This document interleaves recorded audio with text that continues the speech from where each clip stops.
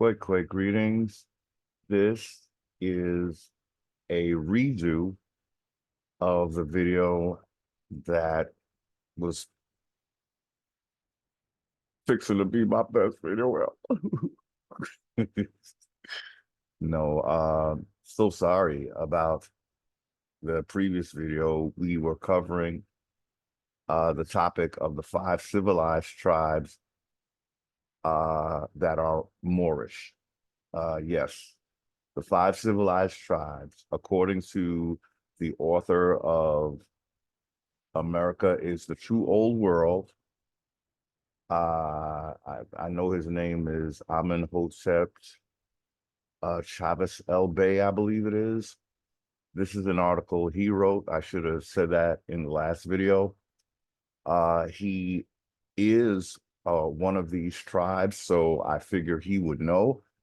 And he's just letting us know that this is where we're getting the narrative that Moors are indigenous to America. But I will say, reading the article, it seems this is the case because they married into French nobility. That's what the article is telling us. So once again, we have an foreign element that is marrying into an Indian nobility, and then they become the only Indians, but they are Moorish and they are federal. What does that mean? Ironically, these tribes, they are not sovereign. And you ask yourself, with so much nobility, how could they not be sovereign? Well, because they're mixed. That I believe that's the only thing I can think of. It's they're not the and see that's where the issue comes that okay, so what about the rest of us that didn't mix? Oh, we become black? Are you kidding me? So you mix with foreigners and you become the Indians, and then on the you something is being taken that should not be taken. In that article, I'm just going to go ahead because cat is out the bag, right? In that article, I'm reading that it is the Washitaw, but the Washitaw consists of five civilized tribes, and I don't think it ends there. I believe the Pequot and the Lenni Lenape are right up there as well. These are tribes that have gotten in bed with the federal government because that is the foreign element.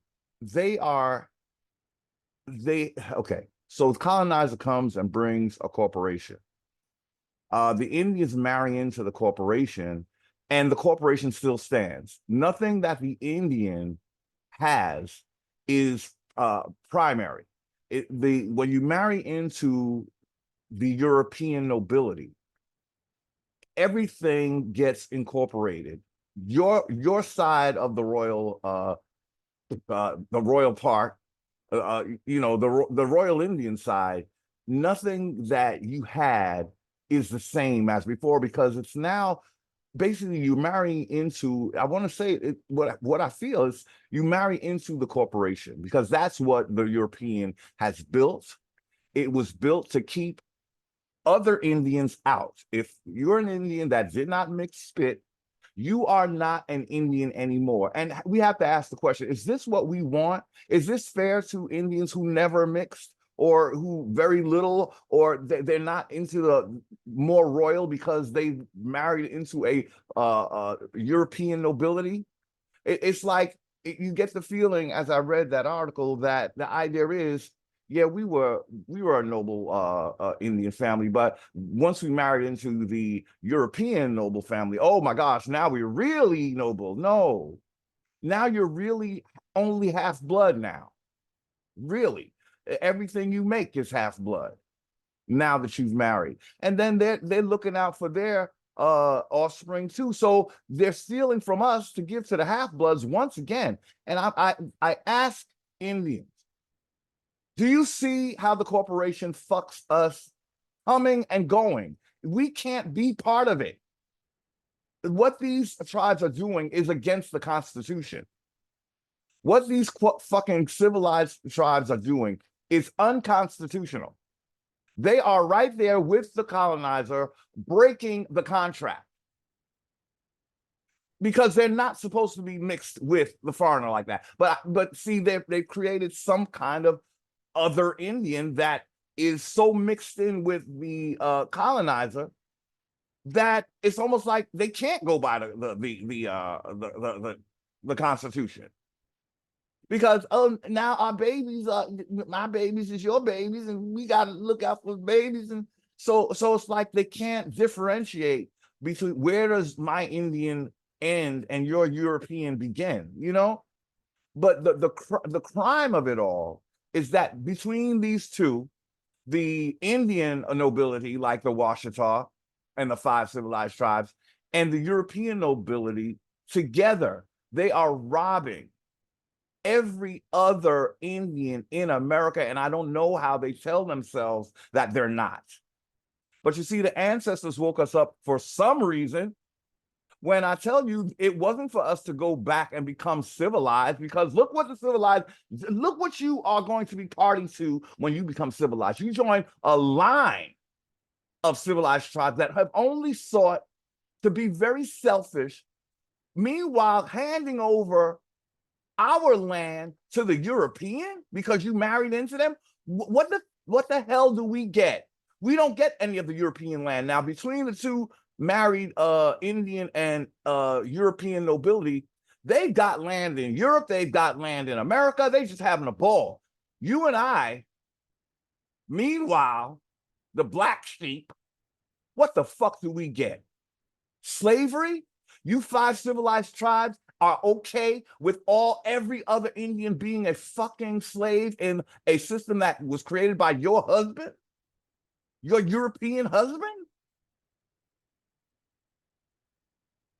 So Indians, again, you become federal, you join a long line of traitors. It's like you're saying, oh, you fucked us over for like how many years now? But that's okay. We're gonna do just what you did.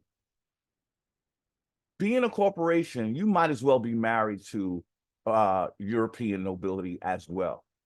The only difference is you're not going to get access to that European land, and you're really not going to get access to this land. But they're claiming that they own almost all of America. I didn't know this.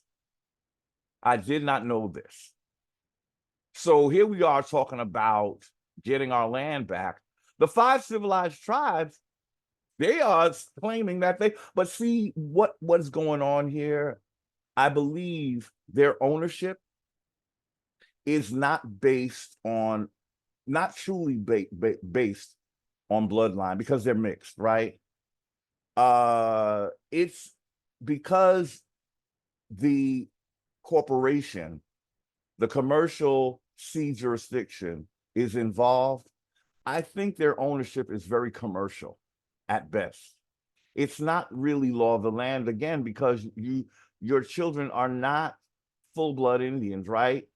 How do half-bloods or less get to steal from full-bloods? This is the anomaly that goes on in the Americas. And no one is trying to really talk about that, but it is one of the oddest things. How did they, I don't even think in their system it makes sense. They had to make us dead entities because that's the only way that they can possibly say that we're not entitled to our land. So that's why when you claim to be an Indian, you better not use their SF 181.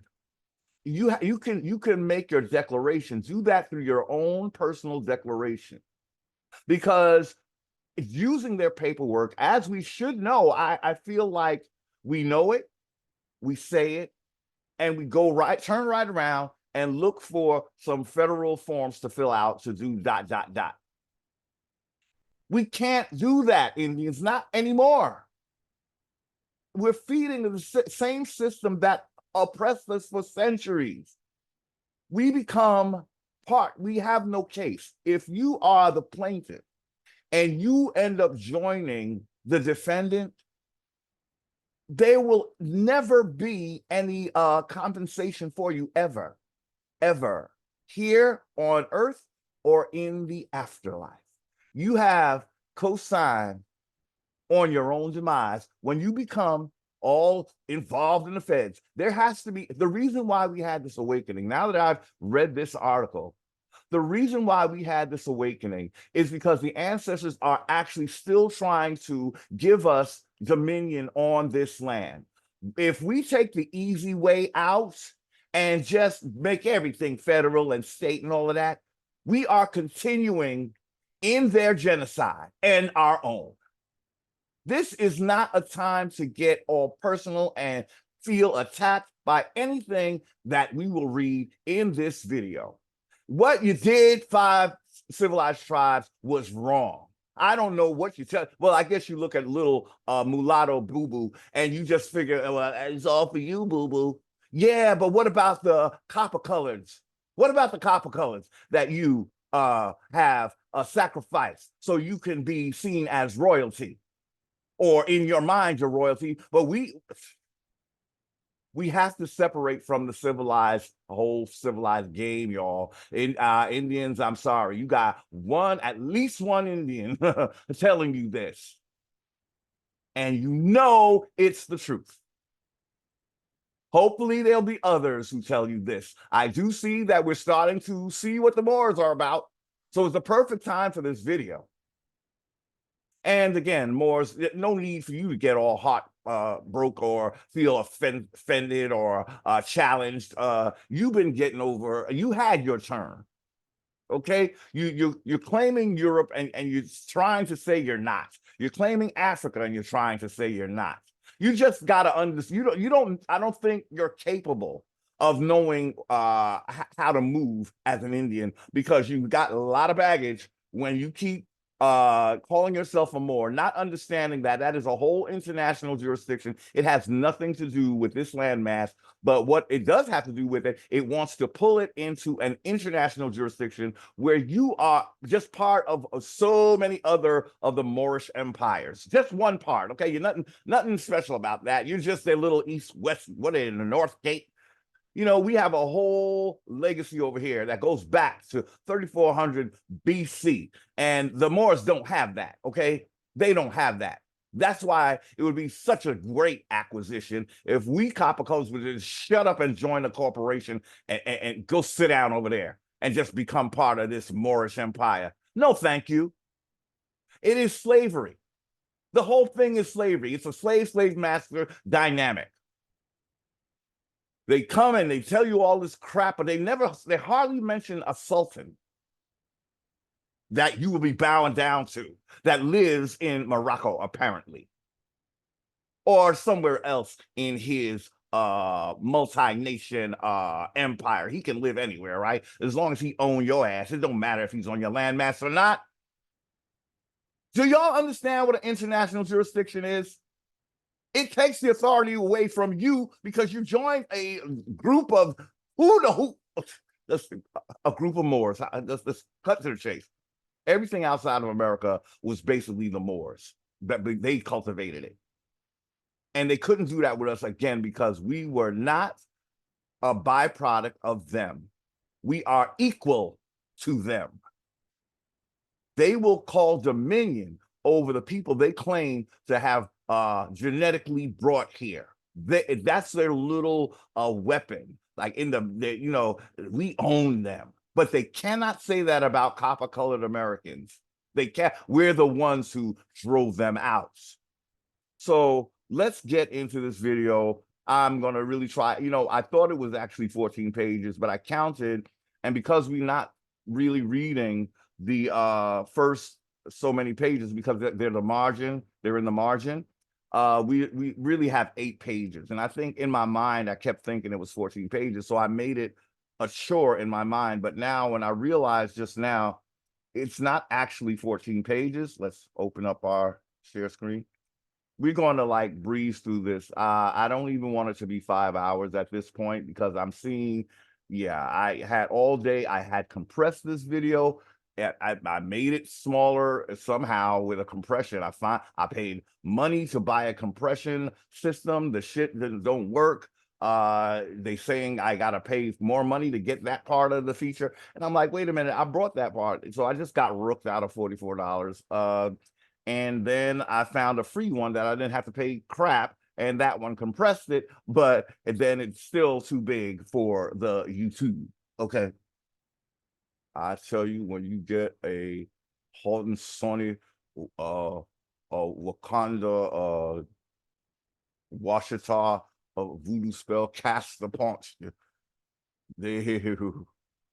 But we're going to break all spells. It's the time to break spells. That's what we're doing now. You know, we're looking and we're seeing the word spells, how they work. You know, just as in my video, I was saying, just look right on the screen there, and you see they're telling us, you know, they're making a point, come on now, of giving us two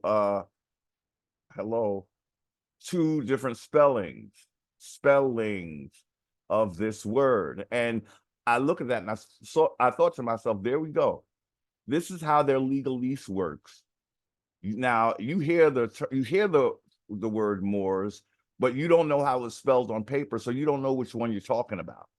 Now, quickly, I'm going to say according to what I read in this article, the MUURS are American copper colors. How many of the Moors told us that? They so busy trying, these basically American Indians who've been indoctrinated are so busy trying to tell us that we're Moors, they're not even getting the spelling right. They said, fuck it, just tell them that they MOORS. But according to the professional guy who really got some bloodline ties to this, this author is saying that it's MUURS for American Indians. Well, thank you. I'll pass on that one too. Thank you. No, thank you. I'm not a Moor. I'm not, you know, no. So there's a word spell right there. Then we're breaking these spells, right? That's what this is all about. Their lingua franca is word spells. Their Black's Law Dictionary is a book of spells, word spells, changing the meaning. That's a spell. You know, you're working some kind of I don't know what it is, etymological bullshit, and you're saying that people or persons also means a corporation. In what universe? In the Moorish one, apparently.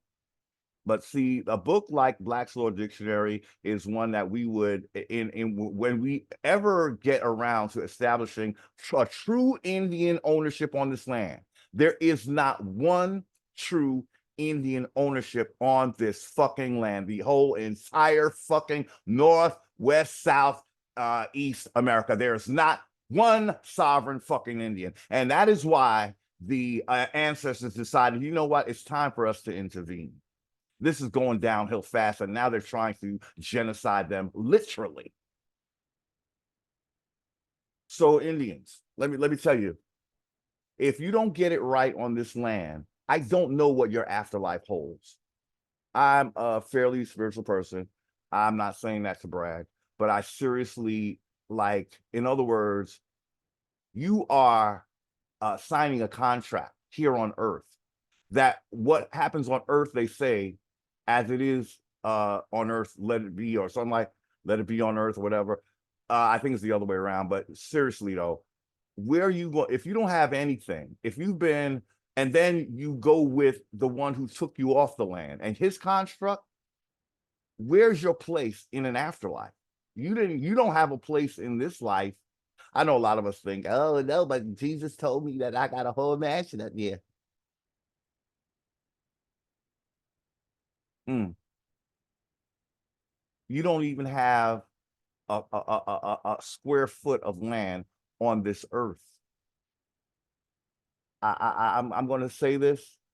If we don't get it right on earth, if we insist on we could be those disembodied or landed Indians that's just floating, you know, those, they talk about spirits that are just wandering because you don't have a footing. I'm looking, and it seems to me that if we continue to allow our, like, it's a choice, right? They said they tell us slavery is a choice.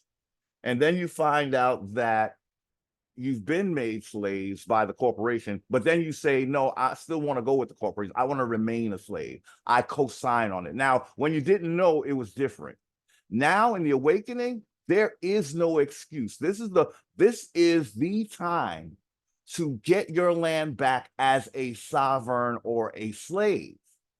If you go through the corporation, you're just a slave with a little more privileges, but the land is still not in your hands. And then you got the five civilized tribes. Now they're claiming land here, and so they're joining. They've created something else because their hands are somehow on America and Europe because they're intermarried. They have choices, I guess. But I tell you this though, they're still not going by law of the land. That's the one thing I'm not seeing. So I don't know what they've gotten. I think they've come when you join forces with the corporation and the foreigner, you're basically turning over what belongs to you. Why? I don't know.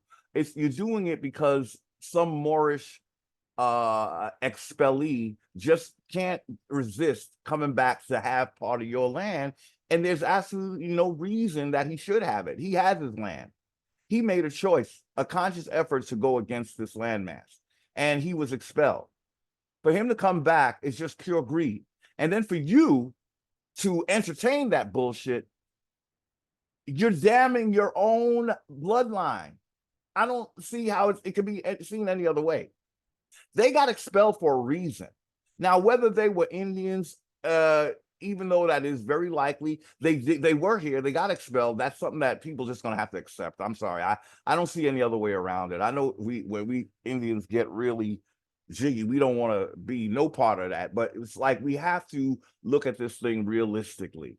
They caused chaos so that they could find a way to get those who were expelled to come back. They themselves, they were expelled. We read about the priests, right? Egyptian priests. That part of I think we did get that far last time. So we're going to go over it again. But I'm just saying, all of it is for naught. They were never supposed to come back and try to claim this land like we're allowing them to do. So I'm saying that's a damnation on us because we don't owe them shit. That's why they came to take and steal, because we really don't owe them shit. They're making us the bad guy when they were the ones that got expelled. We the ones that, no matter how bad we may have been, we weren't expelled. At least a good many of us were still here. So they just decided to call us heathen and come back and just take our shit. And then there's Indians that I guess they felt they had, I don't know what they felt. I can't speak for them. Maybe they did already blend in with them, and it was just a matter of so now we got this going on. Let's just fuck all these other Indians and make them the slave. So that's what makes this game so crazy. It'd be different if we had some kind of stake as Indians. We were totally eradicated so that European forces could come and claim this land. And you read this article and you're hearing that King Louis he's brought the whole America. What? Our land wasn't for sale. And even if you did marry in with some Washitaws, only their territory would be part of you. Why would you need to buy, like they say, nearly the whole entire America? Oh, that's because now they're 5 tribes, so they're all given all their land. What kind of bullshit is this? Indians, you realize that you're literally standing on your land and there are Moorish forces tugging to pull you off. They want you to fall off of your own land because they got kicked out. When are we going to get a sense of justice up in this piece? Justice is not about, we're not harming them by claiming our land. We're not doing anything wrong by being sovereign. What we're saying is, we have a right to be, just like you're royalty on your land, baby, so am I on mine. So get the hell up out of here. You got your kingdom over there, but you're trying to take mine as well by coming in and marrying in, and you think that gives you the right to take all of the land? Again, you marry in, you part of that tribe. Not every tribe that was in America. But that's what these fuckers will do. They will literally buy. Why do they need all this land, y'all?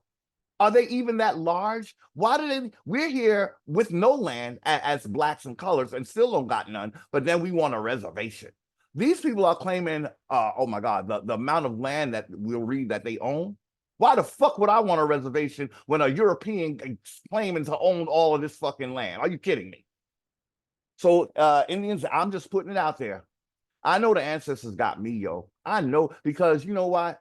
This ain't nothing but the fucking truth. I'm not saying I'm a saint. I'm not even saying I'm all righteous. But let me tell you, the Libra up in this chart is there for a reason. It's there for a reason, and it do work. It work, okay? So let me not make this another 5 to 12 hour damn video. And let's get this thing going. I hope our sound is working. I don't know what happened to the sound last time, but I did a mic check and it's working. So I might have hit something. It wasn't YouTube. I'll say that. It wasn't YouTube. It was me. Something happened. I don't know what it was though. So we're gonna go through all this extraneous. I did in the last video want to show that way before we get into this, they do admit that we were TaMERI. So, but the only thing I'm saying is we were not cons. And I think I said that in the last video. There's keywords that we have to stay away from to stay out of this. It's a big grab, y'all. With the word spells are off the chain. So they'll take a word that was ours and add AANS, and now it's Khan. But that's a point, that's a nod to Genghis Khan. He was not of this land. So we were not TaMERI. We could not be TaMERI Khans unless the damn Moors keep wanting to pull people in on our land because they have a similar color. But that's not how it works. We are not the same people, even with Pangea.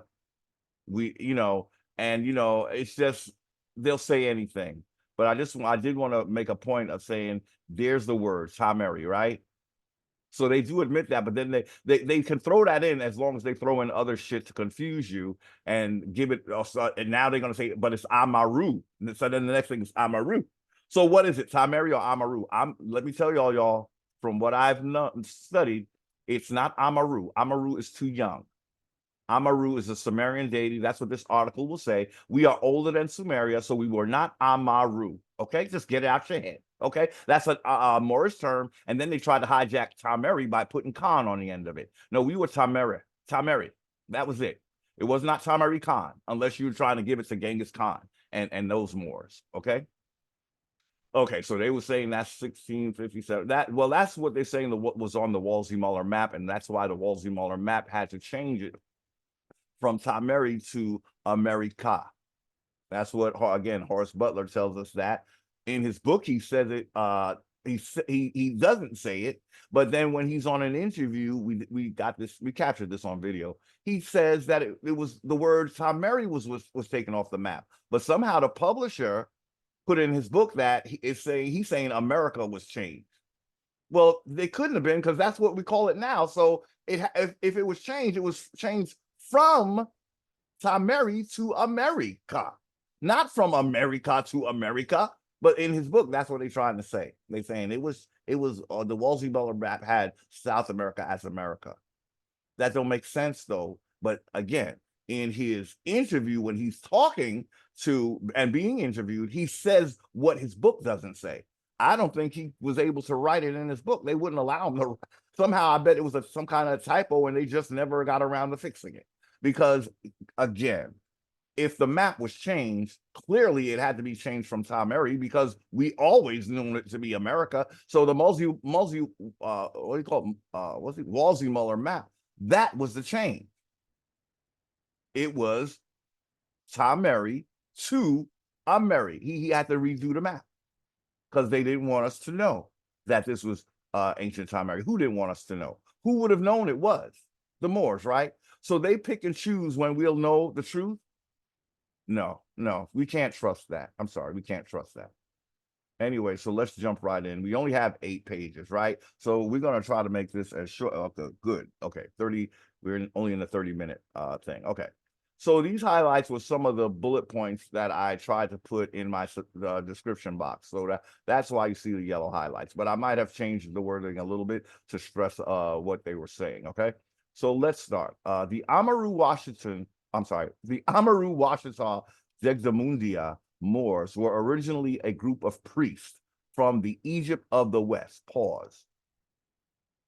Have not that been everything I always sing to the rooftops? This all began with priests, but what they're telling us, it sounds like the Washitaw were priests. They were not a typical tribe. Apparently, when they began, they sound like the Amen priesthood, if you ask me, and I would say that they would be remnant of the Amen priesthood. Those are the ones that got expelled. Okay. Now, in the last video, Noble Drew Ali let us know that these people were expelled. But see, there's a toss. They got to decide how they want to work it, because they were, and what we hear of expelling out of America completely.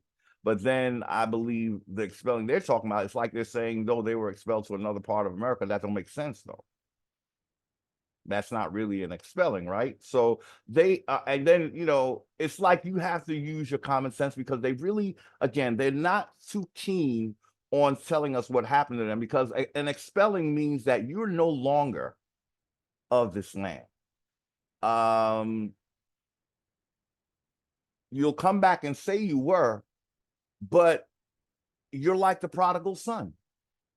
The thing is, when the prodigal son came back, he came back humble, and he was not trying to change the family dynamic to now say that we were all like him, the prodigal son. We were not like you, the prodigal son.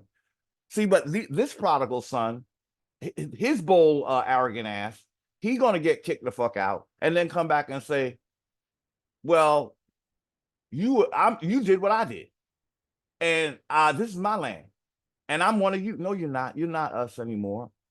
You're not coming back like the prodigal son. You keep calling us out of our name, and that's how we know you're looking for a grab. You're still as greedy as you ever were. So anyway, the Amurru Washitaw Muurs were originally a group of priests. Let that sink in with you for a minute. So these are basically what we're saying is, once again, priests are trying to take control of our land, but they can't do it using law of the land. Now, that's what I find interesting. Even the priests can't do it using law of the land, because they break in law of the land.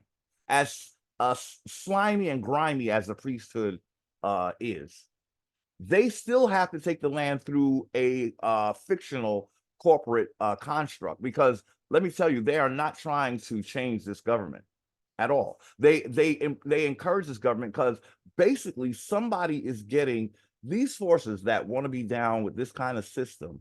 So they're getting some kind of payoff, and I don't think it has anything to do with land. In other words, remember we said, when you work the land, you're very active. You have a product, you're in trade. In commerce, you sit back and you let the slaves do all the work, and you just sit back and say, I'm royal, I'm European, I'm American, we mix, and we don't believe in all of this separation. We all want to be united, blah, blah, blah. But in that united, you're going to still need slaves, and you're going to make sure you get slaves. As Indians, we couldn't really be slaves. We weren't slaves, because we were working the land, and we had a right to the land. What the corporation does is it removes everyone's right to the land, but they do it through purchase. I guess that's how it's done. They buy it. See, as an Indian, you don't have to buy it. But when I read this, there was money exchange, that like King Louis bought this or something, but some kind of buying took place. So again, they're grabbing our land through a commercial means, because they have to ignore law of the land. Law of the land says, this is my land because I was born here and I'm indigenous to here. Let me tell you, the corporation does not recognize that. And that's why so many Indians think that the only way is through the corporation, when it is not. You just have to resurrect the law of the land. You're the only one who can. So again, if you get caught up in this bullshit, ain't nobody gonna of your copper people gonna ever have control of their land, because it's always going to be up for grabs, because we've done mixed in, we co-signing with what these mixed Indians did when they became civilized. We weren't supposed to become civilized because the colonizer said so. And that's how we get worthy of our land. We didn't need you to be worthy of our land. But that's the new way how they do it now. They ignore. That's why they made us all black. When they join forces with the colonizer, just as you will when you become federal, your job now is to make sure that there are no birthright Indians on this entire land mass. They can't claim ownership, because you're imposing commercial code and commercial law of the sea on the land, and you won't recognize. But see, you have to recognize it when we call it up. What Indians out there would dare to call up your birthright as the only thing you need to get your feet back on this land and get that land that's yours? If this is what Indians are, people that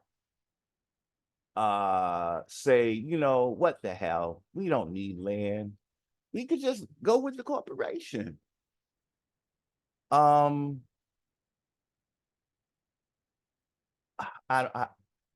don't even know how I don't know what to say to that.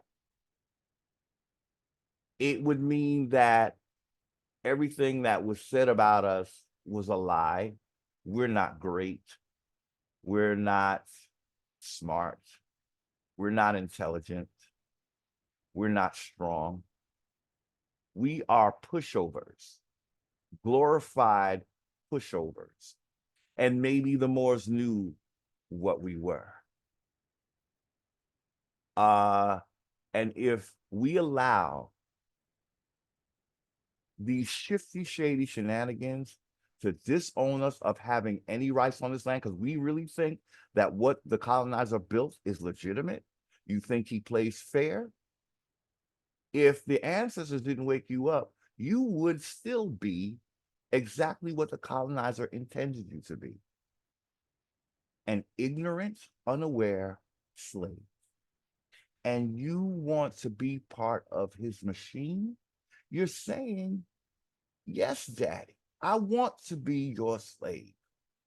I don't care. Just give me some of that fiat. And you know that fiat ain't worth shit. They'll throw that at you because they have your land. But again, if this is what we are,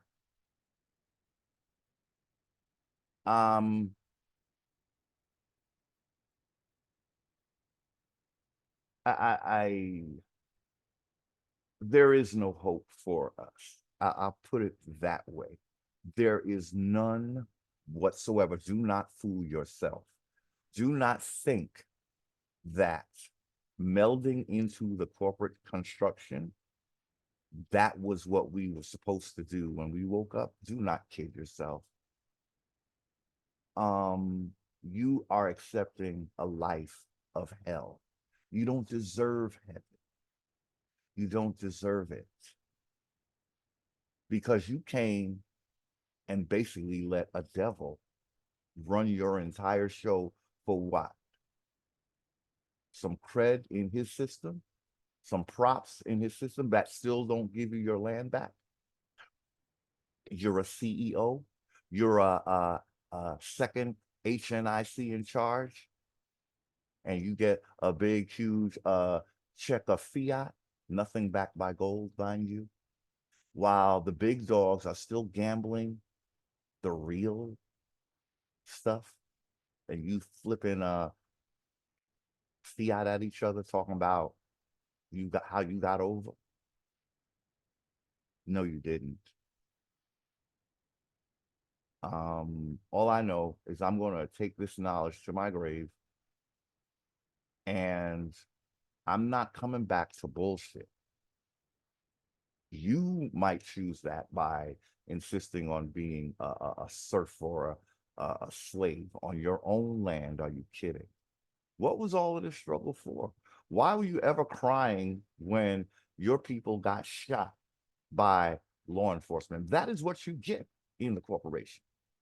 And you're not going to change it by joining the corporation. You can't. That is their game board, not yours. You're too scared to create your own. It's not even that much of a creation. Birthright is it is what it is. You don't create it, you just work it. But for all the tough bravado and how we so big and bad, no, we're not. No, we're not. The height of this cartel, they gotta be saying, I told y'all these Negroes would once they had an opportunity for freedom, they would still choose slavery because they're lazy now. They don't want to, they don't work no damn land. They want us to do it and pay us to work their land. And we continue to use them as target practice or give them a little more privileges and benefits because they're just called Indians now, but they have no Indian birthright. They gave that to us. They gave that to us. They gave that to us.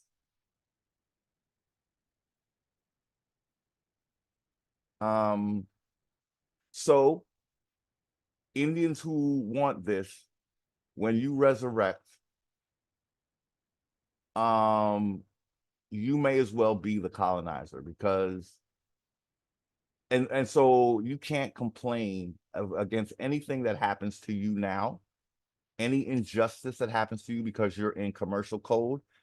God forbid, somebody dear and near, it gets pulled over by the cops and some things don't go right or whatever, and they get off. And please don't start that fucking crocodile tear bullshit, okay?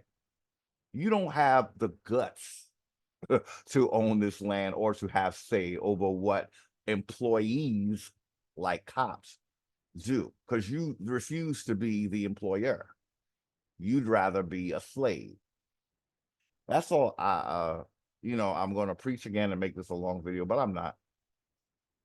And I'm just sorry. I have to say how I feel it. When I came across this video, I understand now what Moors are saying, but because they still rely on a commercial system, that tells me you're still not about law of the land, although you have some kind of claim through the Five Civilized Tribes and also the Lenni Lenape.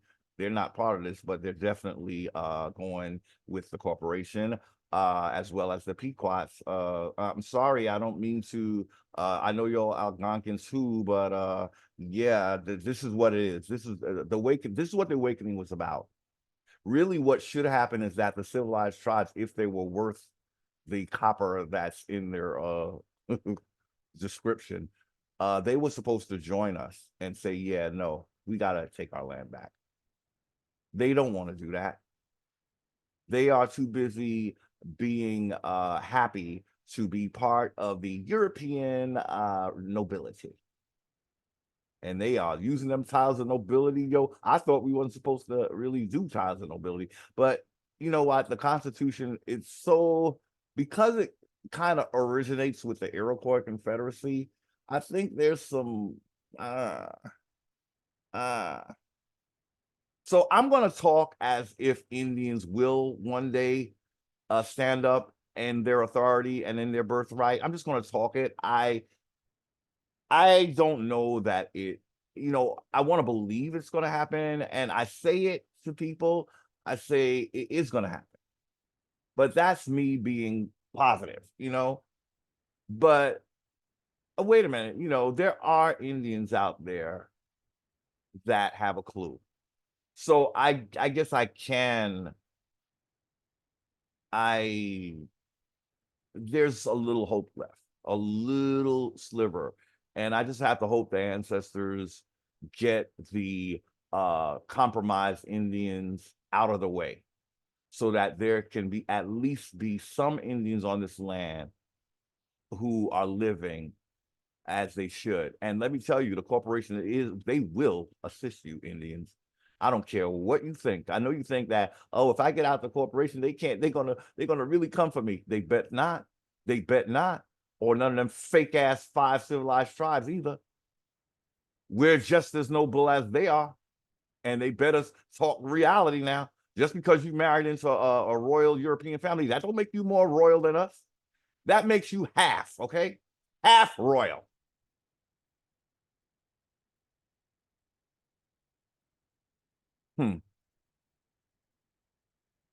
Anyway, the Amurru Washitaw Muurs were originally a group of priests. So you people that's going to get offended by this, just understand this is a priesthood, not you tribe members. That's going to be a this is something one of your guys wrote anyway. So what am I saying? I ain't the bad guy. I'm just reading with the common sense I was born with. So this is your dude telling us what you're all about. The one who wrote this article. He's telling us that the Amurru Washitaw Muurs were originally a group of priests from the Egypt of the West. When I tell you that Egypt was America and you say, no, it wasn't, well, live that fantasy if you must, okay? I don't know what it's going to take to convince people that when you claim that you're the oldest civilization, unfortunately, Egypt comes with that package. Now, we didn't call it Egypt. We called it TaMERI. As far as I know, and with the research I've done, that is the most, that's the only name that stands out and has been most hidden or hijacked into TaMERI Khan. No, that's not what it was. We were no Khans. There were no Khans when Egypt was established. There were no Khans. No. That happened after Genghis. So that was centuries later. Just like there was no empire because there was no Rome. So if you want to really take the age of your people, you better get rid of those empire terms. There was no empire when you was rocking and ruling. No Khans. No CXI. No. No Moors. No. We don't hear nothing about that.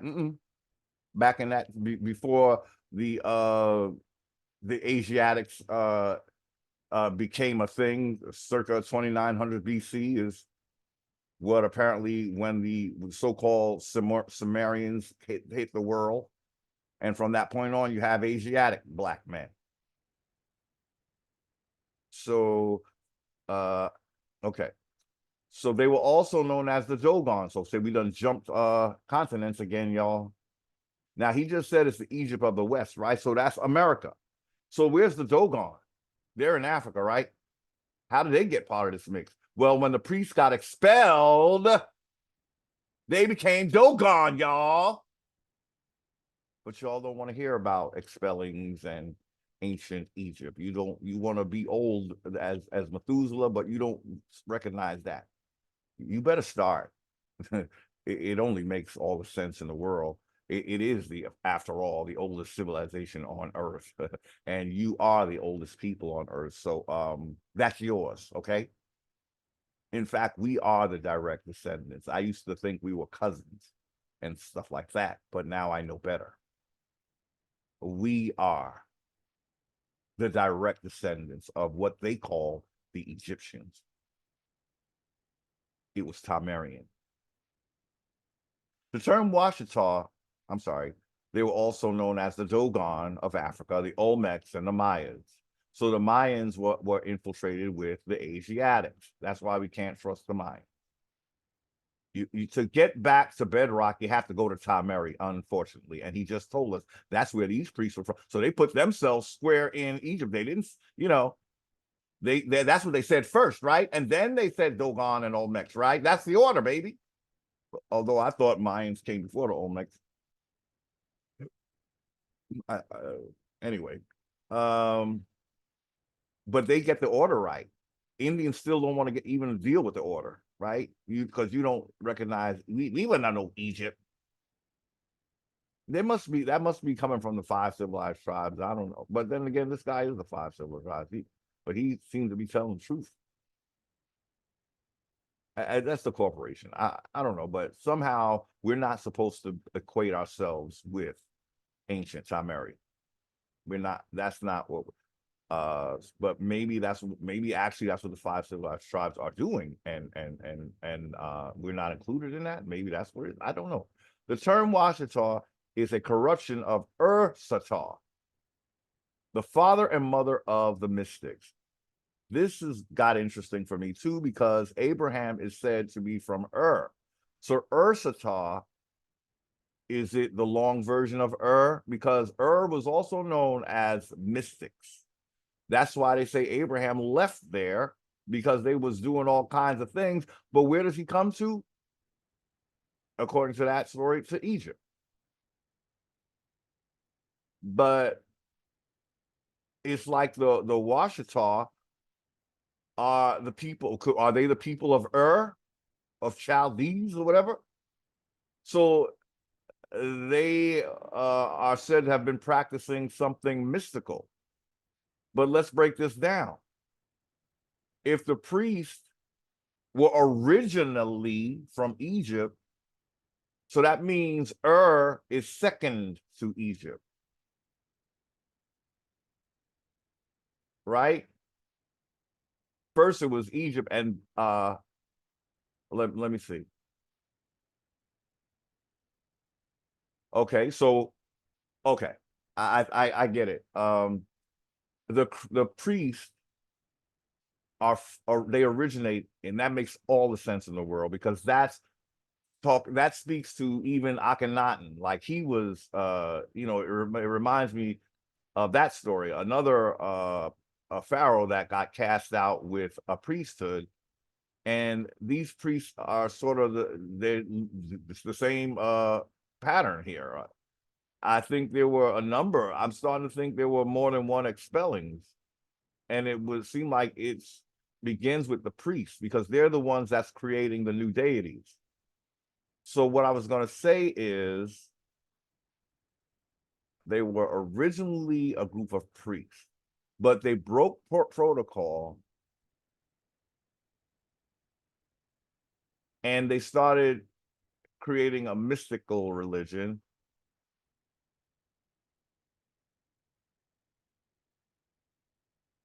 And they became like renegade. But again, we're trying to line this up, because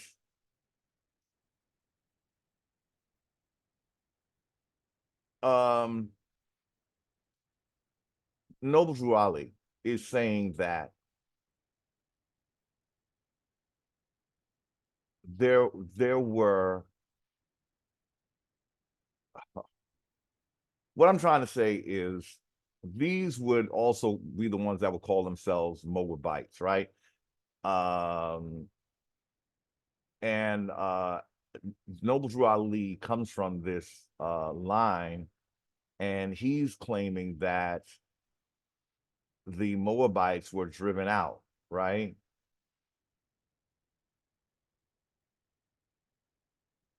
When then that's when the element of Europe or Africa is involved. So I want to say that if these priests got put out and ended up in they come back, and the entity that they come back through is Abraham. If I'm just trying to line this up, So Abraham now is bringing mysticism to Egypt. That's what I wanted to say, where we would think that Egypt was the mystics, right? But if we go, I think, with what Drew Ali is saying, and how this, but really put in the other parts, the priests are the ones that were expelled, right? And those who followed them. very likely. But when they come back, they're bringing a new religion, is what I'm trying to say. But here they're calling them mystics. So what it sounds like is they're calling possibly monotheism, very likely monotheism, is being called mysticism. It would have been to the Egyptians because they didn't practice monotheism. So that's what would make this make sense to me. In Egyptian, Ursatah is Urashet, the winged sun disk. So in we did see when they showed the Sumerians, they would show like Enlil flying in a winged sun disk. People who are familiar with that iconography. And so they're still practicing something that is not quite original TaMERian. Instead of Egypt, I'm going to try to use TaMERi because that's, you know, the real word. They tell us that Egypt was that the Creeks or the Greeks called it Egypt, right? If we go with what they always say, that the Greeks are the Creeks and all that, who are part of these 5 civilized tribes, right? So they renamed TaMERi, the Greeks renamed TaMERi Egypt. That's what we're typically told in you know, when you learn about this stuff. They always say that their name, but they'll say it was named Kemet. That's not correct either. It was TaMERi because it was in America. So it's just a lot in this. So I try to catch it. That's what made it a long video, but we did start much earlier. So there's a good chance that we'll go good. We only have like 7 more pages after this. So the Washitaw started out as a group of priests from ancient Egypt in America. Okay. They're not, we know now that if we go with what they were versus what they are today, do they talk about Osar and Heru and all that? Since they're from Egypt, that's what they should be talking about, right? So these priests went against our original story. So what am I saying? I'm saying, did they bring a different religion, maybe even to the Indians, let alone not even the monotheists? Like, say, for instance, now the Indians, they're practicing something that has to do with nature, I do believe. But it's still, and still not mentioning the ancient TaMERian deities, the really powerful ones, like Ra, for instance. Now, if these priests were from old Egypt, they should be talking about Ra, Osar, Oset, Heru. That we should also know about that. So did the priests actually change our stuff from the old stuff to Indian stuff? Now I'm here thinking they you know, brought us monotheism. I think it did morph into monotheism though. But I think originally, was it that they brought us something that would have been considered a corruption of even what was in ancient TaMERi? Because we know that ancient TaMERi was about, the ones who know about TaMERi, that's why it's kind of good to have some knowledge of what TaMERi was about, so you can know what was changed. And but I guess gave you in a nutshell the biggest one of the biggest stories in TaMERi is basically the story of the birthright. Heru fights his uncle. I say this all the time, but let's just go. See, in other words, the priests don't talk about this, right? They don't talk about the fight that we would have for our birthright. They leave that out. So, in other words, the story, one of the greatest stories, and they made a movie about it, the Gods of Egypt. In that movie, Heru was fighting Set for his birthright. See, This is the American Indian story. We forever fighting for our birthright against Set. But the priest of Set, which was what these priests would be, if they disinherited us, they are not priests that are working on our behalf. They want to bring in all that were expelled with them, because they were expelled. That's why they want to reach over to France and all of that, and they'd rather create something with them, even if it's in a fictional world. They still dominate. They don't care about birthrights at this point. So they hoping that we forgot about birthrights, and it's, from what I'm seeing, most Indians did. Most Indians don't know. We don't know that we have a jurisdiction that no one has ever seen before. So we're afraid to even stand on it, is what I'm seeing. I mean, it's understandable, because it's like you're walking on faith. But I thought that's what we were about. But I kind of knew. Well, not in that religion, but I thought we really did have people of faith. We have to, the only law of the land exists in our blood. No one else is going to be able to create law of the land except us. That's why it all fits together if you look at it. That's why we're discriminated against. They don't want us to resurrect that jurisdiction. And if we don't, we're doing exactly what they love that. They would just love you to become federally recognized, federally funded. That means, because they get to hold on to your, and see, they're going to say it's in a trust, right? And they're holding it for somebody. But once we're gone, it's theirs, y'all. We ain't going to see it. We ain't going to see none of that. They're going to be giving it to their foreign, because they care about the ones that were kicked out of here, because that was them. They snuck back in, but they're still catering to foreigners to this day. But see, then it becomes nefarious, because now they want foreigners, not because they're not necessarily because they want to give them our birthright. They already got that, but they want the foreigners to be the slaves, y'all. When I tell you this is a slave master situation, commerce is a slave master situation. So you're going to tell me working your job is slavery, but you still want the corporation to stay here? Indians, wake up, okay? I'm tired of the bullshit. I'm not going to be with y'all when they come, okay? I'm not going to be with y'all. I'm going to be on some other shit with Indians who at least spiritually knew who we were. And that, I guess, is how we're going to make a brand new world. Maybe it's not going to be on this earth, okay? Or maybe it's going to be in the next version of this earth. I don't believe in that whole, hey, we just spirit is, that's it. No, I believe that there's a reason why there's land. It comes from spirit.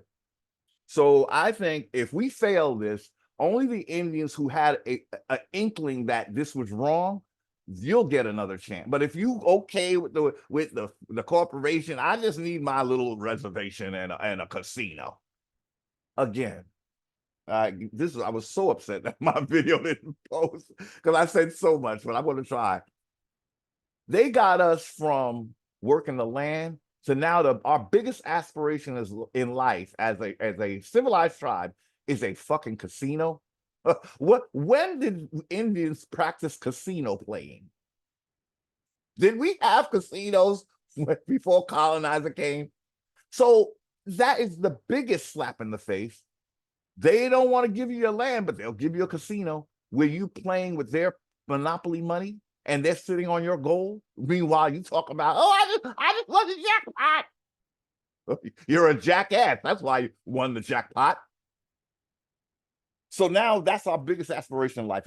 I did not come here to buy a casino, y'all. I'm telling, if that's what y'all came to do, have at it, y'all.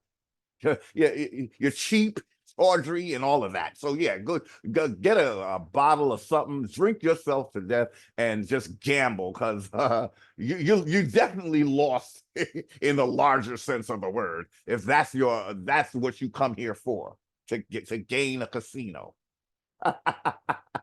And it's so funny, because they got the religion tell you that gambling is wrong.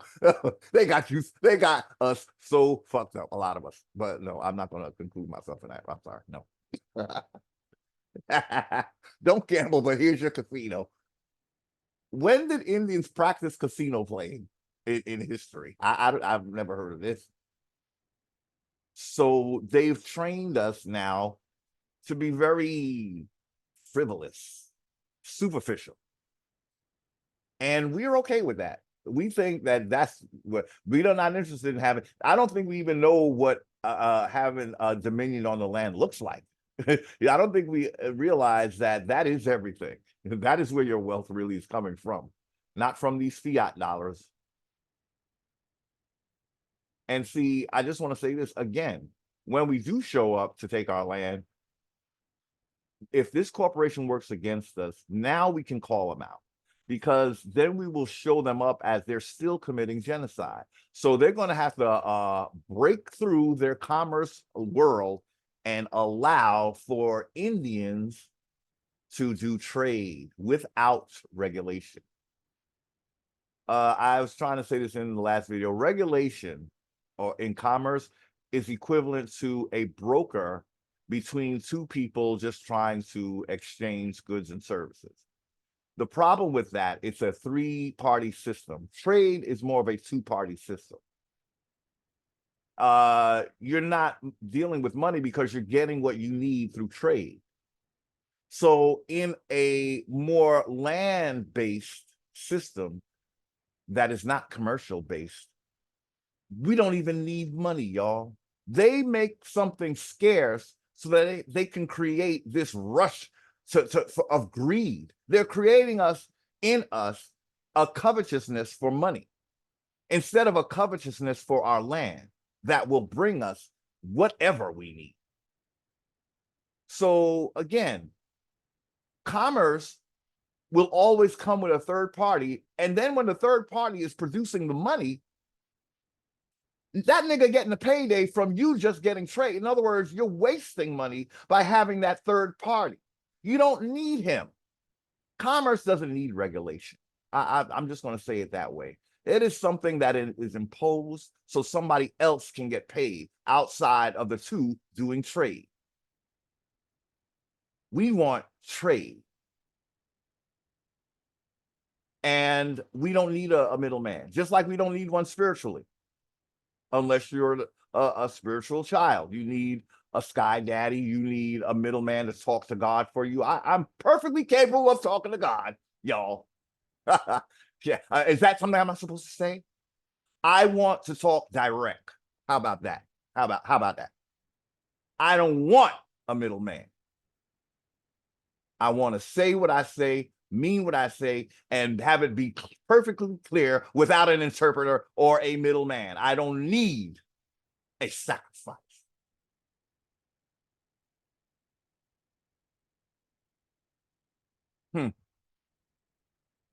Because I know what comes with that bullshit. I'll never again. So in Egyptian, the Ursata is Urashet, the winged sun disk. See, Ra is the one who was supposed to be on that sun. But when you replace him with a Sumerian or somebody named Enlil, you just kick the real one to the curb, right? Ra is the one in the sun. He's the sun, not this bearded man, not some man. You see, that's be starting the man worship. And notice it only begins with Samaria. Now we're looking at these bearded men.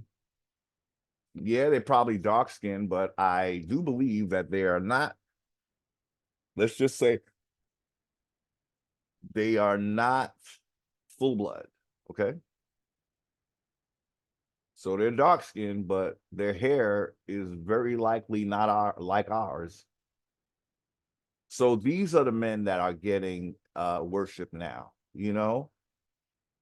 Samaria introduces basically, now that I think about it, if you look at that sun disk, the Sumerians had a whole man in there, and when Ra was like he had a falcon head.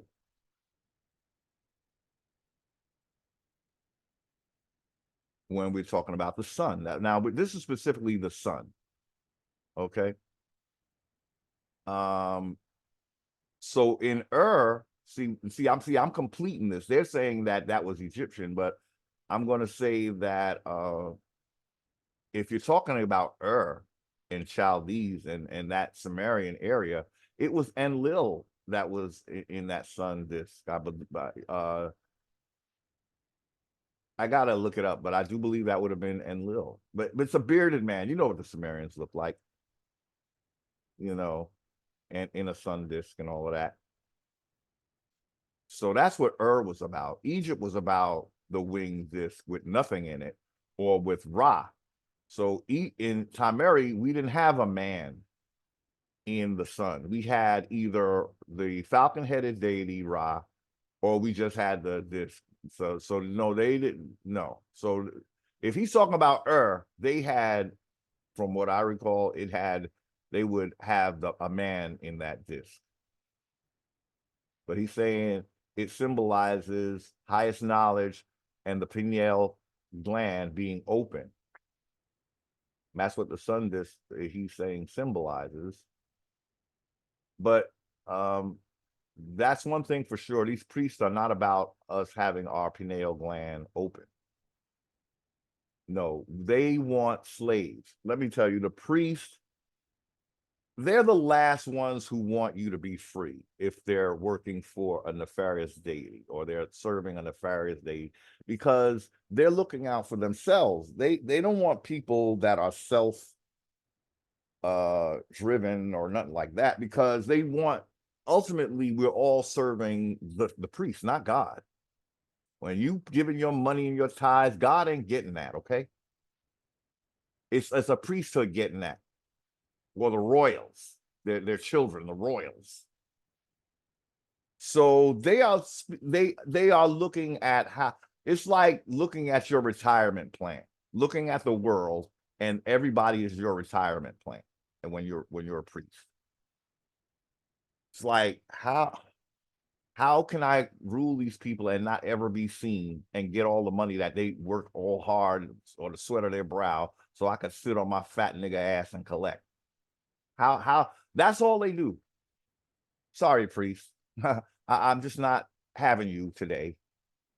I mean, it could be a very worthy field or occupation. It could be, but it will never be. It will never be when greed sets in. Now you're talking about you own the land and the people are just the slaves that you have to run, and you think you represent God? You're not my God, son. Don't get it twisted. You can do that when I'm not aware, but let me tell you, the way I've lived this life, I'm going to be aware. I'm going to become aware. I was never one of these Christians that, when I was a Christian, I was never one that thought I couldn't know things. And I told you all that several videos ago. I told you, if I want to know something, guess what? Guess what? Ain't nothing going to be hidden from me that I want to know. It's just how I live, y'all. I can't explain it. Because in other words, it's because I want to meet that where it is. If I want to know something, don't threaten me. Please don't threaten me. Just don't do it. I'm not saying I'm this tough guy, because I'm not. But threats will get you really. It won't really work. That's all I can say about that. You know, that's just how it is with me, yo. It's just how it is. I will play it cool when I need to, but I'm always on the mission, yo. Always. I'll be quiet. won't say a word. You won't even know what I'm thinking.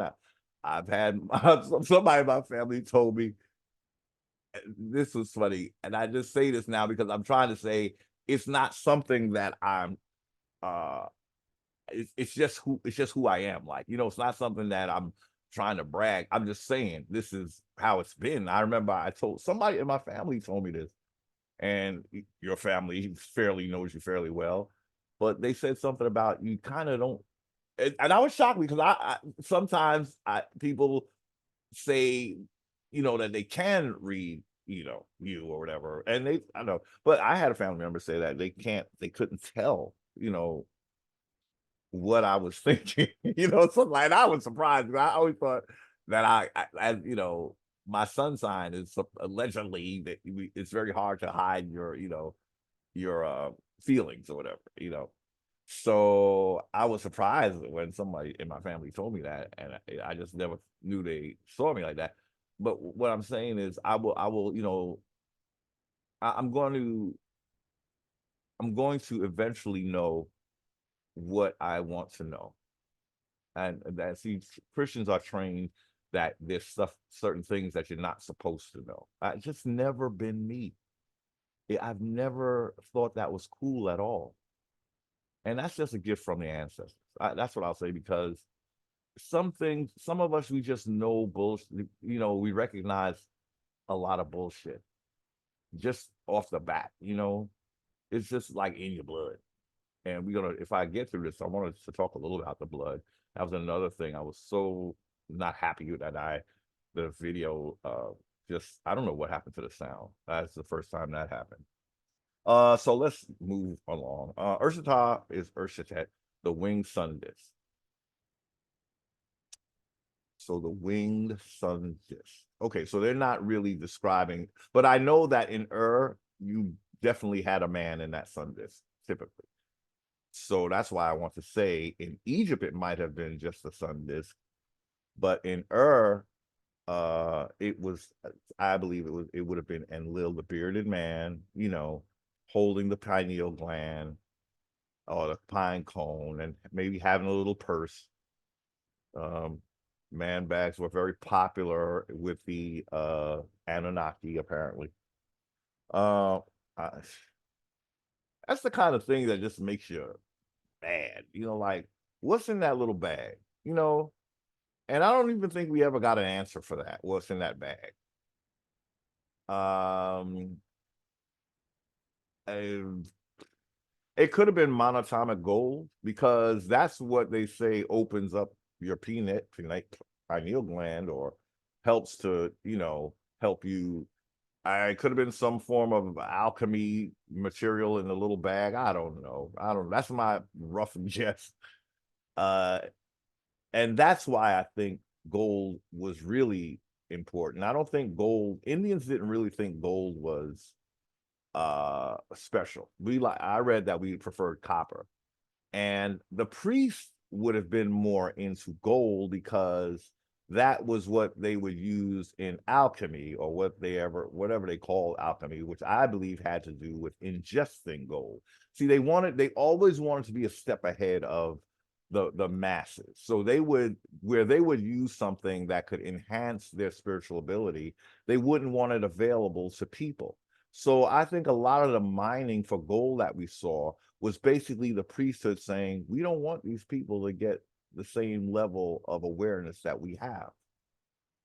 But you see, when the ancestors come, it's like you just ate a whole lump of gold, monatomic gold.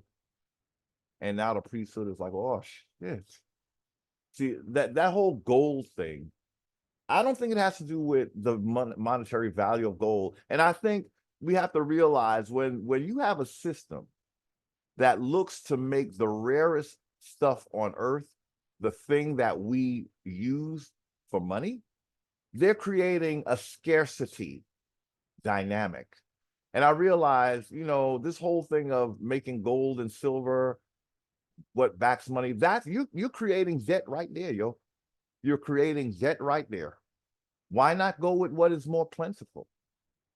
Why would we stress ourselves out by going with something so rare that it causes this mad gold rush? This is all chaos, y'all, from the chaos deity. Make them chase something that's so rare and make them feel like they got to fight for it and kill for it. And that's what we like. But really, I think gold was something that the priest craved.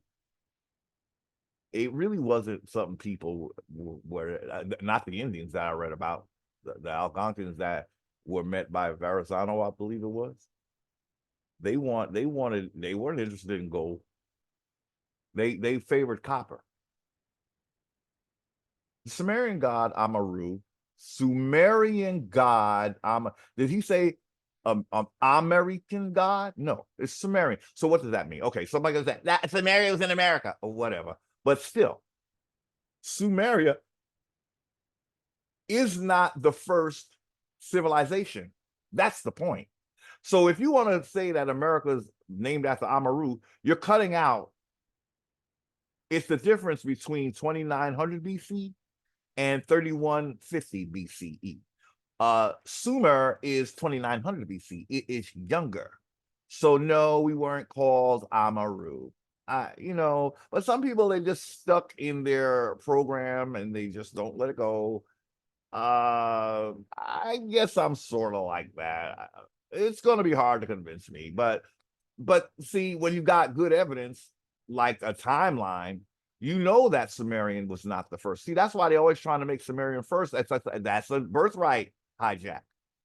Making the second first is birthright hijack stuff. Sumeria was not first, and it's pitiful how they try to make Sumerian first. They started farming, yeah, but they didn't have a kingdom, nor did they have writing. That shit ain't writing. Come on, now. That is not letters. That's a damn number system. That's what my gut tells me that. I can't explain to y'all. You say, how do you know? I looked the first time I looked at with eyes. Now, there was a time when I would look at it, I just didn't care. I didn't know what the hell that was. Then when I was getting into this shit, I looked at that one day. I said, I can count that shit, but I can't read that shit. It's something. It's like when you see the prisoners counting the days in prison. That's cuneiform. I know I'm going out on a limb. I'm just saying, y'all. And then, but like I told you before, I got confirmation when I looked up the Inca. And now so the idea was, can a civilization be a civilization and not have writing? Well, they saying that's what the Inca were. They didn't have writing. They had a number system. That's what, and they would, I guess they were into numerology. So that's when I realized, yes, it's in the realm of possibility that cuneiform is actually just a number system. But the priests are going to say, no, this is what it said. And then they're going to make up a whole story and say that they came before the Egyptians. See, the priests, for some reason, they turned on ancient TaMERI. What made them turn on ancient? I know I'm going on for tangent. I'm sorry, y'all. What made them turn on ancient TaMERI? I think it was greed. I think they didn't like the idea of other deities because they saw, wait, we could get all that tributary coming to us and not going to ISIS and Heru and Tehuti. What if we got rid of all of them and then the people just gave us all the tribute? Oh, whoa. So they thought about monotheism. The money wasn't moneying. They said, we need a system where we get all the damn money, yo. Right, my brotherhood? Yeah, girl, yeah. Do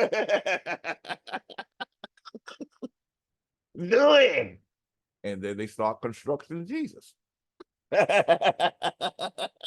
I'm sorry. It was, the first was we always say this, it was Serapis, because they had to go tread lightly. They couldn't just jump to Jesus. They had to make him first Osar and the Apis bull. So that's how they tipped away from getting away from what ancient TaMERI knew. They compromised the great beloved deity Osar, and they made him into Serapis, Osar and the Apis bull. And that what really got the people, I think, upset was Serapis was a whole European, yo. That's when the people knew that the priesthood done lost their damn mind. They said, no, you know what? Enough is enough. These niggas gotta go. They gotta go. They gotta go. Now they're going, and see, you would have to, when you have a priesthood asking a people that of a dark skin, says, this is your new God now. And you look up and you see Brad Pitt. And they're like, wait, huh? How he going? What he know about us though? We don't even know what. And the priest said, nah, he is the one. Bow down. And the people said, get the fuck out of here. Seize them. Their brother said, oh, no. Y'all got to go. See, the piece these see, but the idea was it's like they want the people to not feel as important as we did. And back then, I think we knew our worth. It wasn't arrogance like that. We had a wonderful land mass that was very, we had stuff, it wasn't like that Egypt in the desert over in Africa. It was a much greener, it was like I believe it was like a tropical paradise, you know. So we had a lot, and I think we were a happy people. I really do. And I think that's what we would have spread to the world, you know. uh just um just a happy people, man. I can't think about when good music comes on. That's what we were. We were we were like music, that makes you feel so good. When I did this video, the next day, when on my way to work, I was just dancing on the platform. I had my headphones on. Something about this article was such a confirmation for me that it stayed with me until the next morning. And my whole trip to work, I was just like on air. I, I, people were looking at me like I was crazy. I was on the Long Island Railroad and I had my headphones on. I was in my seat, just I couldn't stop dancing that morning. It's something. It's like just this. I can't know how to explain it. It's just like a confirmation of all that I kind of felt. It was there. And now I understood why the Moors keep saying what they're saying. But again, you're a foreign element that has mixed in with Indians. So you're still your stake in this land comes from a foreign. It's mixed with a foreign, and it's still not law of the land because it requires the law of the sea for it to be. Once you introduce a new blood, it has to be law of the sea. It's no longer law of the land. That's the scary thing about this. It's like the five civilized tribes, and those who are following that model, they don't really see that. They think it's all good. It's it's scary that they don't value their land enough to want it for themselves, like any land mass would be. Like, in other words, why are we the ones that have to be sacrificed, the sacrificial lamb, to give every foreigner our land, and we get none of it? But then you got to look again and say, wait. I keep thinking that no, the priesthood are very slick. They have a slick system where actually they own the land in a commercial construct. And these were the same priests that were kicked out, so they don't even have rights to this land. So they are coming back, and they have to get around the law of, I want to say, the natural law. So they have to have the law of commerce to own this land. That's the good part, because really they have to always talk about a trust, right? Because they can't ever say that this land is there. They have to say it's in a trust. And then they're gonna, but actually it is theirs, but they have to say it's a trust. So that's, you see, they are going by some kind of law, but if we continue to go by their law, we will get robbed, coming and going and blind. Indians, you need to grab law of the land. You need to resurrect it. You will lose every time because you're the one that the land belongs to. They're always going to be looking to genocide you. And the only reason why the five civilized tribes are allowed to be what they are is because they're very mixed. So they can stay because the land is not really theirs. It's theirs and their boo from Europe. And so that's how, but it's still, it has to be in commerce. Why? Because they have to pretend before the throne of the gods. We're holding this for the Indians. Yeah, God, that's what we're doing. King Louis, go get me some more grapes, boy. They have to pretend that they're holding this in trust. Who's it for? Who's really going to get it? Only their children, not your copper colored people. Only, but see, then you join the party and it's still not law of the land. You have to get into their construct because they created it. They will keep it. It's theirs, y'all.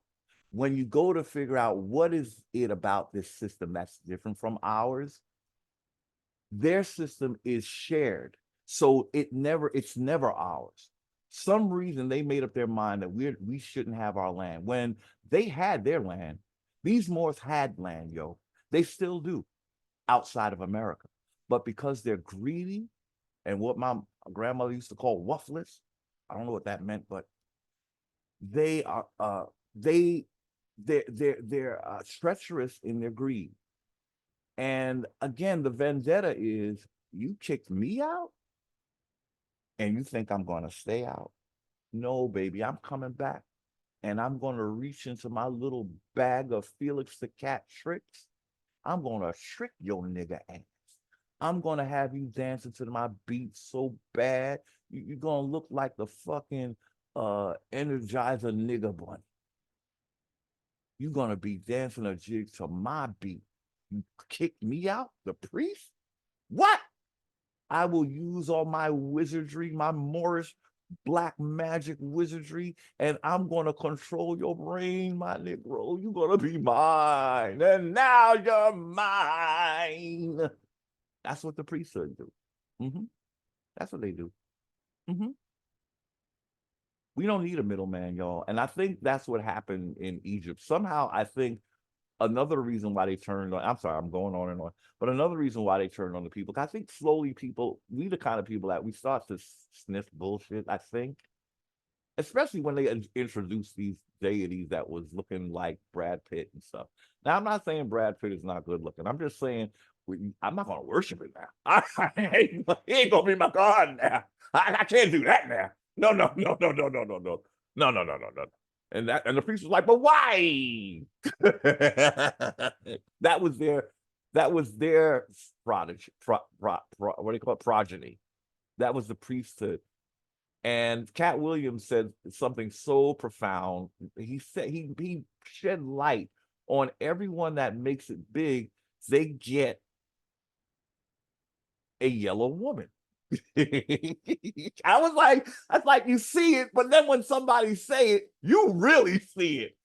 That's what the priests are about. And then I thought about you, my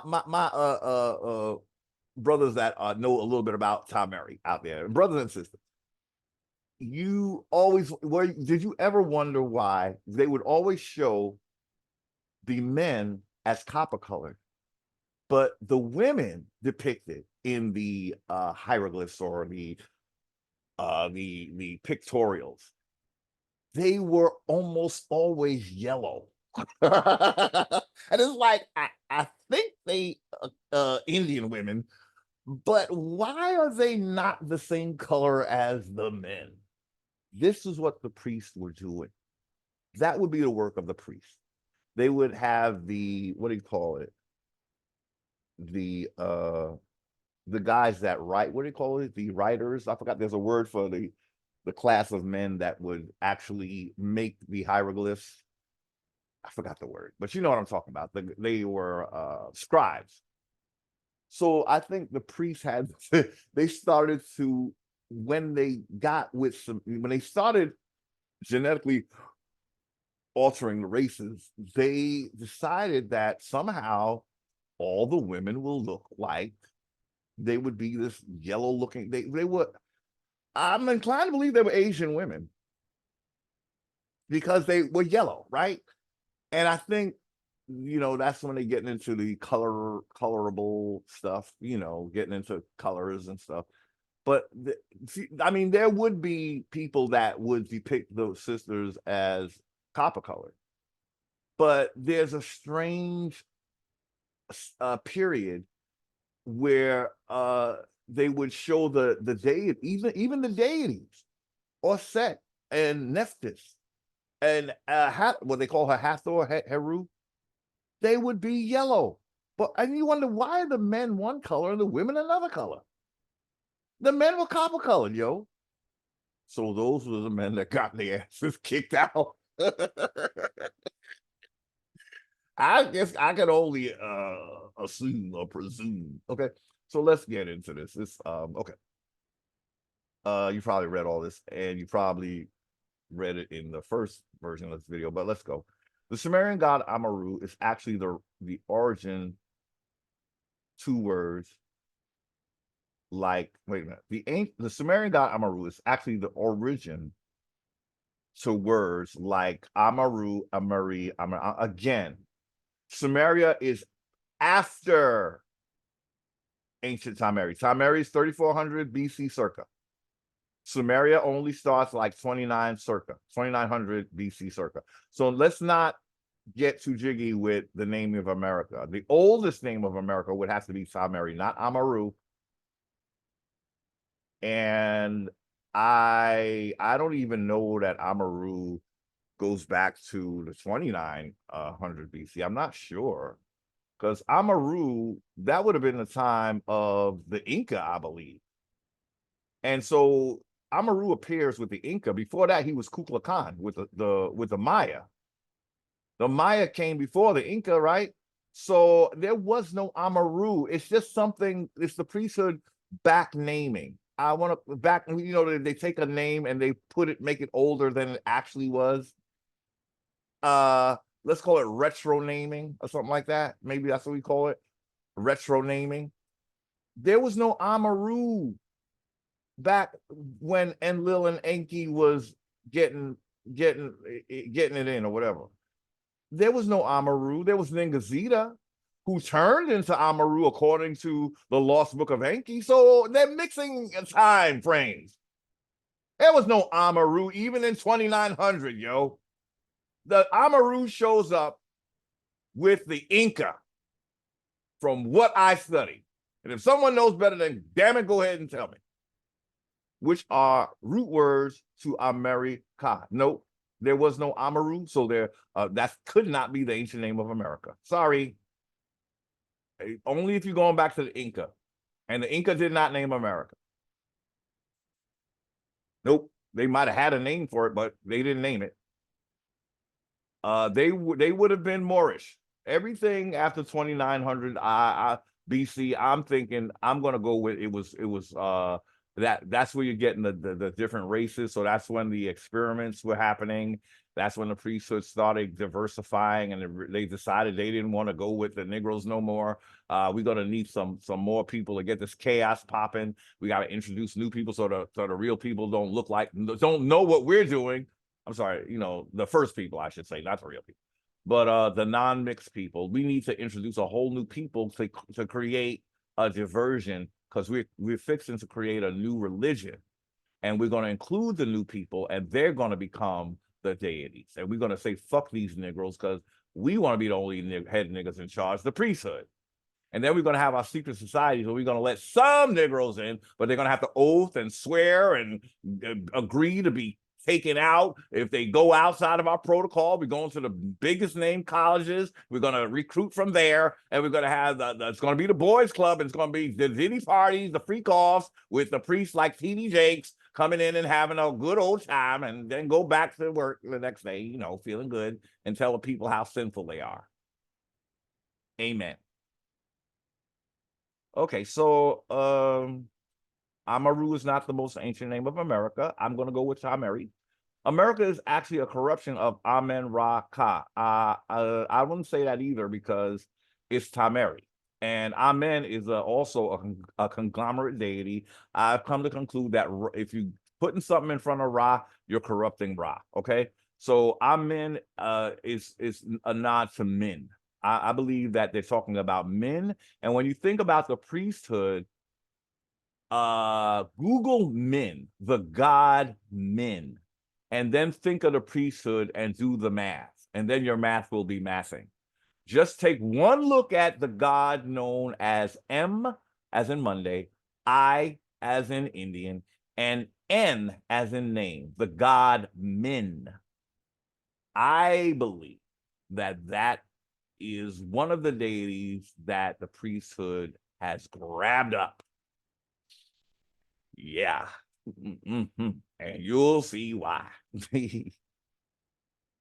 I'm not discriminating. I'm just saying.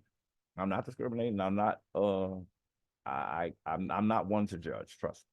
But I'm just saying that's the one that they would choose over Ra, or they would combine him with Ra. You see, because he's bringing a certain energy. Again, you'll see what I'm talking about. Let's say it's a fertility energy, allegedly. Okay. Which are okay. So America is actually a corruption of Amen Ra Ka. No, I don't agree. It's strange how everything comes from the Egypt of the West. That I fully agree with. That's why they want this land so bad. They know where the motherland is, but they just don't need us Negroes to be part of it because they want to make it what they want to make it. They want to lie about it. They've been lying about Egypt for forever. We're the only people that could possibly resurrect ancient Egypt. They're the only people that who possibly, and it would be the original. The original. That's why we're such a threat to the priesthood. Basically, this game is us against the priest. They're calling on some deity that you and I think they're not calling on, I should say. And so it comes at us with chaos, confusion, war. If you look at it, this country has never undeclared martial law. So we're in a constant state of war. That's the war deity. Thank you, Dr. Tracy, for her marvelous work on set. Oh my gosh. Dr. Tracy, you went in, girl. Ooh. Oh, man. And it's wonderful. I'll just always, it's the time to know these things, y'all. These are the oldest energies when it comes to, if you want to know the origin of a thing, you have to know its name when it started, not the nicknames and the secondary names. You got to go to the origin, and that would have been, as far as we know, it was Set. It's very possible that that's a hijack of some sort, but that is the closest, if not the original name of this deity. When I think about it, I think that's the only name that has not been altered. Osar has been altered into Osiris. Osset has been altered into Isis. Heru has been altered into Horus. Set, he kept his name as far as I know. It's always been Set or Seth, S-E-T-H, and then a myriad of other names. He's the god of many names, the hidden one. Amen. See, Dr. Tracy did a great video where she showed that was a manifestation of Set as well. I believe that she did. Yeah. It relates to Set. It all traces back to Set. And from what I know of ancient TaMERI, we would not have, the whole point of giving a deity an identity was so that you could know what he was about. We would not have really done hidden things. The priesthood does hidden things, hidden hands. You see, the whole point of identifying a deity is to identify a deity. The whole point of the deity having a name is to identify a deity. If he is the hidden one, what the hell is he hiding that we can't know, priesthood? He's hiding you. Man. Hiding a man.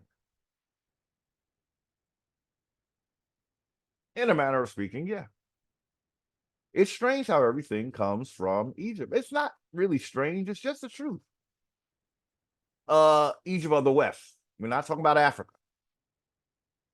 We're talking about, as he says, the old Egypt. Read my post that I did on Facebook years ago that proves that Egypt was also in the Americas.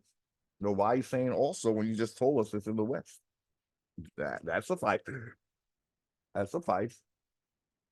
Yeah, but yeah, we that should be common knowledge by now in this awakening. Some people just don't like the idea of you've been like we've been so indoctrinated against Egypt that it's very hard for our people to embrace Egypt. But that would be mother. That would be mother, because that was the first on the motherland. So don't despise your mother. We always talk about don't dish your grandma, right? Well, y'all gonna have to get familiar with TaMERI. I'm sorry, I didn't make it this way. I it's just that's just what it is. What it is, yo. Read my post that I did on Facebook years ago that proves that Egypt was also in the Americas. I'm not crazy about his proof, but it'll work. I think Horace, for some reason, I like Horace Butler's proof. For some reason, I don't know why, because his was he did give you a glossary. What do you call it? Index. What do you call it? Index. A bibliography. Sorry, bibliography. I wasn't crazy about the book. America is the True Old World, the two-part book. I think it could have been more to the point and just stick with the solid stuff. I thought it was more solid, but it was okay. It was all right. This article is actually better than the book. Okay. It gives more, I think. Okay, so if I ever read it. So proves that Egypt was also in the Americas because the god Ptah, a pre-dynastic Egyptian deity, that's true. An Atlantean god. I don't know about Atlantis, y'all. I don't even know why we should talk about Atlantis unless we're dealing with a priesthood that's so into the sea jurisdiction that they must call up a sunken place. There's nothing that we can get from that if we're not scuba divers or deep sea divers. I say leave it alone. It's like let the dead lie dead. That's what I would say here. That applies here because there's too much room for people to make up shit. Okay. Let's stick with the land because you're not doing a great job with the land if you're jigging up Lucia and then you're gonna say she's Australian and but her bones were in America. You're not doing a great job of what you have on the land. So how can I trust that you'll do any better with something that is so far under the ocean? It's a story that the priesthood made up. And if they're talking about a land that went under, they might be talking about how they drowned it in the sea jurisdiction with commerce. Maybe that's what they mean. Now that I would buy. That I would buy over this civilization that sunk. And if it did, it was because of these priests. That's another thing I will say. That's what if that were true. So in other words, if y'all know about it, it's because y'all is the one that went down and the people that got fooled by you. But it's more likely that that's where you first had your first emanations of the commercial code system and law of the sea. And so you drowned some place in the ocean through commerce, law of the sea. Yes, but Ptah did come before, I believe, Ra. So that I kind of liked when he brought that up, that Ptah is pre-dynastic, because I'm starting to think something went on with the dynasties, something not cool.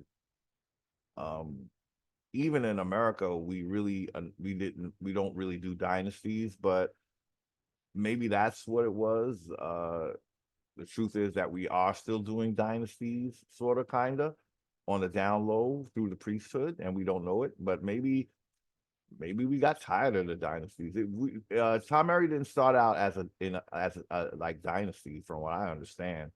It wasn't about dynasties, pre-dynastic Egypt. And I actually wish I knew more about pre-dynastic Egypt, because I think the dynasties where the priesthood really started to feel themselves. And over time, all they wanted really was to dominate completely. They saw how we held them in such high regard, and they took advantage of it. And then we realized they had to go. and that's when they said, we're gonna come back with a vengeance. These niggas ain't kicking us out. We're gonna come back and kick them off the land, and they won't even know it. That's what we get when we insist upon being in a corporate system, like there's nothing else. Uh, yes, Ta Judah is from the Americas because his territory was Ta Utah Judah territory. I think that's got some merit, I think, which covered Mexico and several states: California, Utah, Nevada, Arizona, Oklahoma, Missouri, and Texas. Now, the thing that I'll just say things as I feel it. That's a lot of desert land, and Set was a god of the desert and storms and war and chaos. So I found it interesting that this territory was it was in like a desert, a lot of desert going on in those lands, even though he's saying it was top. Oh. Additionally, Ta was also the chief god of Luxor in Memphis, Tennessee. So if he was the god of Tennessee, how did he get all these other places? See what I mean? Like that sounds like set land you describing. Now, Ta, if he was Memphis, that's Memphis and Tennessee. And you didn't mention Tennessee in none of those other places. That's far from California or Utah or Nevada. So how is Ta related to those places when he was the chief god of Memphis, Tennessee?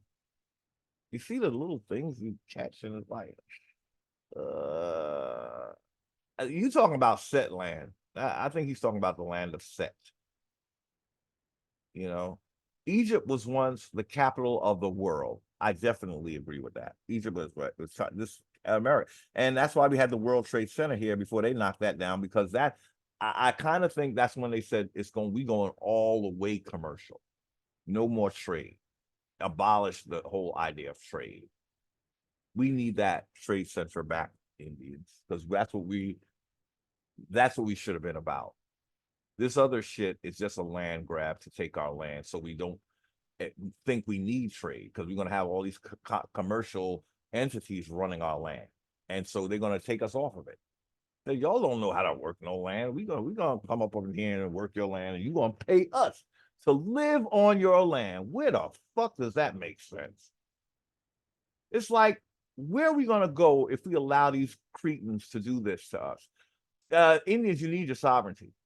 From here on in, it's a game to get your sovereignty back. And as I said, I do believe it begins with your declaration, letting this entity know that no, I don't use your paperwork because it's unlawful for me to do so. So I will provide my own paperwork for anything that you feel you need because I have a jurisdiction to maintain. I can't step into yours because that's when you take over mine. So it's really, I don't even think it's going to be that hard. Again, if they start giving us a lot of grief, that's when we call, now that we identify as Indians, we can say it's genocide. And the funny thing is, I do think that they will have to, since they now act like they're interested in not genociding people, we're going to have to hold them to it. So that's going to be the interesting thing, is because they actually now going to have to actually play by that rule when we show up again. They're going to have to actually not be about genocide when they really are. So we're going to be the only ones to hold them to that. And so that's why it's going to be, it will be interesting when we stand up and say, oh, so once I told you I'm Indian and I'm not in your system, now you want me to like basically be out in the cold? No, that's called genocide. You will assist me in any way I need, because this is my land. If any trust you have, they should be. And that's why I like to listen to Anna. She talks about this kind of stuff. And she says, once the owner shows up, a trust should be dissolved and given to that owner. Yep. I know Indians don't like hearing this shit. That's the ones that must be part of the civilized nations or tribes or whatever. They gotta think about Europe, yo. those people that were expelled, they still trying to suck on mama's tit, but they were against mama. So why do you want mama's milk now? Man up and, create your genetically modified shit. You drink that shit. But no, they still trying to be, they trying to knock the firstborn out so they could get the milk. No, you was kicked out long ago because you didn't want to play by the rules. So you had your system. We didn't genocide you like you're trying to genocide us. So who's really the righteous ones when you're out for blood to feed your bloodthirsty God? You don't play fair. That's your problem. Even at your own game, you don't play fair. And then you want to talk about righteous? Oh, who's righteous? The only way you get to keep this bullshit up is as long as Indians believe your bullshit, though. That's the only thing stopping the ancestors from really doing what they know to do. It's us continuing to allow and choose slavery. Well, Egypt was once the capital of the world. In fact, the Pharaoh gave the ancient Moabites, here we go, Moors from Moab, Utah, Judah, the permission to settle Morocco, India. That's an old mouthful, right? But let's try to unpack this. Why did you need permission if you were indigenous to this land? Indians, please don't waste your brain cells. We shouldn't even have to ask that question, but he's telling us that indigenous people needed permission to live on their land? Really? Well, what was going on, though? You said you're indigenous. You said the Moors are indigenous to America. Why did you need permission to settle Morocco? So Morocco's not even yours? Really? Although your claim to fame is Morocco. India? The funny thing about this is, let's see.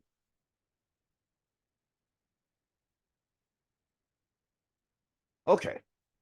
When Columbus came here, he called us Indians, and that was in 1492, 1493. There was no such thing as North America back then. So I'm wondering, when did it become India?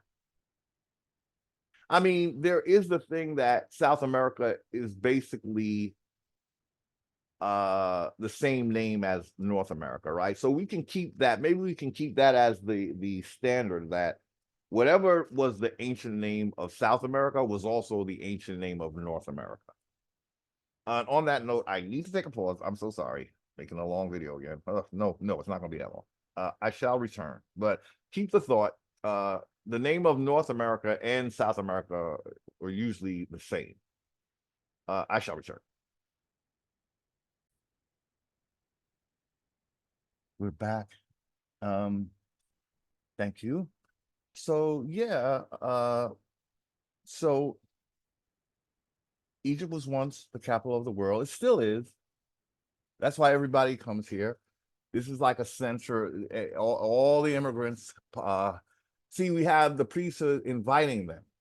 So they realize that in order to keep the true birthright holders down to some degree, we have to keep an influx of foreigners, and they do this regularly. They're going to do this regularly. See, as long as the corporation is here, we see how it works. It is asinine. It is misguided to want this forever. America is the only place where we actually have a government that, now you and I, as people of color, we can't just go anywhere, right? We can't just come up in some other country. So we're being squeezed off of the planet. If we can't live on our own birthright land, and we have this priesthood just as a big old welcome mat, and each time a new gang of foreigners come here, We just get pushed down a little bit more. It's stagnating. This priesthood, they don't like us, y'all. They don't like us. And if we continue to allow them to be on this land, they will always be after, especially if we're in their system. We're open game. If we step outside of their jurisdiction, it's a whole new world, a different, brighter point of view. You see, some Indians going to get that. I realize in my heart of hearts, if I want that, I'm going to have it, but you got to want it. Even if I'm the only one, I don't know how that's going to work, but it's going to work because you're going to have to. Are there any birthright Indians out there who understand that you can't be part of the oppressive system and not be oppressed by it in some way, shape, or form? Is there anyone out there that understands that, like still have the common sense of our ancient ancestors to understand that? Huh? No, anybody? Any takers? $5? If I sell for $5, how about $1? Would y'all want your birthright back for a dollar if it was a free giveaway? Would you take it then? Would that what would it take for you to get your head out of fucking oppressor ass? Huh? I'm good. Y'all gonna do what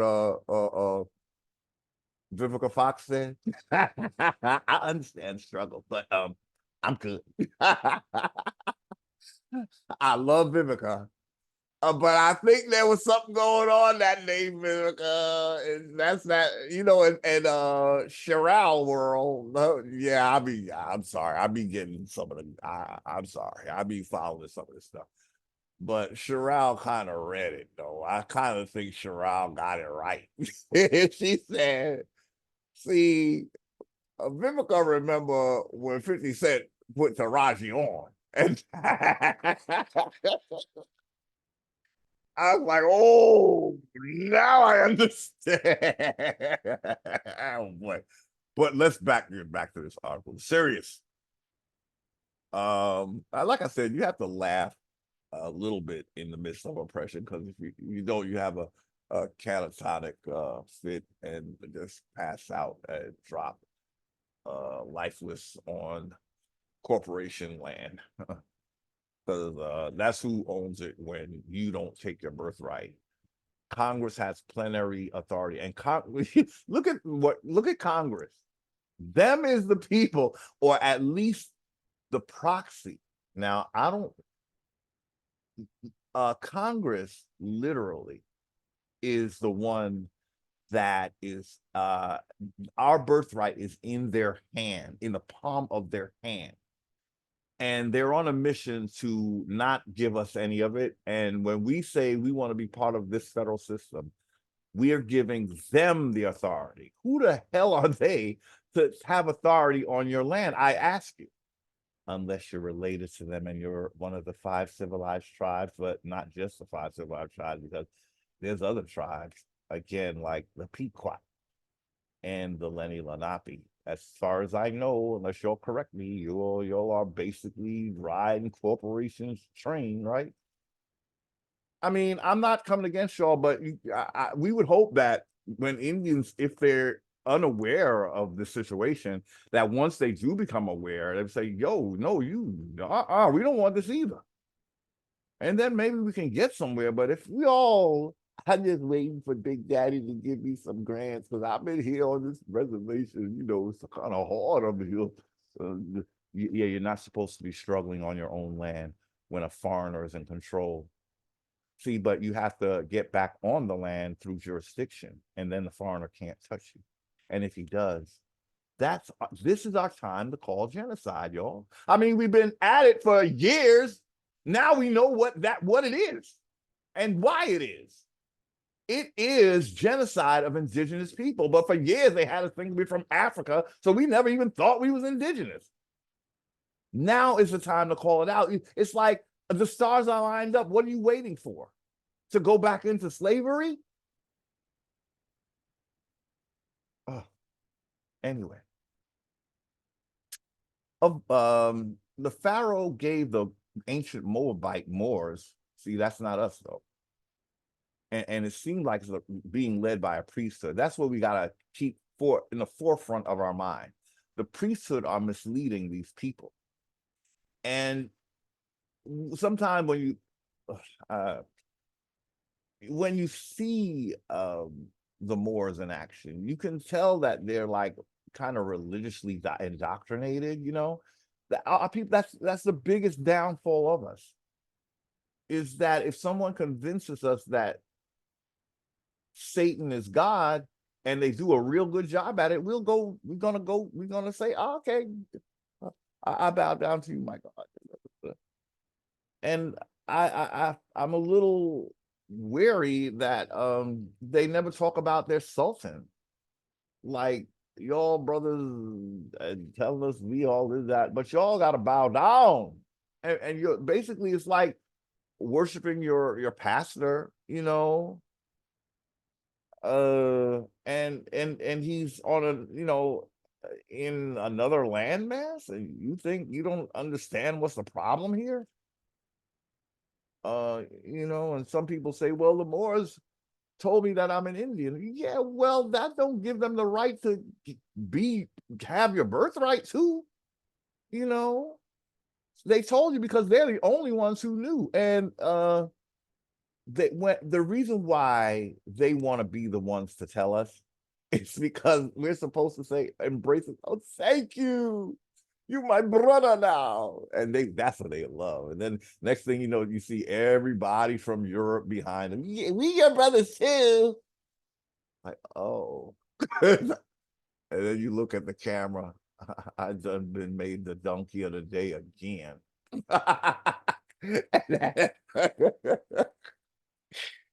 I've been done made the red hat monkey again, God. It's like, you know, I think it's almost like how as you came out of being a Christian. I think I'm just saying I think the Moors have to come out of that religion stuff, you know, and then maybe think a little clearly, and then don't get caught up in the whole conqueror uh mighty men of old thing, because all that was about land grabbing. uh what you have is not really yours if you got it through some kind of conquest. And what happened to the people that were conquered, that I guess nobody wants to talk about that, because I don't think it was a very fun time for them, while you there talking about how proud of Moor is and all that.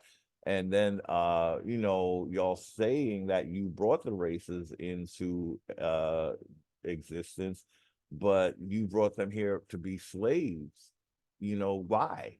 You know, it's like you're doing the bidding of the priesthood, and you don't realize it, that that's something they would want, and they just need a bunch of us to go out and get some slaves for them, and you know, bow down to a sultan who's probably like a priest, you know. I don't think Indians did sultans though. You know, that's something that came with Asiatic, I think, you know. um but see, I just feel that the whole Moorish movement, it's like you got to look at it as someone who completely erased your history from you, and then like Santa Claus, he shows up with all the gifts of your history, and you're blown away, and now you think of the person as Santa. He's all in red and everything, but no, that's the one who took your gifts, like the Grinch, and then he brought them back, the green and the red and stuff. And now he's supposed to think he's the greatest thing. No, he had your history and made sure that it didn't get into the school system. But in his system, he had them teaching us bullshit. And then he comes with the real deal, and now we want to fall and worship at his feet. No, we got to think further and deeper and more criticaler. Or is that a word? Criticaler? Critically. That's what we want to do quickly. Okay, avoid the hijack too. So yeah, the Moabites, Judah, the Pharaoh had to give them permission. Why though? Why? Why did they have to get permission on their own land? Avoid the hijack too, because when you Google Morocco, Indiana, it will tell you that it was founded in 1851, based off of the Morocco that is in North Africa. The only problem is that the Morocco in North Africa wasn't founded until 1956. Well, yeah, we know that America is older. It's y'all the ones that keep trying to tell us that Africa is older. And then when you feel like telling us America is older, I guess that's when we have drunk the Kool-Aid. Now you can tell us the truth because now we got a fez on and now we part of the brotherhood and we're going to keep pumping out, your narrative. But you don't, but you keep this hidden from us for ages. And again, in your corporation, well, first of all, I always say we didn't give Congress the power to create a school system.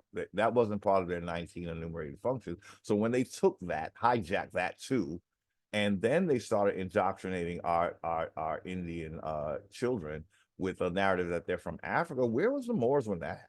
You know,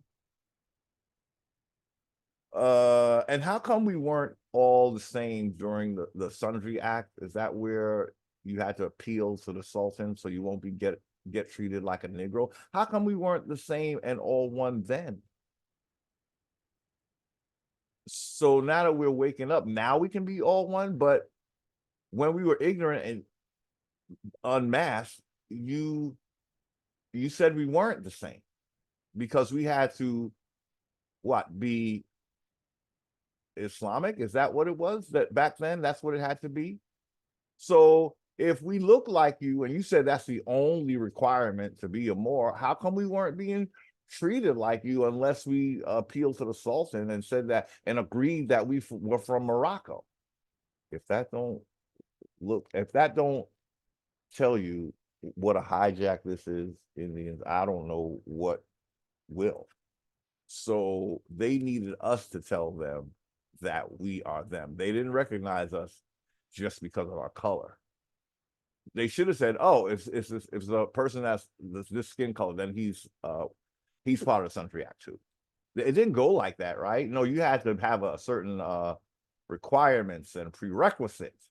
But now it's free. I can be you now. Now that I'm about to take my land back, now I can be you. But when you was coming in force, I couldn't be you. You was making sure I got treated like a Negro. You never said nothing about me being an Indian then. I don't recall, I don't think. But they just change with the times. Whatever we know, they have to now match it and then give us their version of that. Okay, so back then y'all were niggers, we talked about y'all being niggers. Now that you think you're Indians, we're gonna tell you all about how you Indians, but in our our version of that. It's like y'all just like change with whatever's clever, right? Anything it takes to hijack your land. I mean, that's what it is. I'm sorry. This is how it appears to me. This is how it appears to me. It really does. And I'm not going to be seduced into any of the lies. No. We see what's going on here now, y'all. That's what the awakening was about. And now it's just a matter of Indians being brave enough to really stand on business, which is their birthright, and know that that precedes any foreign entity government de facto that already broke the damn contract, and we still trying to trust these motherfuckers. I don't advocate violence, don't have to. We have a whole lawful standing in this country. We don't have to advocate violence. We just need our land back and the authority upon it. As American Indians, we are not supposed to have some employee government as if they're our employers. They just got carried away. You got people like Anna just saying this every week. And Glenn Fern, that brother is pumping it out like it's like a fuselage of shots talking about this, and our people are sitting back just arguing with each other over who's a Moor. And these Caucasians is talking about how this foreign entity don't got no jurisdiction, and we here talking about you not a, I'm not, you a Moor, I'm a, no, just bullshit. But nobody wants to learn about what this government really is, because I think that's because we're being dominated by the narrative from the five civilized tribes, y'all.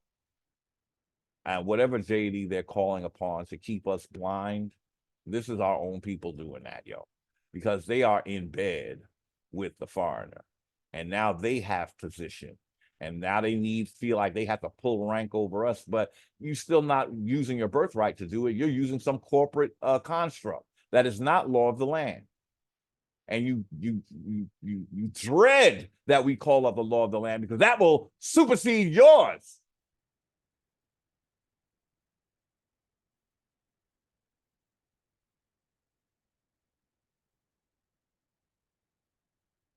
I don't even know why this has to be.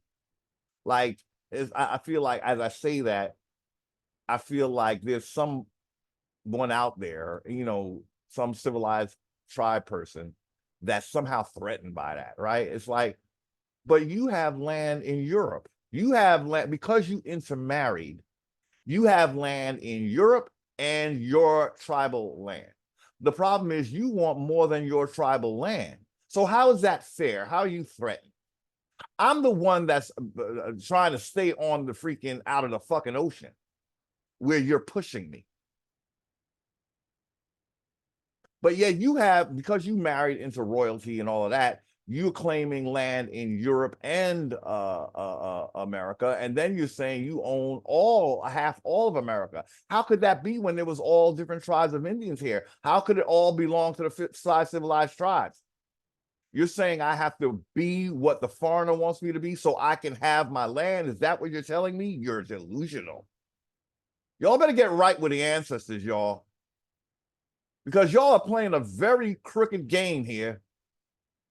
You're greedy. Again, even if you did marry into royalty and you have land in Europe as well as your tribal land, what gives you the right to take over mine?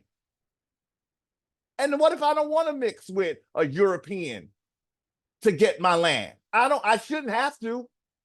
But this is what these civilized tribes are really what they're pushing for. I think they hope we stay asleep. I think they'd be fine if we stayed asleep.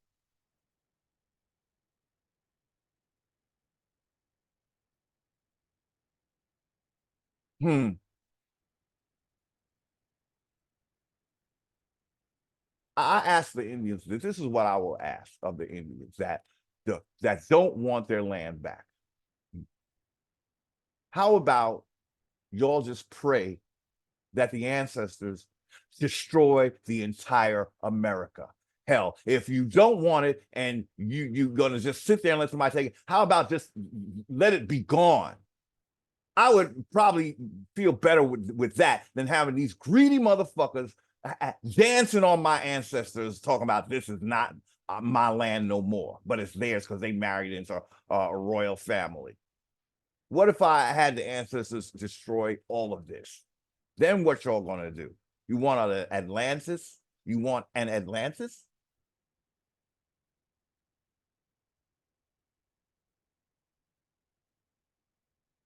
Because what you're doing is it's unjust.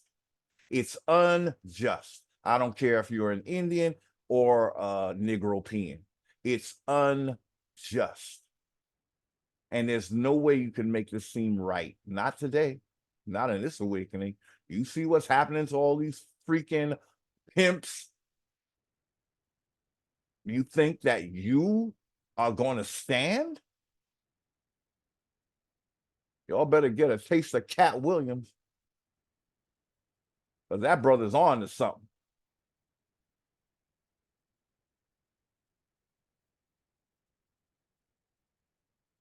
What they did, Indians, I don't care how wrong you think you are or you feel you cursed and all of that. I don't buy that shit. But what they're doing, it is wrong. It is wrong. I see the doctrine of discovery was denounced. Right there is an admission of guilt, an admission of wrongdoing. So at this point, for these civilized tribes to continue to think that what happened to us being called Negroes is what we deserve, so that you can get all the land, it's like it's not even available to us anymore. They won't even. It's like they've erased land ownership off the land for the sake of the Negro peon.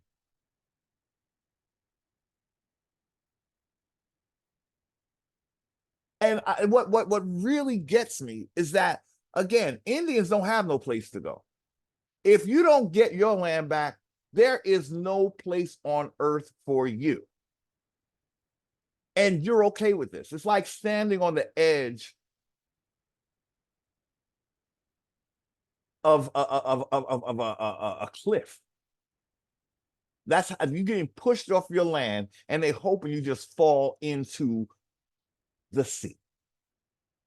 And this is how we've been living for like ever since the government got hijacked, ever since the South got pulled into this bullshit.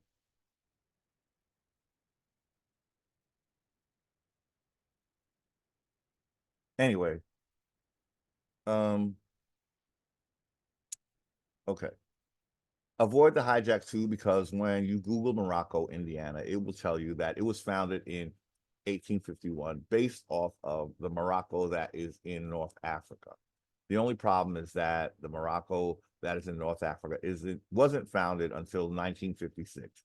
So I will go with the Morocco that is in the old world, America, as being ancient Morocco.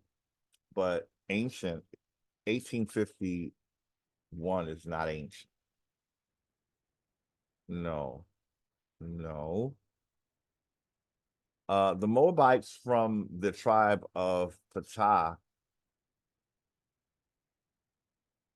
You mean the priest? Is that what we're talking about? Judah called America Al Morocco. Al Morocco. No, no, no. It's TaMERI. Stop it. They like to make everything into multiple meanings. That's the chaos. Chaos deity, chaos words, which is another root for the word America. It's TaMERI, okay? It's not Al anything. Al is L. I believe Al refers to L and Lil. I believe that's what that is. I would have to go back, but I try to figure out where's this L coming from. It's well, they say the what do you call it? The Elohim, yeah. And it's also L and Lil. But it's just the priesthood, truth be told. Ain't no Elohim, it's the priest. And that's how they see themselves. You know, they figure that on earth they're like this set apart group of quote unquote angels. So they fantasize that their spiritual form, they are also the overseers of the people, the Elohim.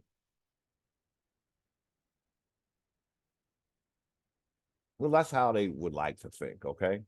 But we see what's really going on here. How do you treat the first people like shit and think that we supposed to look up to you when all you're trying to do is create a people that you can call rank over? And because you can't do that with American Indians, you demonize them. That's what the elves do, okay? Now they will invite you to be part of that shit, so then you can be one of these like them and come against the original people. That's all they offer you. It's not justice. It's if you can't beat them, join them. But we can beat them when we get out of their jurisdiction. When we get out of their jurisdiction. And the funny thing is, the only people I see really doing that are Caucasians. And I think I actually, the funny thing is, that's what the L's would like. They would prefer the white people get it than Indians, and the Indians are playing right into it.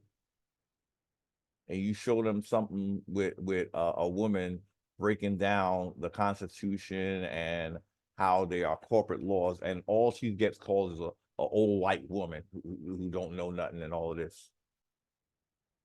Well, let me tell you, there's some plenty black women that don't know nothing. Mm. But no, what she's doing, that's what we supposed to be doing. Understanding the oppressive tool that have been oppressing us forever, not trying to be a part of it.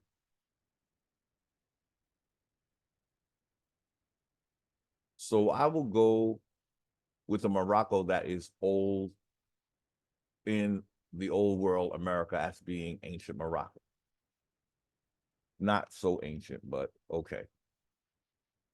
The Moabites from the tribe of Utah, Judah, called America, Morocco, which is another root for the word America. Okay.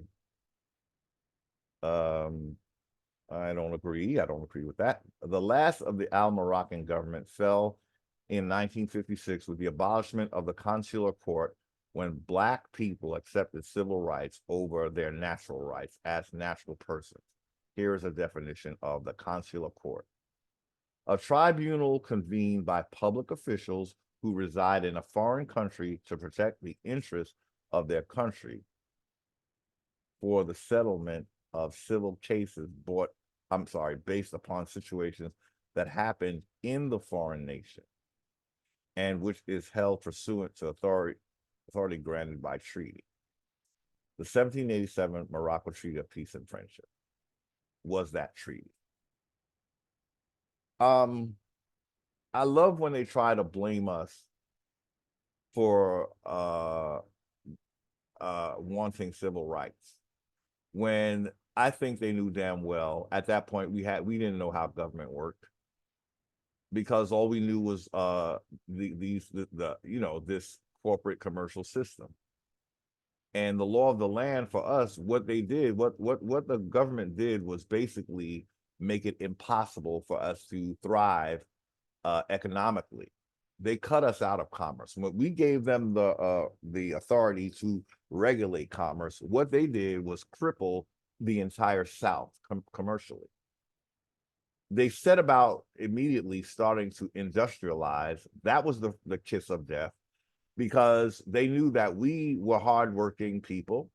I mean, it was nice. It would have been nice to have machinery, but they made it where you had to practically give away what you had just to get machinery. So in other words, they're doing everything they can to make you making money off your land almost impossible.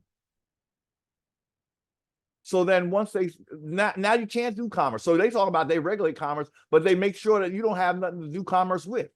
So then they say, well, you got to join us. You got to join the union. You got to come up north and forget that land down there. Y'all can't even afford to keep it. We're just going to take it, and we got all the machine now. We'll do it for you. And then so this was not like it was, oh, I just choosing to be part of the corporation. No, the corporation actively made sure you had very little to choose if you chose to stay on. They cut you out of commerce. What was supposed to happen, evidently, was they were supposed to regulate what was like. We were supplying the food, right? So the North depended on us for food. What the government was only supposed to regulate the products that we were selling to the North. And I don't even know what regulation means. I think for them, regulation means we just want to get a cut of what you sell. That's what regulation actually is. Where it could have been something where we just want to make sure it's a certain standard. The corn is a certain standard. That to me, that's what regulation would be more about. It's like, well, yeah, we want the best corn you have. We don't want you to sell us some crap. So yeah, we want to make sure that it's a certain grade of corn, whatever, right? That's fine. Of course, we want to give you the best. We want to sell the best. We're not trying. This is our livelihood. So that's what I believe America was supposed to be. But again, this corporation had other ideas. They said, no, we're going to produce the food and you're going to sit back and wait for us. We're going to feed you on your land. You ain't going to feed yourself, and you ain't going to make money off your land. So they made sure the South fell. Had us wanting to run up north so quick. They just had a ball, and they got all our land, giving it away to, like Martin Luther King said, they started giving it away. All of this has to stop. If anything, that's what it should have went back to, that we were the food producers of the land. We were the one that was what we would have made money off of. But that was always the problem, food for the colonists. They didn't know nothing about farming and all that shit.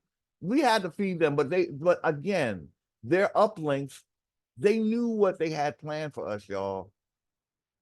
And it ends up with us being like a foreigner on our, that's what your solution. So you make sure you cripple me financially, and then you make me like I'm a foreigner, and I'm supposed to want this for the rest of my generations. My family's supposed to want this forever and ever and ever. Amen. You got to be kidding. Take that shit home. This is what the priests wanted for America. This is why their asses got kicked out. This is why their asses got kicked out. And when they come back, they bring this bullshit. They have literally sacrificed us for whoever, just anybody. Like, our lives are not worth shit. You just think you could come up on the land and erase the people and take over, and you think that the universe, the gods that are above you and below you, the ancestors, wherever they, I'm not saying that they down there like that. I'm just I mean, their remains, they're in the land, their body, that is, the land is basically their body, So this entity is so brazen. They got a priesthood that found a deity that they can appease with blood, cannibalism, and vampirism, and they just think that's it. Let's go. Let's do this. And we're supposed to sit back and say, yeah, do it. Go ahead, do it. Fuck me over. Go on, do it. When the Moors had the whole world to as their little playground outside of America. But again, greed, arrogance, lying, theft, identity theft, birthright stealing, and then making a story where it's like justified to steal somebody's birthright somehow. And then the person that got the birthright stolen is hated by their deity. It's not enough that he's a slave. He's got to be hated now. And we're supposed to think that is justice, y'all. That's what gets me. I remember going back to the first videos. It was years before that first video when the story of, as you know, Jacob and Esau, I read it for myself. And I remember I had such a reaction. It's like, oh my God, is this what's right? It's like, clearly, even a young person, back then I was much younger, and every bone in my body was like, this is wrong. This is so wrong that this man loses his birthright for some bullshit. And then the father can only tell him that it's up to him, and like, no one's going to help you. not the Jesus that this Bible is going to later talk about. He's not going to help Esau at all, not whatsoever. I guess Jesus is not even said to be of Esau's bloodline. I think it's coming from Jacob, right? Oh, that's a whole other. We don't even want to go there, y'all. We don't really want to go there tonight. You want to get upset, and I'm not trying to really do that right now. No. So Esau doesn't have a savior, but people of color in America think they do. They think there's somebody across the sea or in the international ocean that's waiting for you to wake up so they can save you. Mind you, they saw while you were snoring and didn't do shit. But we think, oh, I'm woke now. I'm married now. I don't know why I keep saying. And now we think they were just waiting for you to wake up to join us in the international sea jurisdiction. Come on board. The only savior that Esau had was himself. When he decided to take dominion, we looked it up. Dominion is legal authority, it's jurisdiction. I was floored when I read that. Then it became clear to me. But then I still didn't know about our jurisdiction, but the building blocks were coming, because even in scripture, it's telling you the only thing that's going to get you out of slavery. So if you come out of slavery, what are you going to be now? If you're no longer a slave, you're going to have to be in charge of your land, right? Even in scripture, when the slave decides to take his dominion as firstborn, that's when the slavery ends. This is what Abraham said to Esau, even in scripture. But even in the book of Yaqub, they say it's going to be an Aboriginal man that ends this bullshit. But India, all I'm seeing is Indians talking about how much they want to be part of the corporation. The only person I saw that didn't say that is Chief Meany. I'm just going to say it. That so far, that's the only person that I have seen who dares to talk about not being part of this bullshit. And I'm just going to leave it at that. So it's not all hopeless.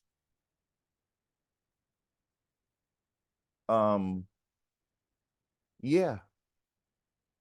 So that means if we look at that scripture, and I'm not a Christian, but I try to understand when the colonizer is telling me something that even he knows that would be a possibility. He's saying only when you he says, when you grow weary or restless, you will take dominion and break the yoke of Yaqub off of your neck. Genesis chapter 27:4. That's the only scripture that I really care to as an Indian. I'm not saying I'm dissing the followers. See, the followers of the religion did not create it. The priest did. I'm sorry. I hope that's not offensive. But these were black priests, the same ones I believe.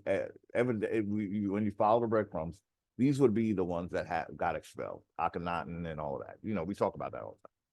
But it's like you just gotta sometimes just keep washing yourself in that water. Like bring it back to memory. Where is this coming from? So here's the thing, though. Because there's no other savior, it didn't say that Jesus is going to come in a blaze of glory and get you out of your slavery. No, it didn't say that.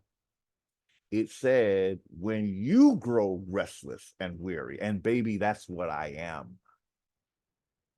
That's what I'm tired, like Taraji P. Henson. I'm tired.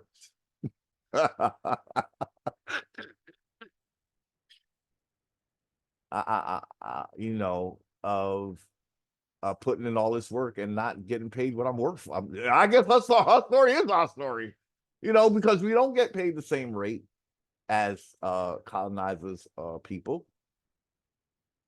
So we are, and that's, this applies to people like Taraji and Sintu. I was thinking about it. I was like, why would this be happening in Hollywood? Because the code of this entire nation is that we are to be seen as those people who are cursed, that they are the slaves until they take dominion. And we got Indians talking about they want to stay in the corporation and be in the corporation and love in the corporation and just be all about the corporation. The same thing that, oh my God, but again, I have to remember these might be Indians who are related to these foreign entities. This is their only stake in the land through the corporation, because they, mix so much that they're basically, they got to look out now for foreigners' interests. But the thing I think that even those Indians should remember is that, but y'all have stake in Europe as well. So you have all this land, you're saying, and Europe, and you don't want Indians to have none. And this is righteousness to you. This is what the civilized tribes think is okay. They're the ones that wouldn't accept us if we applied, because we're not on the dollars roll. So there was no, this awakening was not for them. In fact, the awakening is only they're the only ones threatened by it. The Europeans, they got their land in Europe, whatever, if they want. But the Indians, they virtually, I don't know, it's like when we read this article, if I start reading it again, it's going to tell about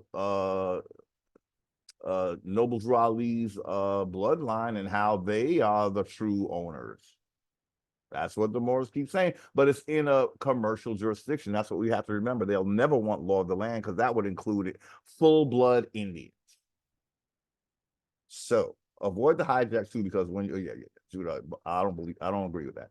The last of the album, so they're saying now a consular court, we had our chance, but then we chose civil rights. Yeah, as if we had any alternative at that point, because of how this government was doing.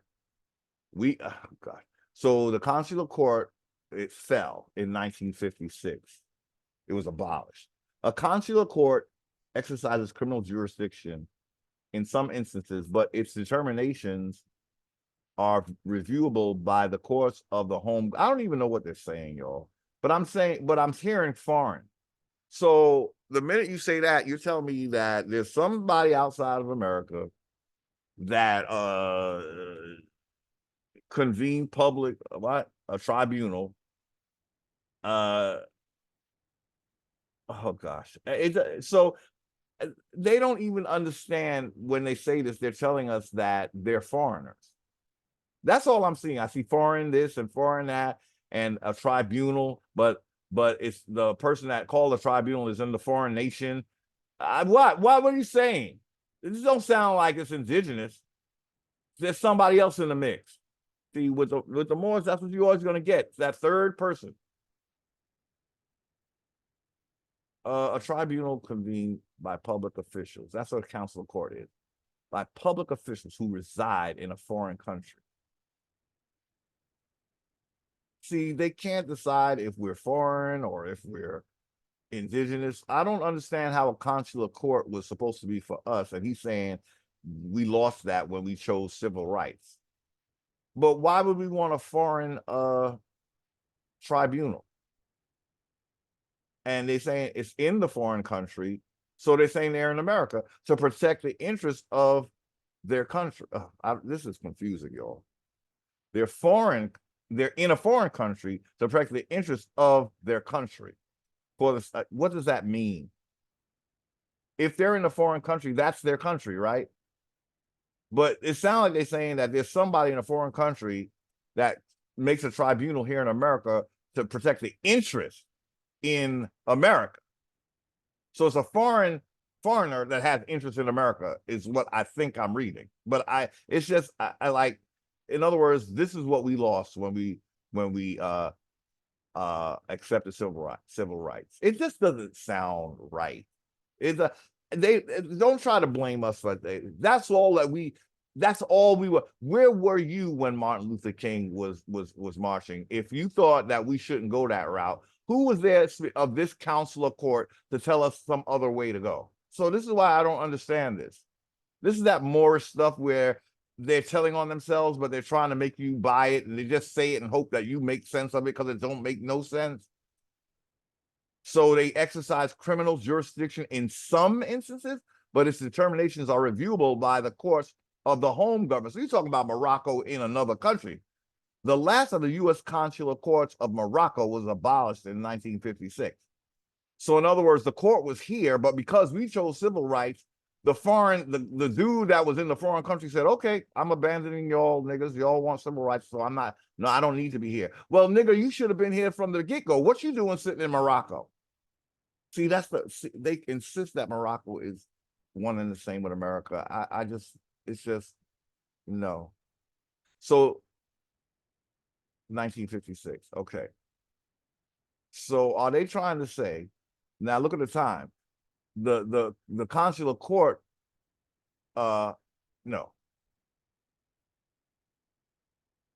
The last of the Almoroccan government fell in 1956. But they're saying that's when the Morocco and North America was founded. So are they trying to say that they were chased out of America? Is that what they're saying? Because no, you were expelled. But I think they're trying to say as soon as we accepted civil rights, they ran to Morocco. How were you able to just go up in some foreign country if this was your country? How are you just able to just go to Morocco as soon as we accepted civil rights? This don't make no goddamn sense. But Amor will make it make sense for you. Once you twist up your brain circuitry, then it'll make sense. So it's like they was out. They said these people, these Moroccans in America chose civil rights, so we out, yo. And then they build so no, this is not making sense, y'all. This is not making sense. Y'all was expelled. Like, stop it. They trying to say that we had to leave because we accepted civil rights. How is that helping your people, though? If you were that weak, then you were no good to us anyway. Again, the Moors just lay down when the foreigner comes or whatever. They just all of a sudden disappear and you never hear from them again, but they want to tell you everything. Where are you? I don't see you. What you want to? You sure love having the narrative, but I never see you. Why? You're some foreign country where you fucking belong, trying to tell me that you are representing me here in America, but you're not here. Y'all need to stop with this foolishness. If you are not here on the battlefield with us, you are not with us, okay? Point blank, period. Stop it. And if you're not here with us, we don't need you. But there you are whispering in our ear, just like the Satan, always whispering in our ear. You great, you the one, you the. Where the fuck are you? I hear your voice, I don't see you. Where are you? I'm right here.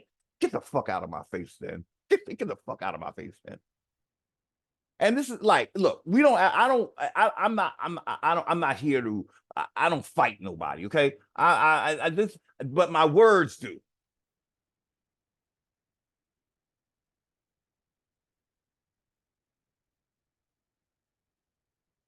I'm just tired of our people being to and fro with all these confusing, chaotic narratives of this great people that was so great when they was conquering over there and conquering over here, but over here they're just punks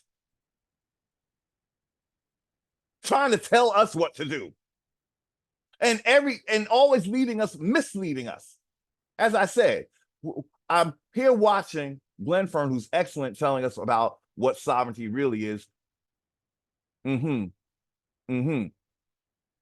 then you see the bays in his chat room or in the chat, and I'm wondering, like, well, why is a bay here learning about sovereignty? Didn't the temple science show you all of that? Why are you here, though?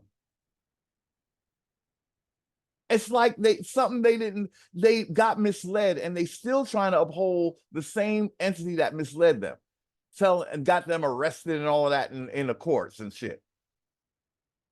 So it's like, why do you think we should go with you when you failed at whatever the hell you were doing? Just go away, okay? Go back to Morocco. Just go away. You're overinflated egos. That's all you are. Liars that believe these priests.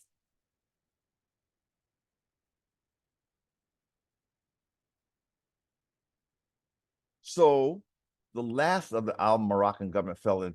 So that's what he's saying. He's saying that the Morocco in now this is, mind you, this is a county in a state. I don't even know what kind of, that's a state jurisdiction, y'all. So if they were in Indiana, they were not sovereign.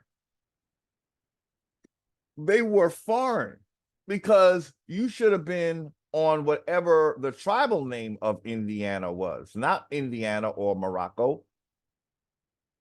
There's no tribe known as the Morocco tribe, right? What was your language? What, Swahili? So what was your linguistic stock when you was here? You were. So you're calling on a state creation as where your government was? So then you were not of the land. You're in the federal system. You only can be here through the federal system, which is all about foreigners. So you, okay, something is not right, but I think they're going to try to explain it with the Washitaw. But it still kind of don't make sense when you talk about Morocco, though, because that's in a state.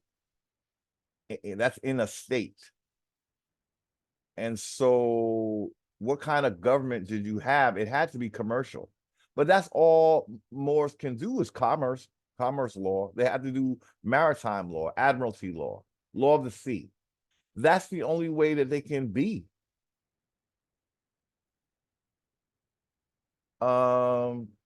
So let's go down. Okay, in the 1787 Morocco Treaty. Now, this is what kind of was a little odd to me, because 1787 is when the Constitution was the Continental Constitution. So I was wondering, are they somehow calling the Constitution a Treaty of Peace and Friendship? It's just kind of weird that they're in the same year, 1787. So in 1787, that was also the year of the Continental Constitution, the original one, the land soil jurisdiction. The Morocco Treaty of Peace and Friendship was a means to try to stop all the fighting over the land. So the Moors brought the Europeans to the table. They didn't bring Indians to the table, right? They brought the Europeans to the table to form a peaceful two-system government, one for the Moors and one for the Europeans. Both foreigners. They didn't say nothing about Indians here.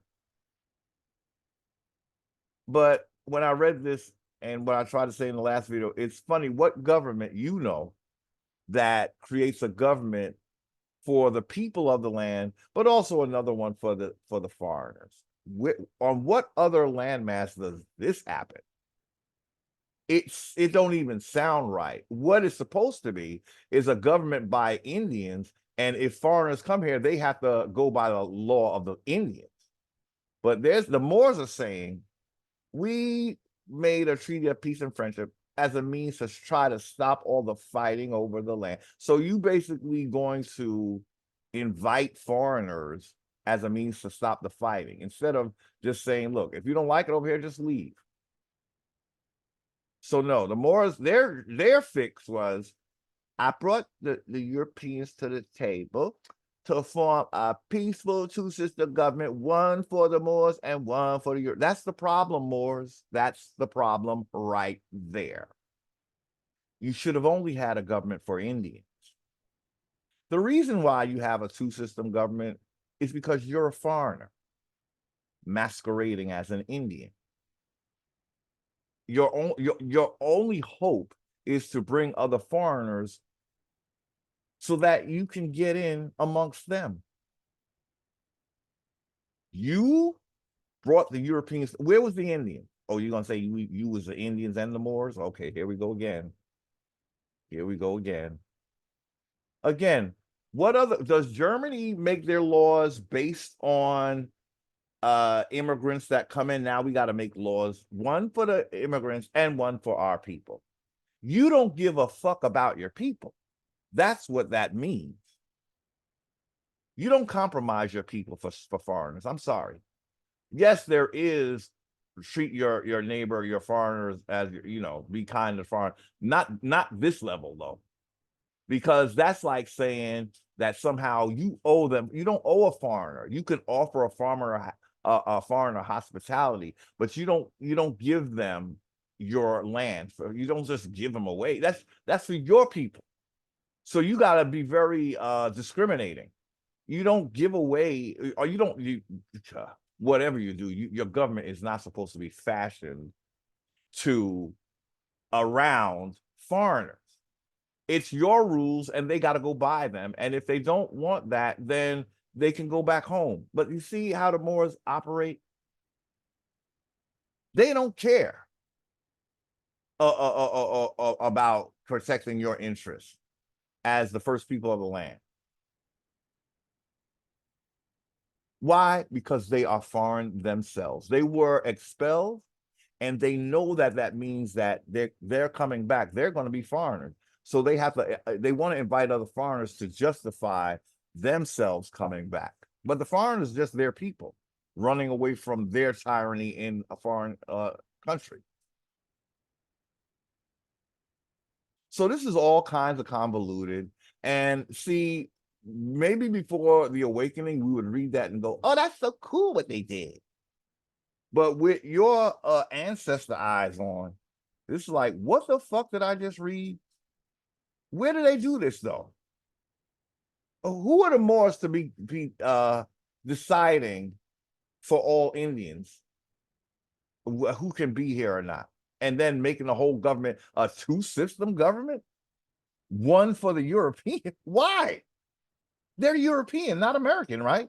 Oh, well, that's right. But you had a system where, but now the term American applies to the descendants of Europeans born in America. That's just a little bit too much hospitality, y'all. There's hospitality, and then there's are you out of your goddamn mind? Mentality.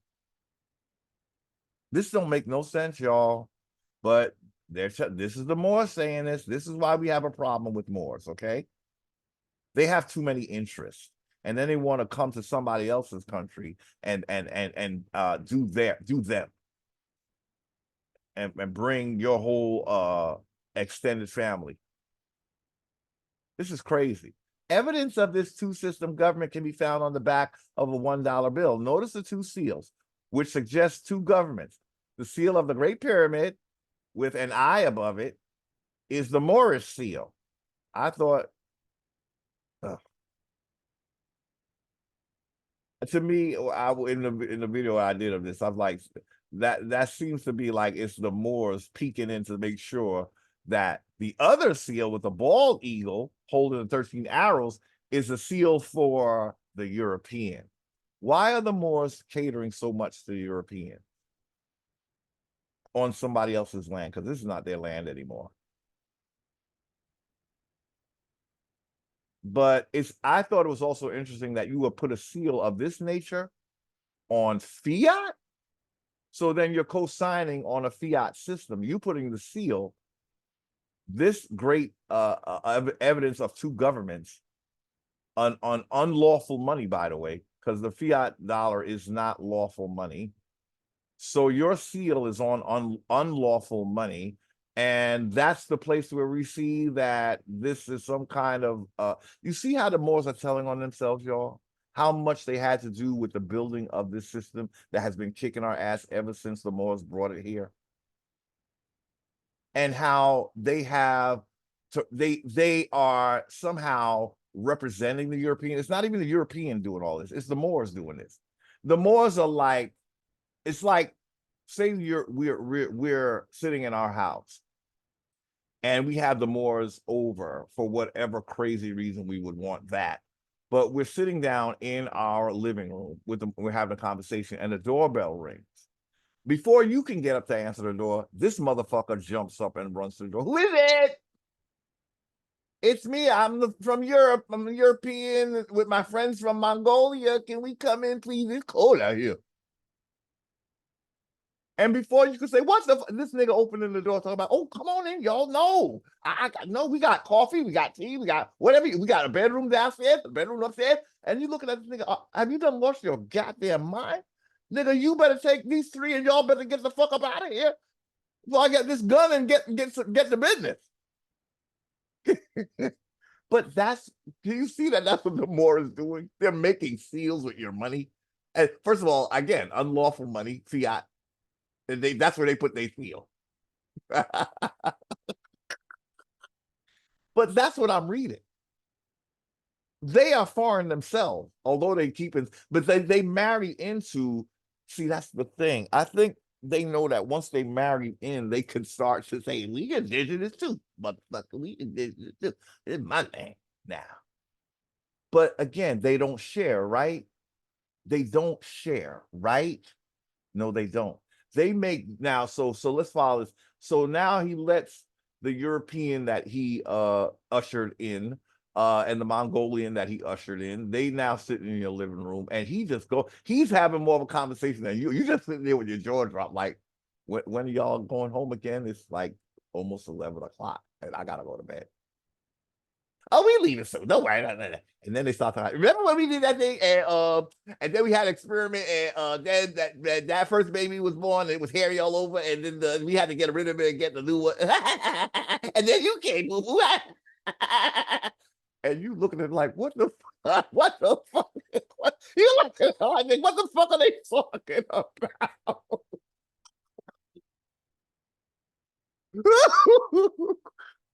And it's like, and so next thing you know, they done decorated your house. They done painted the shit red and green and shit. And they planted a cherry tree and they done trap your ass in the basement talking about who's going to feed Fido today. It's like, and this is what you call being my brother. They don't know how to share, y'all. And it weirdly enough, it led me to think about blood. And I know it's crazy, but we talk about bloodline and blood and all that. And I literally started to say to myself, is there something in the blood that would speak to this? Because yes, they do look like us. They're said to have type O blood, but then I realized there's two types of type O blood now. There's a type O blood that is welcoming of both types of O blood, negative and positive. But then there's a type O negative that is not welcoming. And it rejects type O positive. But yet O positive welcomes type O negative. And I thought that there's a word in there somewhere. The Moors, to me, act like type O negative, and they will say that that's the special blood, that's the royal blood. That is the blood that rejects other type O's. There's a type O that is welcoming of type O negative and type O positive. But type O negative don't want to have nothing to do with type O positive. I felt that type O positive represents the Indian, and type O negative represents those who were expelled. They reject the Indian. They only can deal with other Negropean type O negative. I want to say it that way, just for description purposes. So when they come, they can't have Indians around. They don't mix with type O positive. Now, type O positive, again, mixes with them, fine. That's why so many of our people are, I'm a Moor, we Moor. Yeah, we always open. but they're not open to us. That's the disagreeable. It became part of the blood, is what I started to feel. It you know, I'm not saying it's you know, etched in stone, but I realized something. The blood is telling us something. Now that type O negative blood will kill a fetus that is type O positive. That's how serious this is. It became a sign in our blood what's going on and why we don't get along with Moors. They represent, if so help me, if they don't represent type O negative, I don't know what does. And then there was a time when they were trying to glorify type O negative to the point where I got offended as a type O positive. And I started to wonder, why would they need to do that though? It's like somebody is always trying to second us. And say now we find out we got the oldest blood, then some nigga has to come up and say, yeah, but is it O type negative, O type negative, O negative type? It's like, nigga, why you gotta get like that? Then you realize, oh, O negative is somebody's putting out a narrative that is the blood of the gods. But here's the thing though, why would God choose a blood that is not like prevalent? This type O negative blood, it's the least people on earth have type O negative blood. There's much more people with type O positive. And that's when I started to say, thank God. That's a sign that there's more positive in the world than negative. So these Moors are really, they're outnumbered. They're really depending on a narrative that creeps into your mind that if you keep appealing to it or having it appeal to you, it could change your DNA and maybe it makes you an O negative. Because they say the physical is ruled by the mental. And it is possible for blood types to change.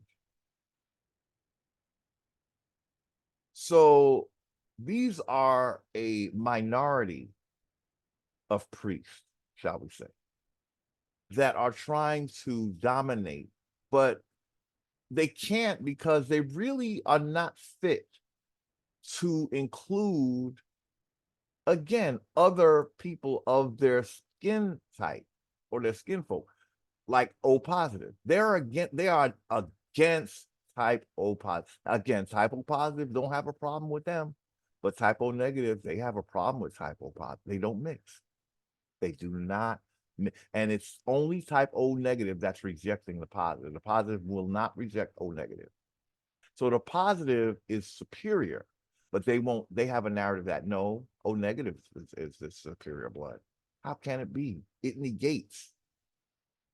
It will kill a fetus. It will attack a fetus. How is that life affirming? It's like it's something about that blood. It's an anomaly. And I think it has to do when people become so disagreeable that their blood type takes it on. And then you have a priesthood that they want so bad to be set apart or whatever. And then the blood becomes separate, and literally they separate so much from the people that they'd rather have, like now the thing with let me see, O negative, it will mix with other wait a minute, because O negative will get with the other ABs and I think there's a C type, I think. Now O negative will get with the other, oh my God, this part I didn't think of before. But say now O negative is black, right? It rejects other black people who are O positive. Now I'm just using black figuratively. Okay, well, we should say it. So this represents a Negro that is diametrically opposed to type O positive in his blood. But he will welcome an A. Now say A is more European or A is Mongolian and B is European. Now this O negative Negro, he will get with A, B. So he will get with other races, but he will reject other Negroes who are O positive. but he will get with an A negative, a B negative. I think there's a C. I think there's a C. But he will get with all the negatives of the other races, but he will not get with his own race. O is mostly people of color. So that means the O negative is a Black person that rejects other Black people, so-called. But he will welcome foreigners with A negative, B negative. He won't get with any positives at all. But yet positive will always welcome negative, but the negatives will never welcome the positives. Their blood can't do it. It starts a fight in the blood. So I just thought that very interesting when you go with type O negative and O positive. O positive will, that's why I know that the first blood had to be O positive, because O negative comes from O positive. You see what I'm saying? O negative can't produce an O positive unless a positive, it'll fight it, and it needs medical assistance and all of that. So we know that O positive was first. That means good really prevailed first. It wasn't chaos. O negative would have been chaos. O positive is the prevailing blood of the land. O negative is a very minimal. That might be your, what they say, 13% or 1% might be these O negatives that sit at the top. They can't mix. They become so disconnected. It's in their blood and they cannot mix. But they're just here to make sure that they cause trouble. They cannot mix with O positive. They can only derail O positive. They can't kill it. Well, actually, they will in the womb. So yes, they would be the ones that would try to kill O positive. Because in the womb, their body will literally reject O positive. That's kind of scary when I thought about it. So that means there is there is a certain enmity, but again, because of O positive, it is possible for them to get along. But O positive has to prevail and not O negative, because O negative will separate and attack. O positive will not. It will allow O negative to be. So I've concluded that I'm very glad I'm O positive, yo. At one point, I thought, I'm not O negative. I'm not special. Fuck that. O positive more pro-life than O negative. Yeah. That must be the Satan. It has to be, because that's the negative force, right? And it's out to attack the positive, like Set killed the positive brother in the story of Set and Osar.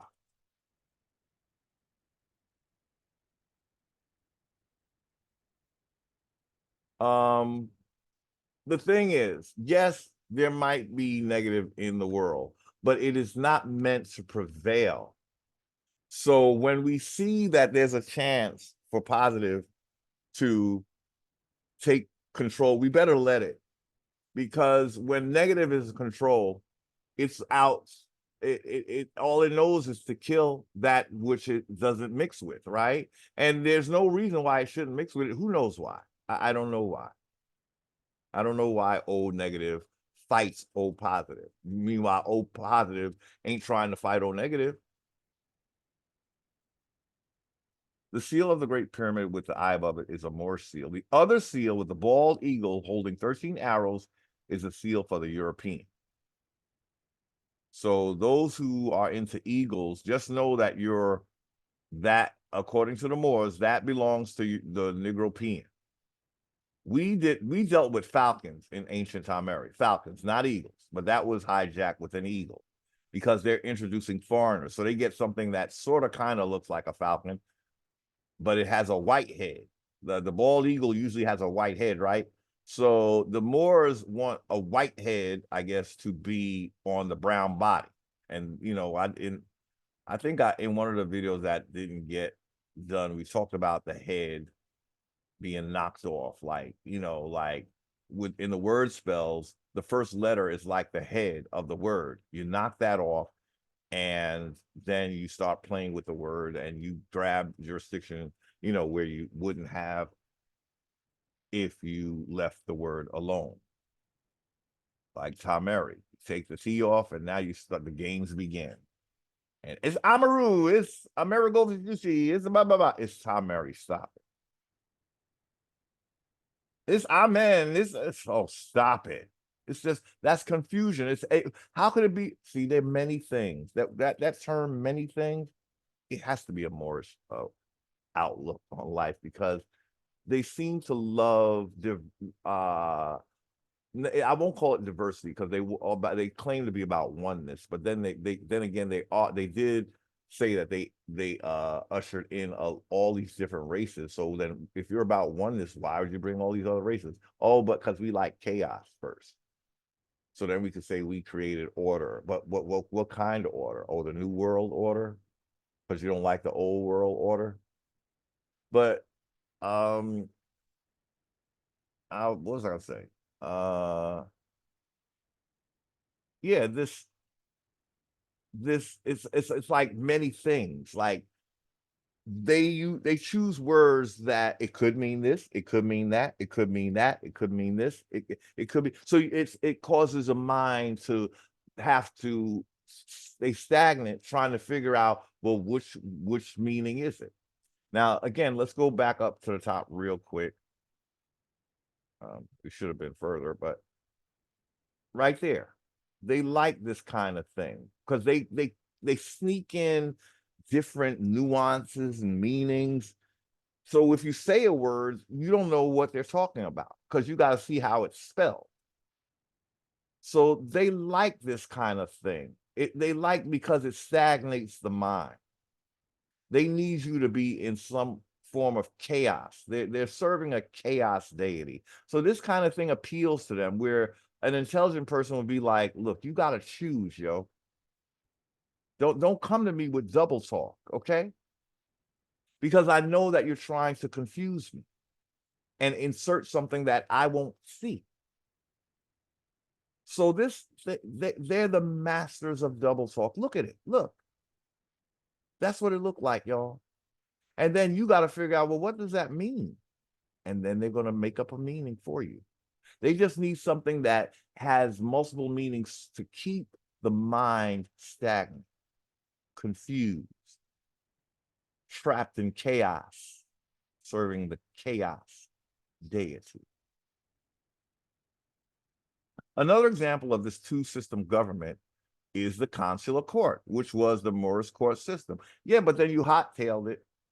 You know, you said we chose civil rights, so you're no longer needed. Did you know what would happen to us since you're so good at the law? Did you make did you create the corporate commercial system though? Wouldn't you have preferred that we choose commercial? You certainly didn't want us to have law of the land now. You can't say that, can you? You just told me you're on the the foreign nation in a foreign country representing the interests of the foreign nation in the foreign what does that mean? You're a foreigner. So you don't really go with, you wanted us to have civil rights because that's the only rights you live in. You don't go by birthright, Moors.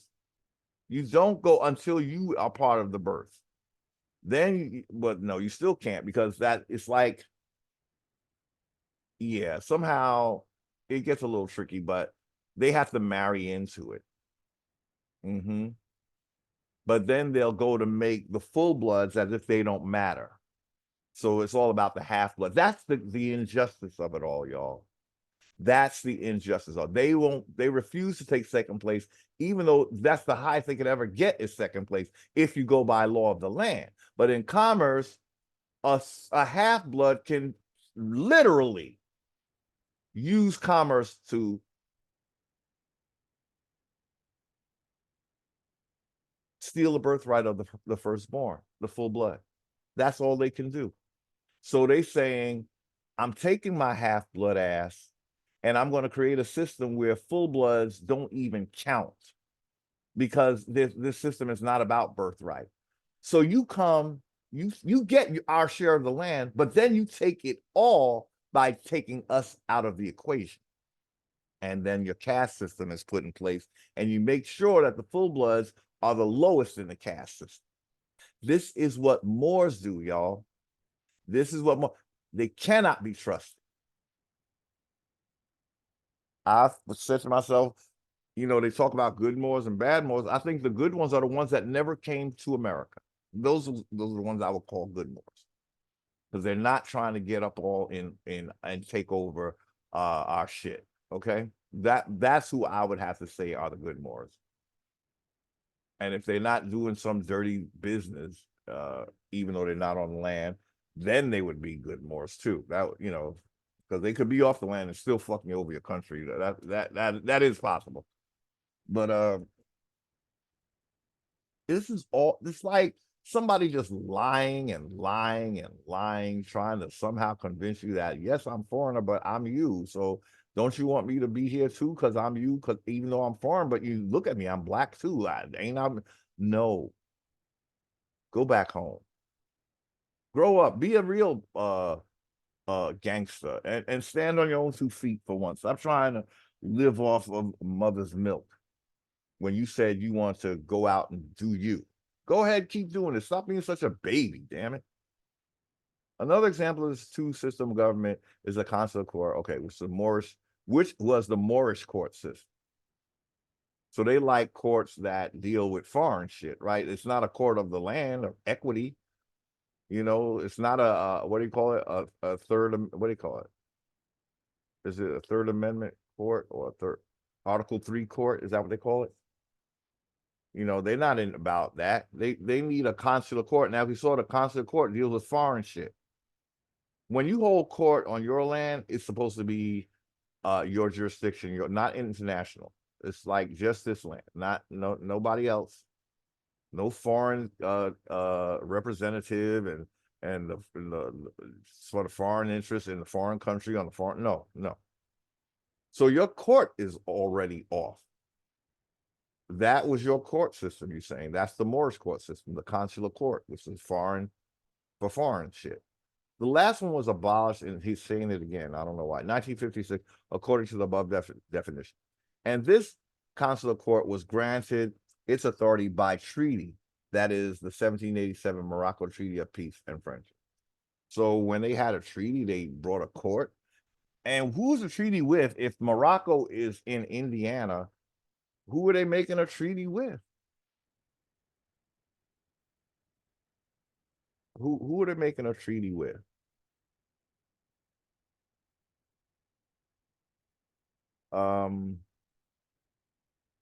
It's confusing to me. Are they going to say it's the United States? They acting like we actually had a government here that was Moorish, and I don't know that that's the case. They acting like there was a Moorish government here with Indians, when I thought that Indians had separate tribes and shit, and the Algonquins had their shit with the Powhatan, you know, and stuff like that. So where was the Moorish one? Was this something just amongst the Washitaw, the priests? Because I don't think we had one government that reached across all of the different territories of Indians. But the Moorish, they're saying we had a consular court. I never heard of it. Did anybody hear about it? So then they're acting like we turned that down when we had civil rights. I don't think nobody knew you existed. This must be what they get told in the science temples, with no proof of anything. Maybe they'll show that was the consular court, and they show a picture of something. Oh, the sign got knocked off, but that was the consular court. That's a picture of it. And then the more say, oh, okay. I don't know. I never heard of this. Consular court? I never heard of it. Consular court. Consular. Anyway, so it was granted authority by a treaty. That is the 1787 Morocco Treaty of Peace and Friendship. Oh, Lord. But there was no Morocco in 1787. Was it a corporation? Was it a company like the Virginia company that ended up becoming a state or something like that? But Morocco wasn't even a state. So it's like I don't know. Shouldn't you just say it was Indiana and not call it Morocco because it's just a little piece of town or county or something? I don't understand the system that they're in. I think they just grab anything and give it a narrative, and we're supposed to run with it. Okay, treat a piece of the Europeans had and still do have their court system, but it's just their system. Well, you said you designed a two. Wait a minute now. You just told us that you designed a two system government. So how are you going to tell me now that it's not the Europeans got it now? If you designed it, how did the Europeans just have it now? You said the dollar bill is showing that it was a two system, right? It's a weird place to put your seal, though. I'll tell you that, because that's telling me that you're down with the Federal Reserve somehow, and that's a whole foreign entity. No one knows the who's in that Federal Reserve, but they know that it's not. It's foreign, like foreigners are printing our money. So that means foreigners, we're paying foreigners for our money. We have to pay for that money, y'all. Do y'all understand that?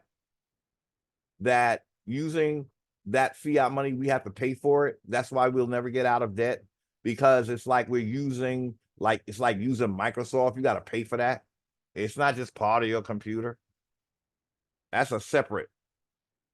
So now the Moors are telling me that their seal is on this dollar that is very much a creation of a foreign entity. But now they're saying, well, no, now it's just for Europeans. We created a two system government, but now, Moors, what are you doing to stop all? You saying that because we chose civil rights, that gives you the nod to just abandon us and say, oh, well, this is what they wanted. Do you hear how you sound right now, Moors? Do you hear how pussyfoot that sounds? They don't want us. Let's go. It's a two-party system, but they chose civil rights. Leave them to their own. So you just abandon ship. Again, I said they always the ones that lay down and die when they get quote unquote defeated. And this time they weren't even defeated. They could have fought for us, right? If they saw we were going down the wrong path, they could have said something. That went to one of Martin Luther King's rallies and said, "No, Martin, we don't want civil rights." What did you do, Moors?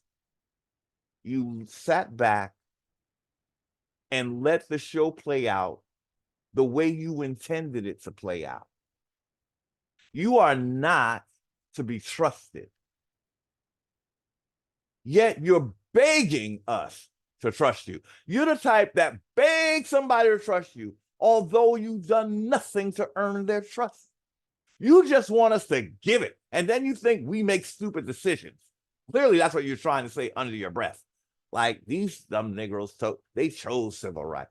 I just hate the way they try to pass it off that they they couldn't stop it. That you did this, not us.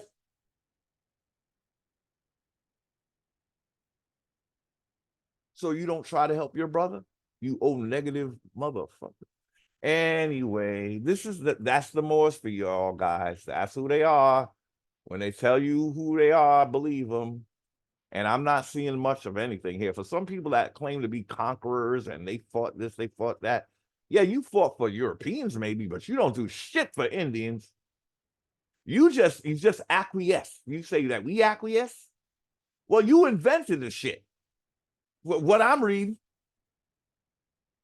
You don't do nothing when you see we're in danger, apparently. You just say, that's what they want. No one, if you were in touch with us, if you knew anything about us, you would say, this is not what my brother wants. And even if it is, I'm going to check him and tell him, no, that I know better. Since I'm such a law wizard in commercial code, I'm going to tell him, no, that's not how you do it. Don't do it that way. All you do is sit back and watch the show. And you want us to think you're the greatest thing that ever happened to quote unquote black people. Get your trifling ass up on out of this piece, please. Your true colors are showing all over this video, all over this article.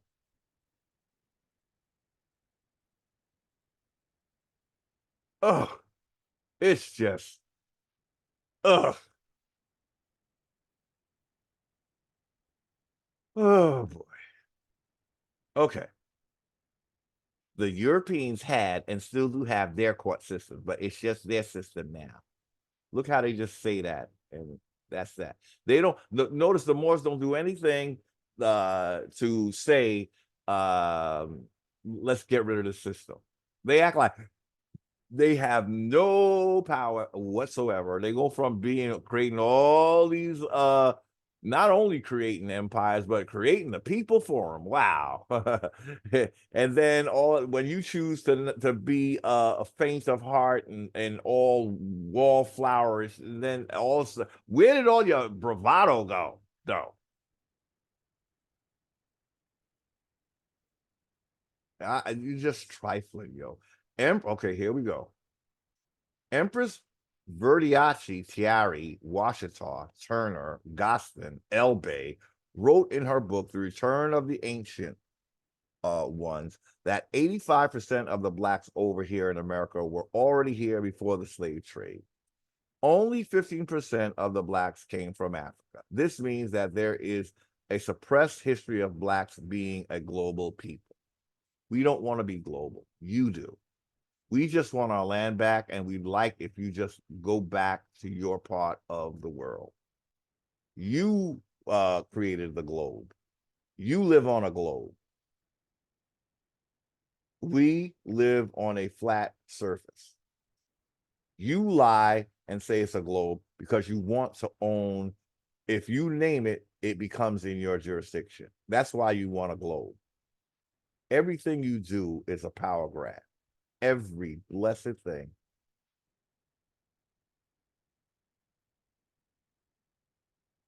We're not interested in your globe, Moors. You are. That's a Sumerian concept. The globe is a Sumerian Babylonian concept. It is not the original. The TaMERians never spoke of a globe, y'all.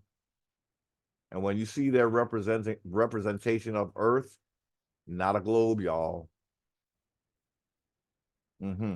It's not a globe. In fact, it's a male laying down with the female universe over him like a dome. That was what TaMERI showed us, depicted the Earth. It was laying down flat. It was male. And the sky and the stars and the heaven was female. Yep. Like it, love it, hate it. That's what it was. This other shit, that's Sumerian. They're the ones that say they're from outer space. They're already telling you that they're aliens, right? Their narrative starts with aliens because they're the aliens, but they're not from space. Trust. They are far too interested in America to be from outer space.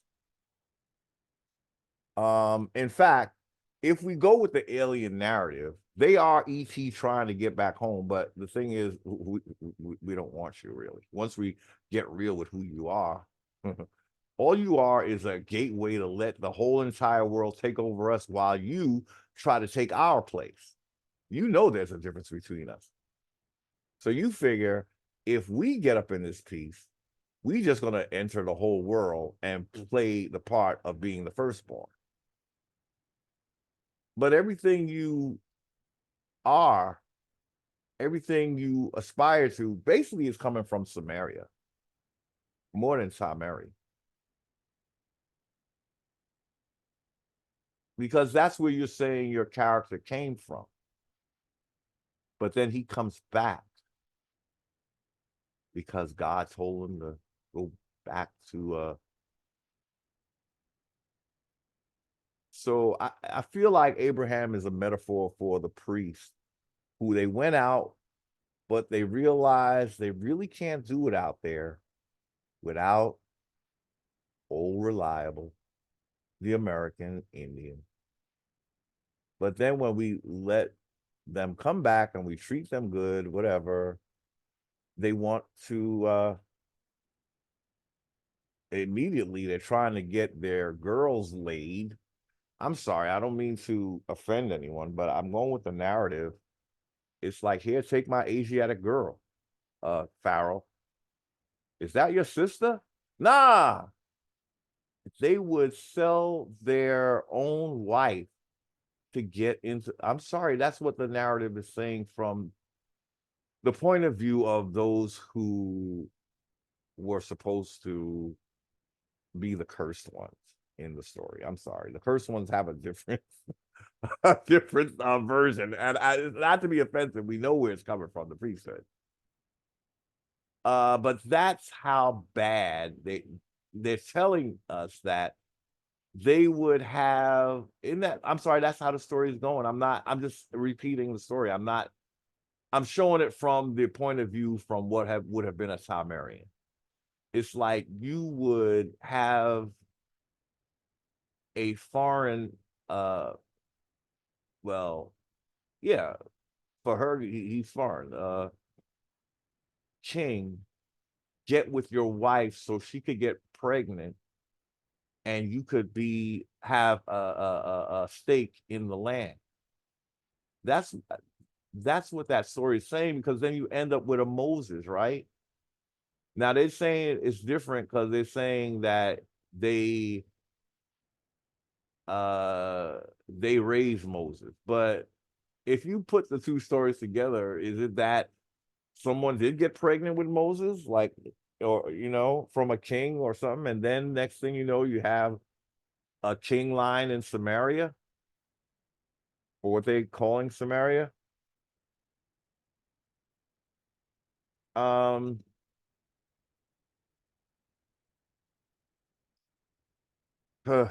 Anyway, so Empress Viridachi, Tiari Washitaw, Turner Gosson El Bay.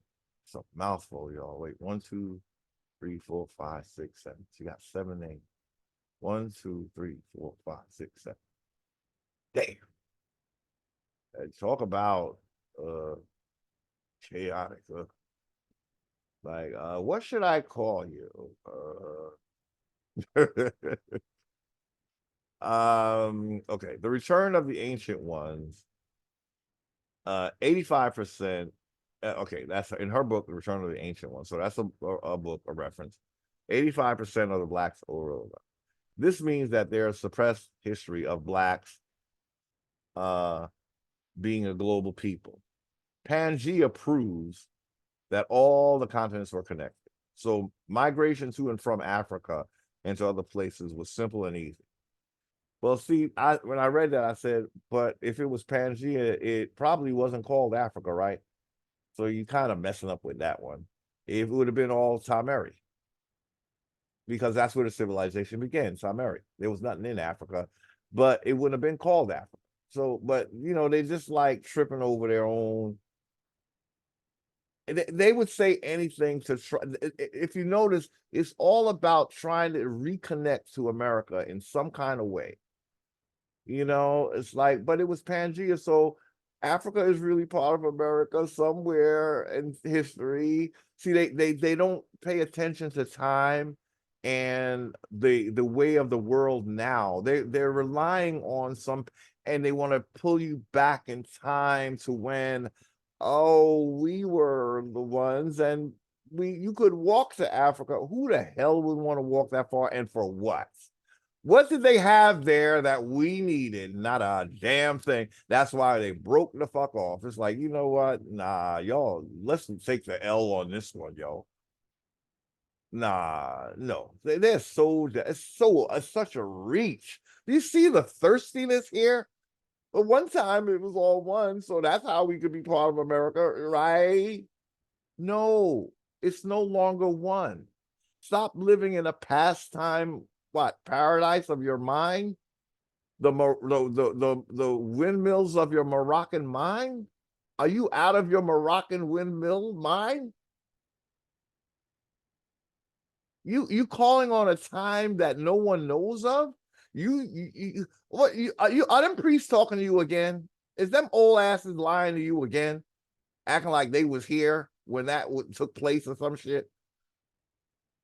It's like, well, look, the problem is you're all so busy keeping knowledge that you're starting to make up shit. You know, you're the custodians, and then you come crying about a time of Pangea. Well, we never heard of that shit. And if you did and you're keeping it, why did you keep it a secret if you knew you're going to need to rely on it so much to make yourself American? Well, you shouldn't have hid it then, you dummy. You should have been shouting that to the rooftops in your school system. But you wouldn't teach that, would you? Because you know that shit is irrelevant, right? You know that it don't matter that if we were once connected, it don't mean a damn thing, do it? What does that have to do with today, though? Oh, they like that because they want to say that we all came from Adam. That's right. That's the other. They want to say it all came from one man. Well, what about your Yaku, where you say he was a scientist and he and played with the genetics and made that. So that wasn't from out of Africa theory. That was a scientific thing that got going on. With your what you have 24 priests and 12 scientists, or 24 scientists and 12 priests, and together you're gonna just dominate the world with all your fantasy island bullshit, island of Dr. Moreau bullshit. So this nothing proves that. What are you talking about? You ain't got no proof. It's just you and your theories again. So migration to and from Africa and other, see, look how much they just want to bring in Africa so bad. They just want us to be African so fucking bad. Expeditions, oh boy. So it would have been simple. It would not have been, nobody would have, that walk would have been a hellified walk. Nobody would have been going to and from Africa. I really don't see that. No, not Indians anyway. I don't think so. We would, it's a different, it probably, why am I even going here with this? I just said it's not relevant. Why am I even trying to make it make sense?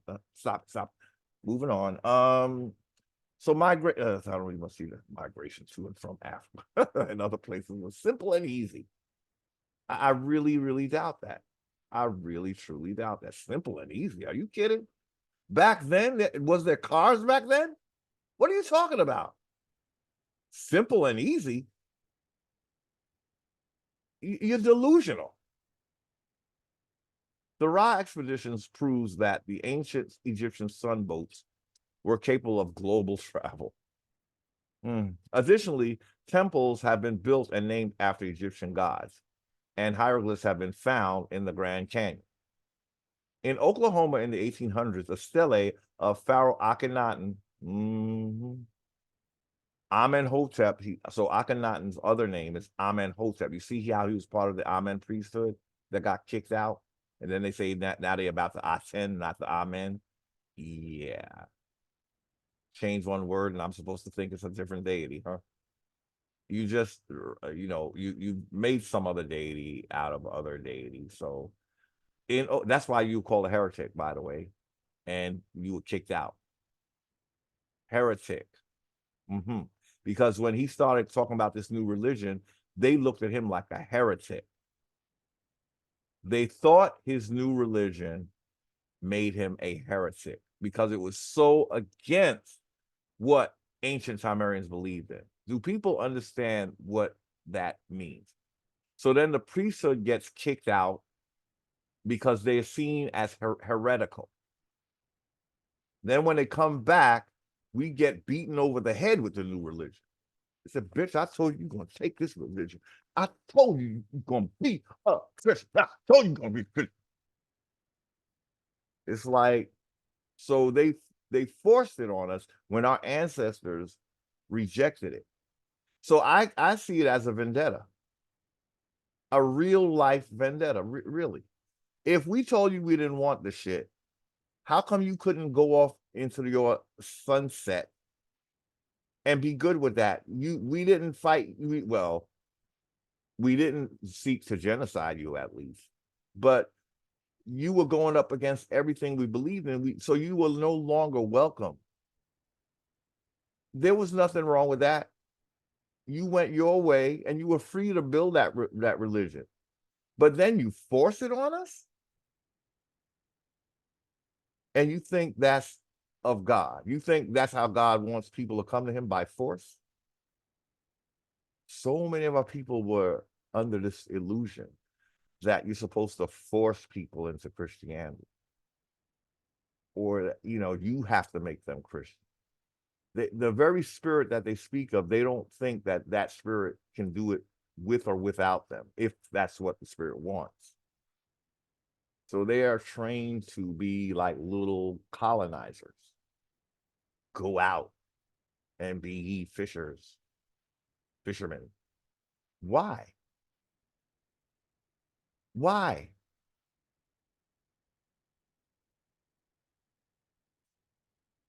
How about stick to doing your life? Believe what you want to believe. You could talk about it at the coffee machine, and keep it pushing. We don't need you to go out and do nothing. We're all connected to the Most High. Big news flash. If he wants me to get a message, trust me, I'm gonna get it with or without you. Go sit your ass down. I'm sorry, I know it's a little offensive. I'm just thinking about the very aggressive coming. Go do your life. I'm good, okay? I'm very good, thank you. We got this, okay? Unnecessary. So in Oklahoma, in the 1800s, a stele of Pharaoh Akhenaten, Amenhotep IV, aka Moses of the Bible, was found. Sea Ice, the Ultimate Disaster, by Richard Newman. So he's given some citations here. In the book America BC, there is an alabaster egg of a cartouche of King Tut found in Idaho. The book Africans and Native Americans by Dr. Jack Frost. It should be like it should be Jack Frost. Jack Forbes states, the slave trade started in America, and the slaves were taken mostly to Spain and Europe. Okay? Put that in your hat. That's what Dane Calloway always said, right? So that's why I would say a lot of Indians were actually, a lot of Europeans are actually Europeanized Indians. And so the priesthood and their nobility knew how to take people, separate them, and then use that same people against their own people. I think that's really what was going on. And it's a very clever war tactic, really, because that allows for the king to move, behind the scenes, and especially the priesthood. So while you're there looking at this mirror image of yourself dressed in European clothes, but he's basically a slave. So now you want to save him from the king, not knowing that the whole plan was to make you and him like slaves, while the European that the Moors ushered in, they are risen to the top of the food chain, so that these black nobility don't ever have to deal with your nigger asses, because they put their Caucasians as their little buffer, and you transfer all your disdain and hate on the Caucasian, while King James smiles and finds his next lover. And we here trying to figure out where this white man came from and how did he rise to the top so quick in this nobility system. Well, that's how King James propositioned them so that you know, that's the deal. You either be a prisoner or you be my puppet in the new world. You go to jail because you a criminal, like, you know, and or you go there and be like a slave master. You choose. And what would you choose?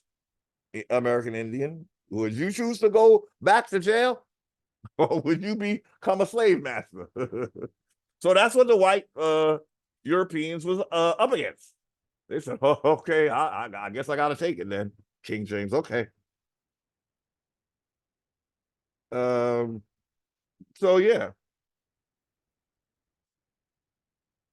we just gotta keep that in our mind because we get lost in the visual, and that's exactly what King James wanted. He wanted you to be able to look at a Caucasian face and really, really believe that he's the one. That's the one that did this to you, not me. The one who wrote your Bible that gives you the guilt complex, so this white man could come and kick you up and down the plantation, or whatever, you know. So the book Africans and Native Americans by Dr. Jack Frost, Jack Frost, states the slave trade started in America and the slaves were taken mostly to Spain and Europe. When the Spanish came to America, they found the Indios. So that means we will call Indians before Indiana Moors. So there you go again, trying to use everything you could possibly use to tell your lies, as if you know, India was in Indiana, and that's why. No, we were known as Indians way before any Indiana, okay? But that's when you sick your Spanish on us, right? Moors, and then you laid down again like you did with the consular court. They're choosing to go kill some Indians. Okay, that's their choice. Okay, go ahead. We'll just pack up and go away and disappear. That's it's like, when are you going to admit that everything that happened, you instigated it? Everything that happens to American Indians, there was a Moor somewhere uh looking like he's looking over the pyramid with his little spying eye. I spy with my little eye. Everything going as planned. So when the Spanish came to America, they found the Indios, the black people who are with God, end quote. That's in the book Africans and Native Americans. Oh yeah, so they're trying to say that we're African again, right? All of the evidence proves that blacks are the oldest natives in America, hands down. Lucia proves that as well. If I hope you got a chance to see the video on Lucia, the oldest bones found in the so-called Western Hemisphere. Okay. Why is this information suppressed? Because the Moors don't want us to know. That's an easy one. They got to figure out how to put a spin on it, and then they will tell us. And they will always insert themselves through all across the timeline, like if they existed when at the beginning and everybody else came after them. You're delusional. Remember, O negative blood can only come from O positive blood because it kills O positive blood. So evidently, O positive was the first blood. Oh, okay. I really think that these people are the ones that claim O negative blood. I really, really do. A boss or whatever. Let's just say Indians that went to the dark side, okay? I'll be fair. I'll be fair. Why is this information suppressed? Well, Europeans want you to believe. You mean Negropeans want me to believe that blacks only came from Africa? You want me to believe that, Moors. You're the ones that keep bringing up Africa.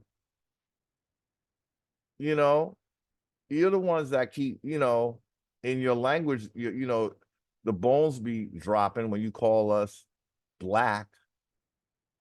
You know, so that wasn't something that Europeans, they didn't care about that. You did, because you had an identity to steal. Not Europeans, not white Europeans, because they don't look like us. You're the one that's trying to hide behind and need a third party to cause chaos so you can take our place. Well, Europeans want you also. You always. I hate the way they use Europeans and blame everything on them like they're so innocent. These are the people that went out and literally killed people. Uh, in the with the Crusades and shit, right? But they love. Oh, that's why they needed a third and fourth phenotype. They're very, very crafty, man. Very crafty. They need somebody to blame shit on. Well, Europeans want you all to believe, Negropeans want you to all believe that blacks only come from Africa to keep the land they have taken. That's you. That's you.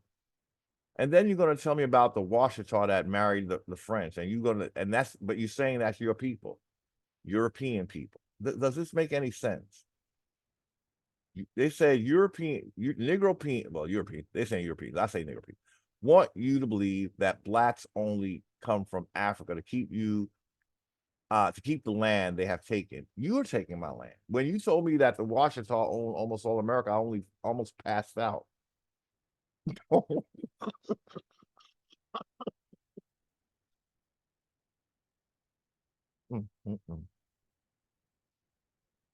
So we'll get to that part. I think it's the next sentence, which makes it so crazy. He's saying Europeans want our land, and they have taken and not feel guilty about it. No, that's you. That's you. This is not your land anymore. If you can distort the history, that's what you do, right? Because you're the custodians of history. I don't know any white people that claim to be the custodians of our history. So they don't have our history, Moors. You do. It's amazing. They will blatantly tell you about themselves, but then bid you to believe other than what they just told you. If you can distort the history of the blood shed for the land, you can appear more human. Oh, stop it. Oh, stop it. You didn't want them to be humane.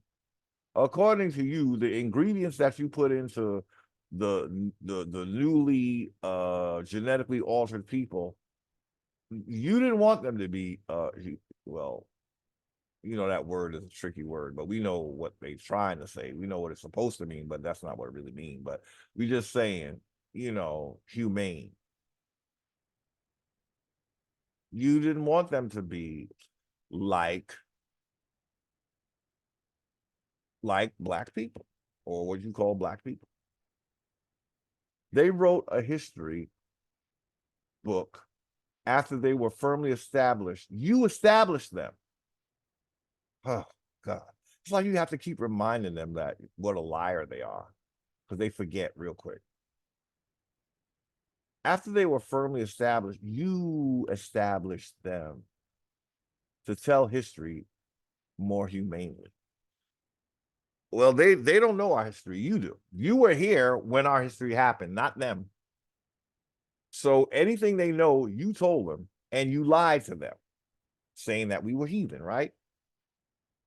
And you kept our history from us.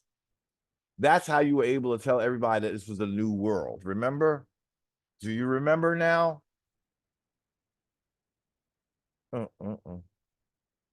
They sure have some memory issues, though. The American history book has been a great success because it has most of the world blind as to what really happened. No, that would be you, the custodian of the most ancient history.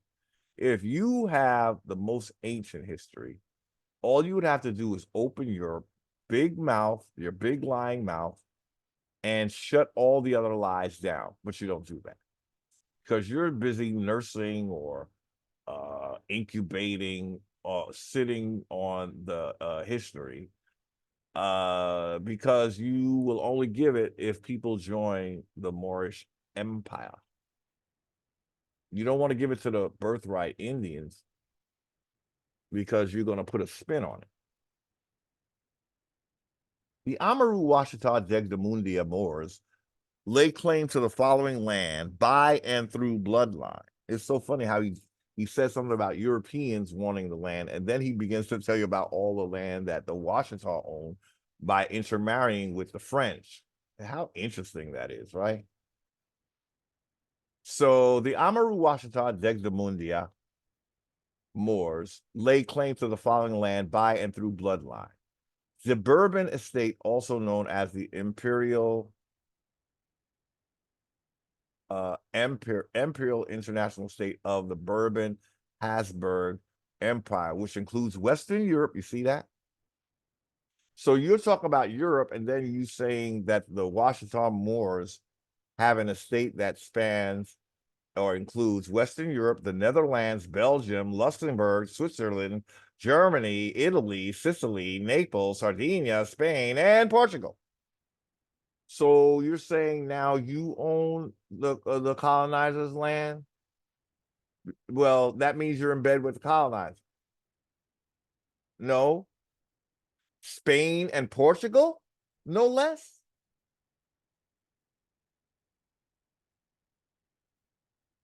And isn't Rome in Italy? So these Washitaw Moors lay a claim to land in Europe, see, because you bring in a European element, Moors. Don't you see that?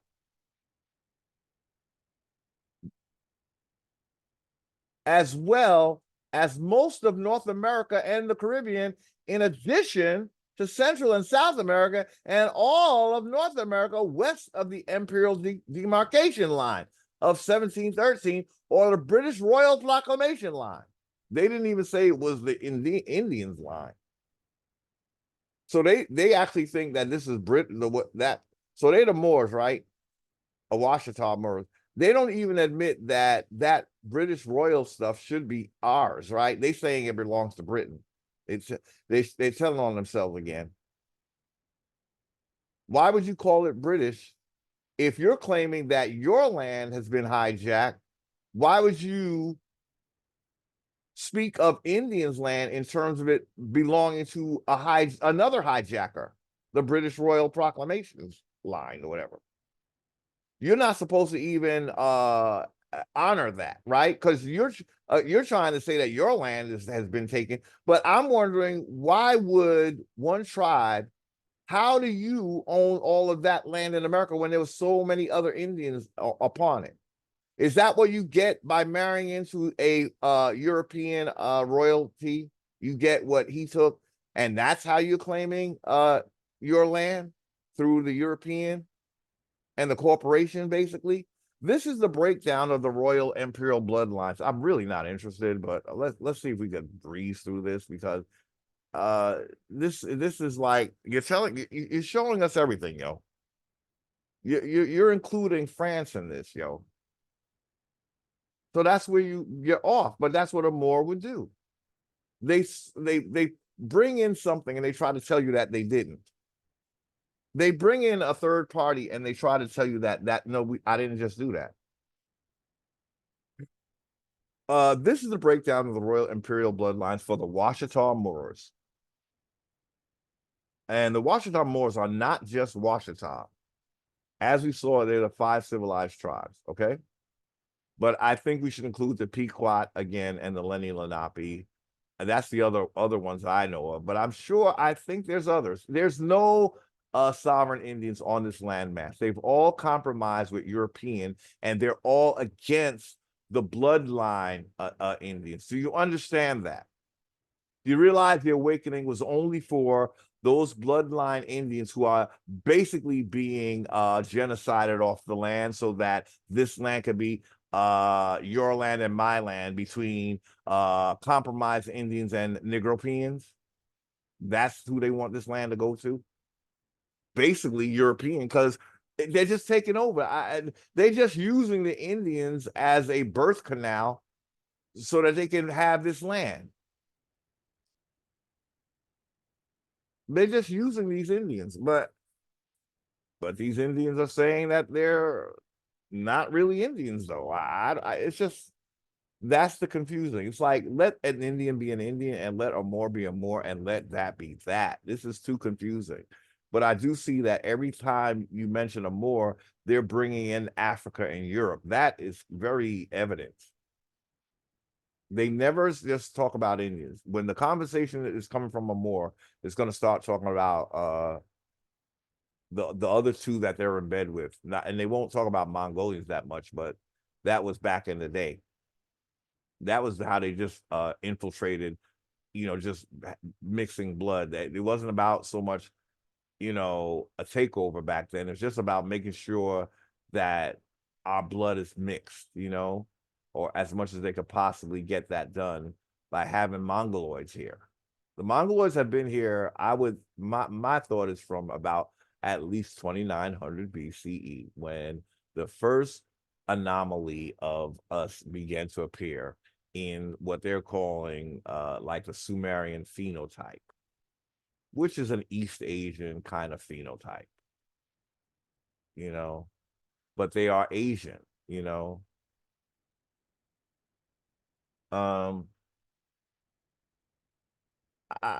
Mongoloids might have come before the East Asians, I'm not sure, but between the two of them, that's what was the anomaly in America. But whereas before it was just Lusia, people that looked like Lusia and looked like so-called Negroes. When the Mongoloid came, that was the first anomaly. And so, yeah, I guess it was a Mongoloid that appeared first,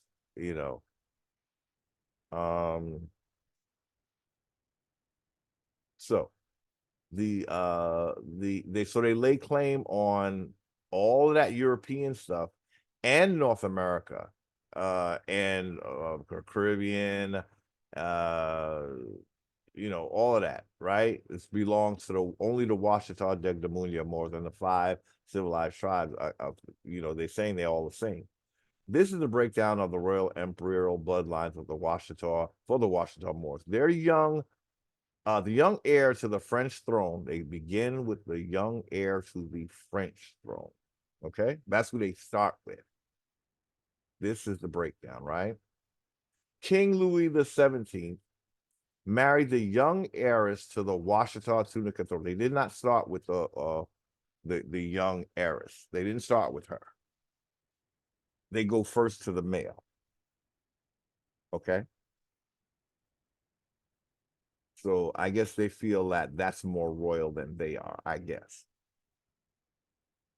Okay, so a French king marries a young heiress to the Washitaw Tunica throne. Aya Maria, okay, her name is Aya Maria. Aya Maria. Their imperial marriage would become official in 1795. Now I'm thinking of the treaties, this has nothing to do with Powhatans, but I'm just saying they keep calling these people the oldest, but I know the Powhatan Treaty is from 15, was it 15, what was it? In the 1500s, right? The Powhatan Treaty. It was, I gotta look. I gotta look, but it was 1600. Okay, let me see something. So I'm just wondering, how is it that the Washitaw is, because I guess because the priests are claiming to be from ancient TaMERI. Maybe that's why they keep saying that. Okay, so let me see. The Powhatan,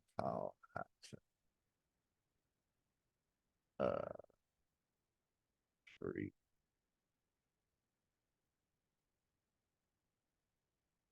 Okay. 1646. Okay. So 1646.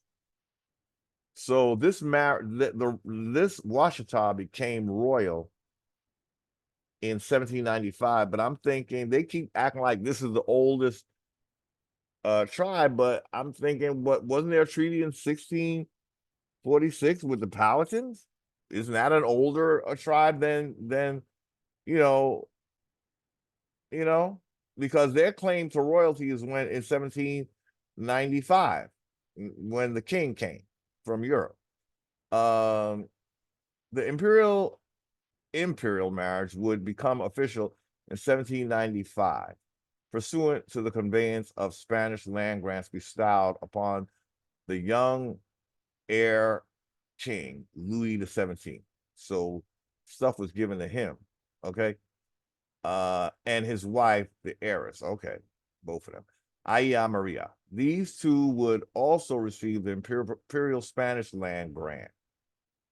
Oh, Lord. Of 1763. So they're getting stuff through Spain. So it's not based on their birthright or her birthright. It's all coming from Spain. Anyway, as a recipient of both the 1762 and the 1795 Spanish land grants, King Louis XVII became known as Marquis de Maison Rouge, owner of Louisiana and Florida. But they just said they own almost all of America, though. But okay, now they're going to tell us how. Upon the death of Aya Maria and King Louis XVII, the titles of Louisiana Dauphin and Regent, all these titles of nobility, Marquis, and now, let me see. So this is all before the Constitution, right? 1787 Constitution. All this is taking place before that. But then the Treaty of the Palatins took place before the Constitution as well. Okay. So I guess what they're saying is I'm just saying, I don't think the treaties were a great deal. I think they just proved that this was our land. I don't think they gave us anything great in those treaties. It limited us like the Negro codes did. Okay. Upon the death of Aya Maria, and King Louis XVII, the titles of Louisiana Dauphin and Regent Marquis de Maison Rouge were conveyed to the next in line to the imperial French crown. It's a French crown. See? So it seems like the Washitaw are getting shit through France, through Spain. What was their land? What was theirs?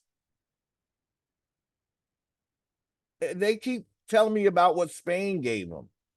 See, the colonizer wants to take your land and then give it back to you once you marry into their family. Is that what this is? Okay. Okay, so the next in line to the imperial French crown, Louis Francis. Just notice that they never let go of their land. We are made to let go of ours, but they never let go of theirs. They keep talking about the King of France and the imperial crown of France and the France. But what do we get? That's why if Indians don't get their birthright back, I don't know what the hell I don't know. Oof. See, they claiming their shit, right? And ours.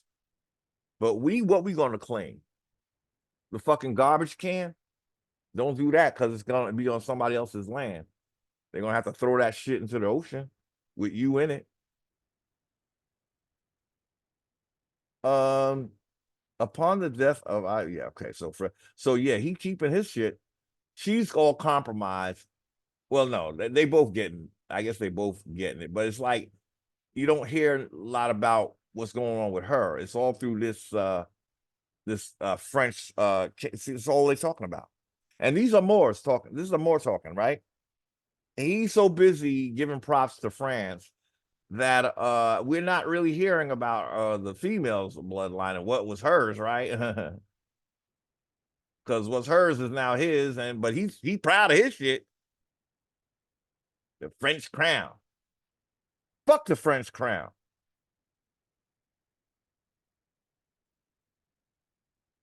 Louis Francis Joseph de Bourbon de Conti. So though the thing is, those crowns are for half bloods or less. You know, the crown got to Europe from America. Okay. So literally it's almost like we could be like the Pope putting a crown on their head, literally, because the throne started here. And it was only after these expellings that they started to try to make like the crown originated in Europe.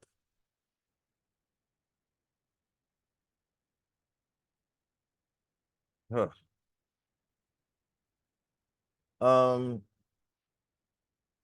Egypt was in America, right? That's the first time you ever hear about a throne is in America. So once it's transferred to Europe, it's not really Europe. But the thing is, again, the trifling part is that they're trying to divorce us of what belongs to us. Now, the crown came from America, but you're going to use it to get rid of Americans because every place outside of America is exclusively Moorish, whereas America is not. So their job is, as conquerors of technology, through technology, is to come back and get America too. That's their, it's like, I guess that's what they consider sport. Like, yeah, we bored having all of this over here. We still want America too. I know y'all said we're not supposed to have it, but we, you know how we are. We just greedy. We just want shit because it's there. But we don't want you to be part of it. That's where the foulness comes in. You can want all you want, but you don't take what's mine. And then again, when you do marry here, you just get what that tribe got. You don't get the whole fucking America. But see how they rock? This is their corporation. This is what their corporation is doing. But Indians like this. But again, those are the Indians that are really connected to these civilized tribes or aspiring to be like the civilized tribe, which is worse. Because why would you want that after what you've been through? Okay. Um, okay. So they're talking, okay. So now this is the next in line, the son of Louis Francis de Bourbon, Prince de Con. Ugh, give me a break. The daughter of Aya Maria and King Louis the 17th married Louis Francis Joseph de Bourbon, Prince de Conti, as a second Marquis to de Maison Rouge. Louis Francis Joseph de Bourbon became the recipient of both the imperial Spanish land grants and they always talking about what the guy got. And the 17th, see, so he's getting all his shit through Spain and shit and France and the Spanish land grant of Monroe, Louisiana. With the death of Joseph de Bourbon, his eldest son, Henry Joseph Turner, inherited the Maison Rouge estate. Henry Joseph Turner became the recipient of the 1762 and 1795 Imperial Spanish land grants, making him the third Marquis de Maison Rouge.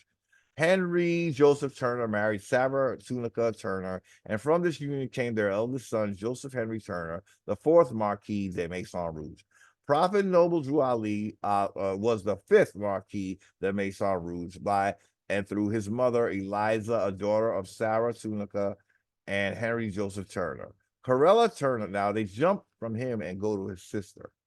So I guess he didn't have any kids because then his sister picks up and sister of Noble Drew Ali, Corella's son, John Gostin, is married to a direct descendant of Aya Maria and King Louis the 17th, Verdiachi, Tiara Washington, and Washitaw. Empress Verdiachi is the sovereign. Her So it seemed like they're choosing which Indian is a sovereign. Now the dudes, they all get king and prince and that, but it's like only Empress Verdiachi is the sovereign. Her union with John Gaston makes him the sixth Marquis de Maison Rouge. So it's like just marrying hers just becomes his, right? The Royal Imperial bloodline, and then they're all excluding birthright Indians so they could get more land. Now, see again, I'm gonna truncate this way. If you are an Indian and you have a territory, when you marry a French, he should only get your territory, not other Indians. But somehow I think because these are all civilized tribes, they're not interested in they become like their colonizer spouses, and they begin to feel entitled to take over even other Indians' land. That's why it's so important to have the blacks as the slave class. Notice, Indians, you are made the last and final slaves. The whites are no longer. They have elevated them. This is what Moors do. At least you would think in their system they would at least give us the role of whites, right? And I'm not saying that whites should be treated bad. I'm just saying if they were for us, they would at least made us the white status, right? Don't you see who your real enemy is? It is not a white man. It is not a white man. You better start fighting the real enemy. And when you fight them, do it with your birthright. We're not about violence up in here. Do it with your birthright. That is the most powerful thing you have. They have done everything to try to take us off this land through paper genocide. All of that was unlawful, illegal. It was unjust. It went against the Constitution. That I don't believe. No, it wasn't. That wasn't what the Constitution was. But I think they worded the Constitution in a way where it could happen. Because people wouldn't know that they are sovereign. Like when you say Indian not taxed, it's something else needed to be said to make it crystal clear. But see, they make the Constitution. The Iroquois Confederacy helped that to come to pass, but they don't explain it to Indians. So over time, they know that they're not teaching it. So over time, they intend to remove us from the land so that they can share it with their international interests. And together, they create a system that doesn't even go with your birthright. It's all about commerce and buying shit that you ain't even allowed to sell or buy. It's just commerce makes it, and then they say that you kind of like, you weren't able to handle your business, so you lost your land because you didn't produce anything. You lost that's what they say, basically. Is that that was another thing I read. We didn't go, but it was quite. Oh yeah, I probably have to do that video. But they're saying that we tried to get you niggas to be productive, but we paid you all this stuff. So it was decided that you are incapable and blah blah blah blah. I was like, oh, that was I gotta get that again. I gotta find that again. It was really something that was so dark. I just I couldn't, you know. Okay, so her union with Gaston makes him the sixth Marquis de Maison Rouge. The royal imperial bloodlines have never been broken. Therefore, ownership. So see how bloodline, it kind of means something to them, but they make sure that it doesn't have a meaning for us, the Indians that they are reclassifying. So now they want to call bloodline, The royal imperial bloodlines have never been broken. Therefore, ownership of most of North America and other lands belongs to Verdiachi Tara, Washington. So Washita is a way of saying Washington. And her husband, the sixth Marquis de Maison Rouge. Oh boy. John Gaston. They are the rightful owners of most of America and lands elsewhere. Elsewhere? See, an Indian wouldn't be about the elsewhere. This is greed. How does one Indian group get to own. I I don't buy it, yo. I don't buy it. But they did seem to say that I don't even the part that belongs to Britain though, not that part though. So the Washitaw and the five civilized tribes, after they become Christianized and all of that and marry into the European royalty, they become the rightful owners, really? You all think you deserve that? Were you truly the ancestors in what you did? By selling out other Indians for European interests and then saying that all of America is yours, really? Most of the lands elsewhere? John Jay, the first Chief Justice of the U.S. Supreme Court, once said, those who own the country ought to govern it. Yeah, right. They would never do that unless they had Mongolians in doing it. Them black faces, they would, because they don't want us to think that we're the Indians. So even though Chief Justice Supreme, whatever, said that those who own it should govern it, them they ain't gonna do that unless they doing it in a Moorish capacity where they can say this land is your land and European land. This land is Washitaw Moor land, or whatever. I've proven that the Washitaw Moors own most of North America. Did you though? Why? Because of the French and the Spanish? Oh, that's why they own it. I thought they had their own birthright. They had to get it through French and Spanish. Oh, that's how they got more than what was theirs, you mean? So they married their hubby, and he's such a colonizer that he said, "Baby, I love you so much. I think you should get more than Washita territory. How about I go conquer these other niggas, your family, and I give it all to you, baby. But you and me, okay? Could I get some too? Okay, baby. All right, thank you, baby. All right, good night. Okay. No. Most of North America and lands elsewhere through the property rights of their current king, queen, and king, Verdiachi Tiara Washington, and her husband, the sixth Marquis de Maison Rouge. John Gostin, therefore, they should govern it according to Supreme Court Justice John Jay. Jingleheimer Jinks. Was that what his name? Uh John Gostin there, the property rights of their current queen and king, Viridiachi Tara Washington, and her husband, the sixth Marquis de Maison Rouge, John Gostin. Therefore, they should govern it according to Supreme Court Justice John Jay. Given the secret treaty, see, that's where I don't. What do you mean secret treaty? Why? How is it going to be known if it's a secret? Given the secret treaty of San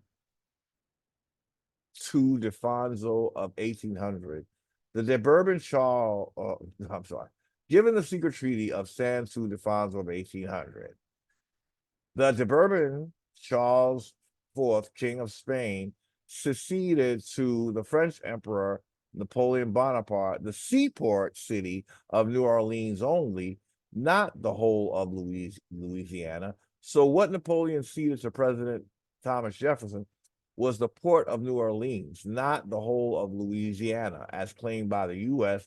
in the so-called Louisiana Purchase Treaty of 1803. This fact has been secured in the secret treaty of San Ildefonso of October 1800. See secret treaty to see the unlawfulness of the Louisiana Purchase. U.S. President Thomas Jefferson sent Robert Livingston to purchase the Louisiana Purchase from Napoleon Bonaparte. Napoleon had only had the power to sell the harbor city of New Orleans to the United States. According to the secret treaty, Napoleon violated international law by selling the city without consent from Spain. You see how when you don't have your own land. Everybody gotta be involved in the selling and all that, making the deal null and void. So they're saying they lost some of their grand empire in America because Napoleon wasn't supposed to sell Louisiana. He didn't have the right to, God. The Washita received no money from the Louisiana Purchase, and the purchase exceeded its boundaries by covering over 15 states and parts of Canada, which were never a part of the deal. The United States took land without giving the Washita due process and equal protection of the law. Well, when you allow a foreign entity to rule over you, that's what you get, boo boo. Oh, you thought they was going to be fair? Oh, you thought being royal mean that they were going to be fair to you? That's why we need to get rid of all this foreign influence. You can't expect your foreigner to have your best interest, Indians. The United States took land without giving the Washita due process and equal protection of the law, which should have come in the form of a hearing and compensation for their land. This never transpired because you're in their jurisdiction, dumbos. You're not sovereign. You got half your ass in foreign France and all of that, and half your ass in that's not you ain't the real deal, yo.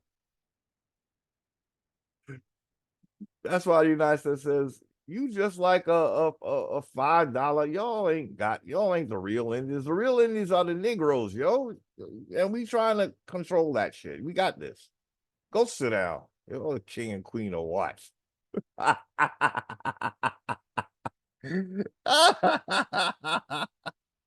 Oh boy. So they never got no money. Oh, the poor Wichita. Oh, well, guess what? I was called a nigger. So I don't know if I can feel too bad for you, though. I kind of think you got what you deserve a little bit, though. Y'all ain't cried no tears for me being called colored and black, did you? You ain't trying to do nothing about that. You too busy getting in King Louis pants and stuff. The land was unlawfully taken from the Washington because they rightfully own all of America. We the owners of America. You got it wrong. When you play with the devil, you lose. Ah, the land was unlawfully taken from the Washington by the government. They even fuck over the federally recognized. Y'all thought you became a Christian and everything was going to turn up roses and lollipops. You thought Jesus was going to give you your homeland on this earth? I told you he prepared a mansion for you in heaven, not here. That's why we want you to be a Christian, Dumbo. We told you where your land is. It's up there yonder, dummy. As a result of this evidence, and the fact that, according to Article 6 of the United States Constitution, treaties are the supreme law of the land, and the 14th and 5th, I think he means 14th and 15th Amendments of the Constitution, no person shall be deprived of life, liberty, or property. Liberty, we don't want liberty. We want freedom. Liberty is what slave master gives to the slave, right? We learned, right? Without due process and equal protection of the laws. So no person shall be deprived of life, liberty, or property without due process and equal protection of the laws. But we're not supposed to be in that system. So we don't need your due process. No, thank you. We got to make our own shit. How do you get out of the jurisdiction? You got to get out. If you're in the jurisdiction, your target practice, jail fodder, pay taxes, foreclosure, all of that stuff. You know, benefits and privileges. 1 year you get them, next year you don't have them. Unalienable rights are what Indians are supposed to have when they go with law of the land, but they don't want to do that. They want to stay in the government. They like when they have Big Daddy taking care of them, but he's not really. But they think that that's what care is because they've been through so much trauma that all they know is trauma, and so now they're gonna spread trauma and want us to join in the trauma drama. And it's like, nah, I'll take my birthright, thank you. No person shall be deprived of life, liberty, or property without due process and equal protection of the law. The United States is in direct violation of constitutional. Oh, you, oh, you didn't think they was before until you got burnt, right? Oh, the United States is in direct violation of constitutional and international law. um, uh, I'm trying to figure out when we became subject to international law. I really want to understand that. But I guess when you marry into French, that's when now you got an international sea jurisdiction. Okay. By occupying Florida and 15 current U.S. states and 2 Canadian provinces, better known as the Louisiana Purchase. This link will give you the names of the states involved in the unlawful Louisiana Purchase. According to due process of the law and equal protection of the law, if the government can't give the Washitaw their land back, the government is bound by law to give the Washitaw Moors just compensation for their land in the form of payment. See, the government knows that y'all are not really indigenous. That's the problem. You Moors never seem to get. Understand? You so, it's like they looking at you as like, don't y'all remember the rules of the game? Y'all done forgotten. So basically, how I think this is going, the Indians don't understand what just happened. Now, the French part of their family is like, that's the rub, y'all. Now the slow ass Indians now understand that they don't get it, but we do, you know. So I think the Indian part of whatever is the Indian part of the family, they don't get something. But I wonder what the white French part of the family got under the table. I don't put nothing past it. I don't know. I'm just saying that it the government is on the side of the French part of this family more than the Indian part, I would say. And the Indians still think that when they marry into the colonizer's family, that the colonizers are going to say, oh, welcome to the family. But I think what the Washitaw might be learning, this is why I don't think we should ever go civilized.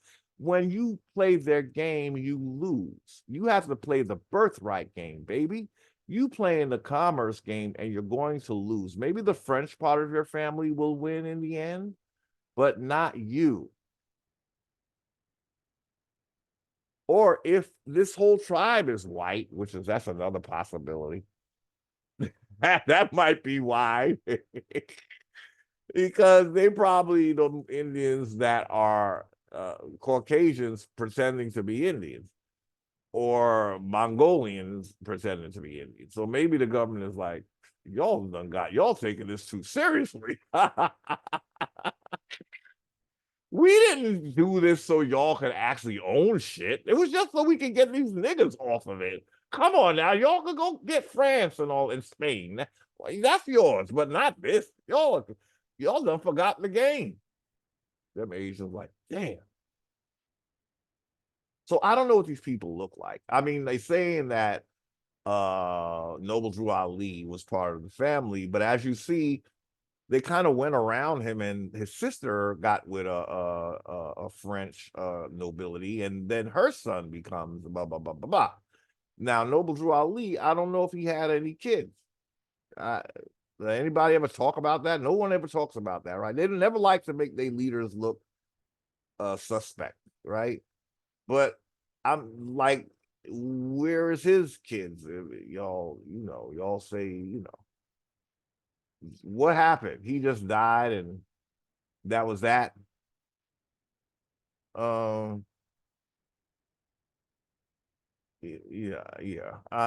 they went around him, and the kids of the sister is now the big deal. Okay. There is documentation in National Archives in Washington, D.C. and elsewhere that confirm the Washitaw Moor presence right here in North America lands, thousands of years before the arrival of the European. Well, all of us were here before the European. It don't matter how many years. Don't get it twisted. The point is we were here before the European, but now that the Washitaw say we was here 1,000 years. Yeah, and what? It's like they trying to pull rank over all the other Indians, but they are in a way because they all in the international sea jurisdiction. They're not going to win. They got the UN. They see these are the Indians think that you get more cooks in the kitchen and the Indians going to get justice. No, them cooks were always a present, and they knew your ass wasn't part of it. And then when you do show up, now they gotta act like they was waiting for you. They wasn't. They didn't want you to show up. And when you do, it's not, they're not going to give you your land back because now you're in their game. Your game is birthright. Indians don't know that they have a game.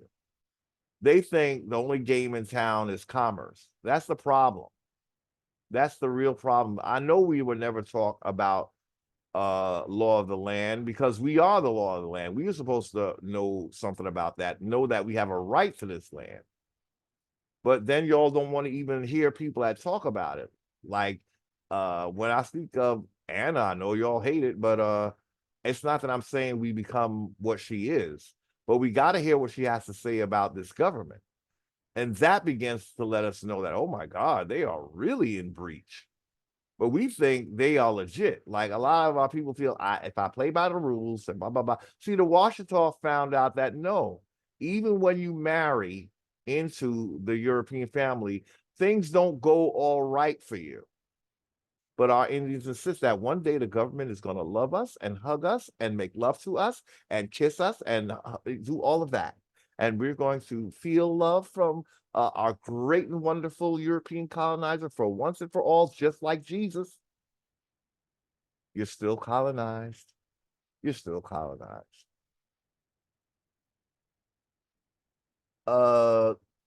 So there is documentation in DC and elsewhere that confirm that the Washitaw presence right here in North America lands thousands of years before the arrival of the first Europeans.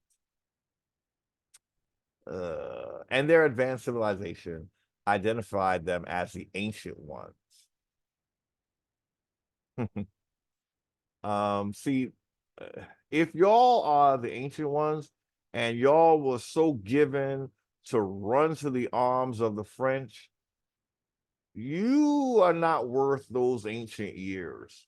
I think you should have stood for Indians before you went and got all jiggy with swap and spit with the French. If you're the ancient ones, no wonder we're fucked.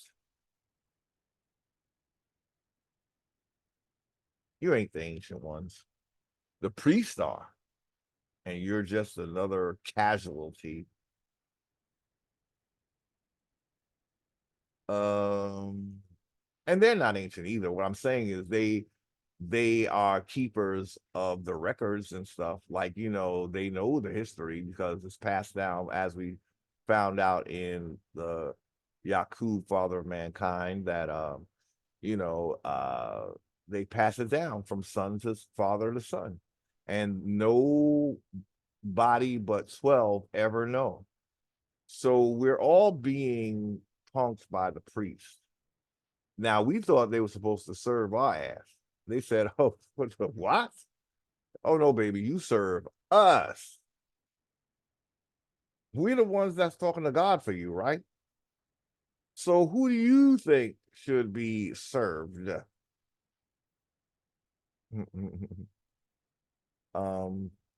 Anybody but you is my answer. So I'm just saying, the Washitaw, if you were a priesthood, then you led the five civilized tribes to a place where they are basically half bloods now. You know, that was what the priesthood did. See, the priests always wanted the world to serve them because how can you even begin to count the wealth you would get if people outside of TaMERI were also worshiping the priest? They would be like more rich than even what's the richest what was that guy? Mansa Musa, one of their guys. They said we want to top what our boys did back then. We want America to be serving us as well. Our whole entire empire wasn't enough without America. We just want to feel how it is to have everybody under our spell and making us like we're God. That's what the priesthood want. You know, that's a lot of power, y'all. That's a lot of power. They never have to worry like for decades packing in all the money we make and all the products they get to us for free while we slave it to make it and make some kind of money off it. They just get it for free. And then all they really do is strategize how they're going to keep us in fear so that we never think about getting rid of them, right? How do you get rid of them? Well, you insist upon law of the land, number one. And then you insist upon the fact that you don't need a priesthood. That was the one fatal flaw of TaMERI, their priesthood. That is who stepped out of character and set out to destroy the first people. They figured if we create a people, we will be their God. But these people know we're not God. We tried to convince them that we're God, but they just not buying it. And then we tried to make a new deity, and they really came for us. We don't need this kind of people. We need people that don't know the ancient stuff, that we can rear them up like they love children. They are in love with children.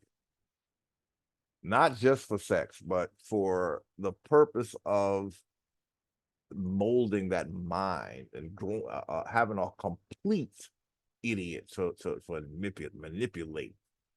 That's what they did in America, right? Mm-mm-mm. Um, mm. the um, the ancient ones, geophysical mound builders, Washington and Degdamundia, uh, thousands of years, I'm sorry, before the arrival of the first Europeans. And their advanced civilization identified them as the ancient ones. Geophysical mound builders, Washington and the Degdamundia, and their prior claim to the land was never disputed. Evil deeds stole away their possession of their control of their ancient land. No, you being so eager to get down with foreigners. That's how you lost your land, because those you were marrying, the land is theirs now. Okay, and then you gonna side with them against other Indians, basically. You were not supposed to become civilized. You don't go with what the colonizer wants you to do. But I don't think our Indians really understood legal stuff. I think we had very basic system. And so when this intricate shit came and the way it's imposed on us, it makes it like you have to fill out this birth certificate when your child is. They always come as if you won't have a choice.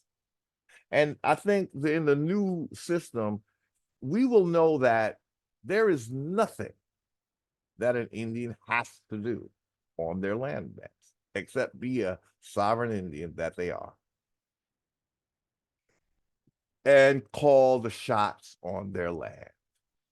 All the shots. Um, so evil deeds stole away their possession of and their control of their ancient lands. Partially, who did this though? When it was the priests that were expelled, who is the enemy? When the priests are just going out trying to find anybody to come up against us. So I don't understand how this was a priesthood and they started out a priesthood, right? Then they become the Dogon in Africa. See, the problem is you're going all over the world and you think somehow that, I don't know, that you still have land rights that you really don't have when you were expelled. Maybe that's the problem. Maybe the priest didn't explain to you what an expelling means.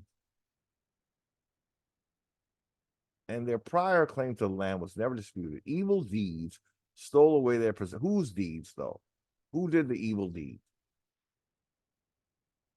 Stole away their possession of their control of their ancient. And you think you're going to get it in a commercial system? You think you're going to get control and possession? What they get in a commercial system is that we never have any control. So they kind of by default end up really let's just say more control than so-called black people, right? These civilized tribes. But in the end, it's all for the foreign entity that came. So the Indians, as Indians, they're not, I don't think they're gonna really see sovereignty ever. They've been compromised. You're married into another bloodline, and that's the bloodline of the colonizer. What do you think is gonna happen? What did they come here for? To take, right? They don't really share very well. So stole away the possession of and the control of their ancient lands. Well, you saying that we the ones that took civil rights instead of something something, it sounds like you did too. You're not talking law of the land here. I don't hear it. Y'all talking about some court and all of this, Supreme Court. You don't, it just don't sound like you're talking law of the land. You saw, and then you're trying to call that what Louis got from Spain, and that's why you own everything. So you don't, it sounds like you don't really know what law of the land is about. And that's probably why you lost it or whatever you had. But I still question why you had so much. I thought there was several different tribes on those lands that you say is all yours. But they're gonna say, yeah, the Five Civilized tribes. Supreme Court, okay. Partially identified in the record. Okay.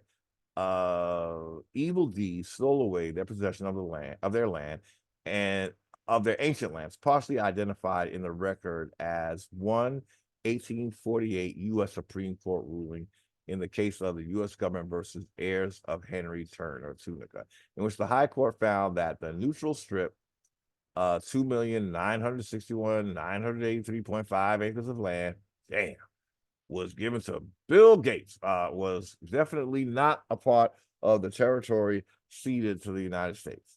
Louisiana Department of Transportation, 1940. Two, the 1992 return of 68,883 acres of land by the state of Louisiana, land grant number 923, 1991, designated Washitaw proper and Washitaw Terror, including the Floridas.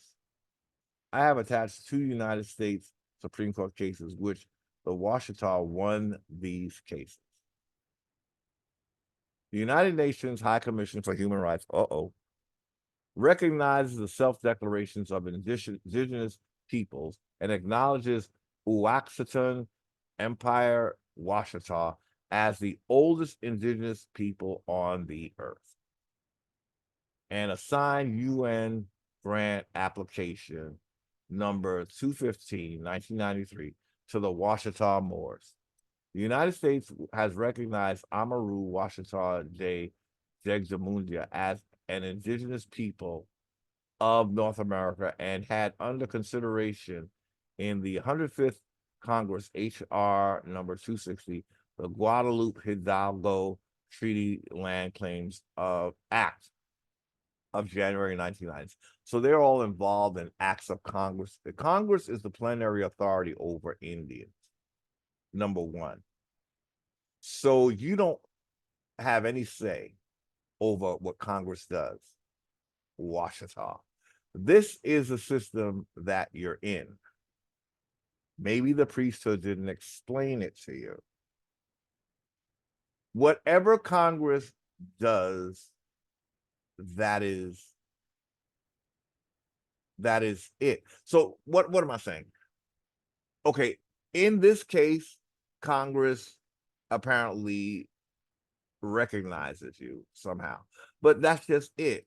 They're not supposed to recognize you. If they do, they have authority, like they have plenary authority, okay, over all Indians, especially the civilized ones. That was what it was all about. You became Christianized, and now you're talking about something bad happened to you. Well, Congress is the authority. If you don't get some, Congress, in other words, they're the authority, not you. That's the system that the Europeans brought here, the Negropeans, so that they maintain control through Congress of everything in civilized Indian world and federal recognized Indian world. We have to challenge their jurisdiction, but if you're in their jurisdiction, you can't challenge it. You have to be on law of the land. You have to know that you have that right. Even if you don't have a setup, you have a birthright. So they're saying that Congress did all this to affirm, but y'all ain't still get shit, right? So Congress ain't getting it for you. A series of congressional bills. Y'all are all tied in, yo. They ain't supposed to be giving you bills and acts and all of that. When you play the colonizer game, you lose. No matter how much they affirm you and claim to support you, Congress is the authority, not you. That is what an Indian gives up when they are in the federal system. They give up control. Congress is the plenary authority, okay? This is what the problem is.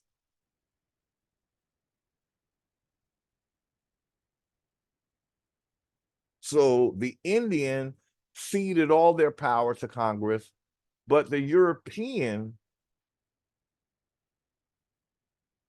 we can't be sure what the deal is with well, let me see. Congress is the supreme authority over Indians, right? But technically, they are the supreme authority over all United States citizens. Right, including whites. Okay. So the nobility. See, I don't know about nobility because they're not really supposed to be about nobility. So your King Louis stuff, I don't know. I just don't know how that works. I don't think we do titles of nobility. So you went and played the harlot for the French, but they don't supposed to have so they're not really supposed to have claims here. I don't know how it works. I just know that you got to get out of the system, okay? You got to get out. You have to challenge your jurisdiction, because in their jurisdiction, you lose 90% of the time or more. And if you don't lose directly, you lose in the long run. This system is not for indigenous people. It is not for American Indians in particular. Now, even when it's for indigenous people, you're going to see what they call indigenous, and it's going to shock you. That's going to be the last surprise of this article, that for all you who love UNDRIP and you think UNDRIP is your God and your way and the light and the truth, you wait till you see what UNDRIP includes, okay? Who's covered by UNDRIP, okay? So the United States has recognized the whatever, the oldest people on earth. I don't know about that. The priest might be representing the priesthood from way back then. The United States has recognized Amurru Washitaw as an indigenous people of North America, and had under consideration in the 105th Congress, HR House Report number 260, the Guadalupe. Didn't we read this already? How many times you gonna repeat this? You still, that's not gonna get you your land back. You saying it 100 times. You're in the system, okay? The Guadalupe Hidalgo Treaty, like, okay, let's stop saying the same thing over. A series of congressional bills and acts and Supreme Court. Oh, I read that wasn't that. I read it over. I'm sorry. A series of congressional bills, acts, and U.S. Supreme Court cases reaffirmed national sovereignty for the heirs of Henry Turner de Bourbon, 1848, case number 191, United States versus Henry Turner's heirs. And the claim has been recorded before the World Court. See, it has to see, you're getting all these cooks in the kitchen. When it's just us Indians and our land, we don't need all these foreign courts, right? They wouldn't be lawful for us. We're not supposed to be, we're supposed to handle our own business, y'all, not bring it to some foreign daddy's table. Since the Treaty of Utrecht in 1713, in which the Spanish de Bourbon had established themselves as a protectorate of lands known as the Florida. See, protectorate. Watch out when the foreigner wants to protect your land. They probably have a Black's Law Dictionary definition for the word protectorate. That'll probably make your hair stand up or whatever. But see, these are the little things they say. They don't. Your colonizer doesn't protect you. Okay, your colonizer does not protect you. Stop it. If you believe he does, something is wrong. Okay, so that since the and the claim has been recorded before the world. Okay, so somebody said there's, but what kind of sovereignty is it though? National sovereignty. Is it domestic dependent? See, the attorney Peter Giarico says that federal Indian law is actually federal anti-Indian law, and that their sovereignty is this now you see it, now you don't type of sovereignty. So it depends what kind of sovereignty you got, Washita, because you're not going to get real sovereignty when you're in a commercial entity. The commercial entities don't deal with birthrights. They deal with corporations, trust, and all that. So it's been recorded at the World Court at Hague that since the treaties of 1713, in which the Spanish and Bourbon has established themselves as a protectorate of the lands, so you're asking your colonizer in a treaty to protect you, and you, on behalf of the Amurru Washitaw Dug the Bundia. So someone else is doing a job that you're supposed to do, and you wonder why you're not in charge. According to the UN Declaration of the Rights of Indigenous People, this is where your hair is going to stand up. All y'all who love UNDRIP, Indigenous people are those who embody historical continuity with the societies which existed prior to conquest and settlement of their territories by Europeans, as well as what?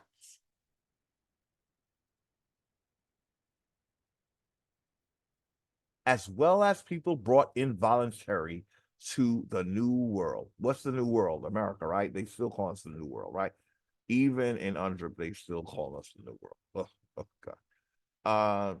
What does that mean to you, Indians, who cling to UNDRIP and that's your savior, everything you trust, the way, the truth, and the light? Hallelujah. Amen. Krishna, Harabama, whatever. How did you feel about that? Did you know that? I didn't know it. Let's highlight that for you. So along with you getting your land, who else gonna get it? The people brought involuntary to, they're talking about Africans, y'all. They're talking about Africans. Did I tell you that Africa is just waiting? The UN said, I got you, my nigga. You got 54 in our organization. You think I don't got your back? You got 54 seats in the United Nations, the biggest regional group. And you think we don't got your back, my nigga? So UNDRIP defines indigenous people are those who embody historical continuity with societies which existed prior to the conquest of the settlement of their territories by Europeans, as well as people brought in voluntary to the new. How does that make them indigenous? If they were brought here involuntary as slaves, then why are you treating Negroes like shit?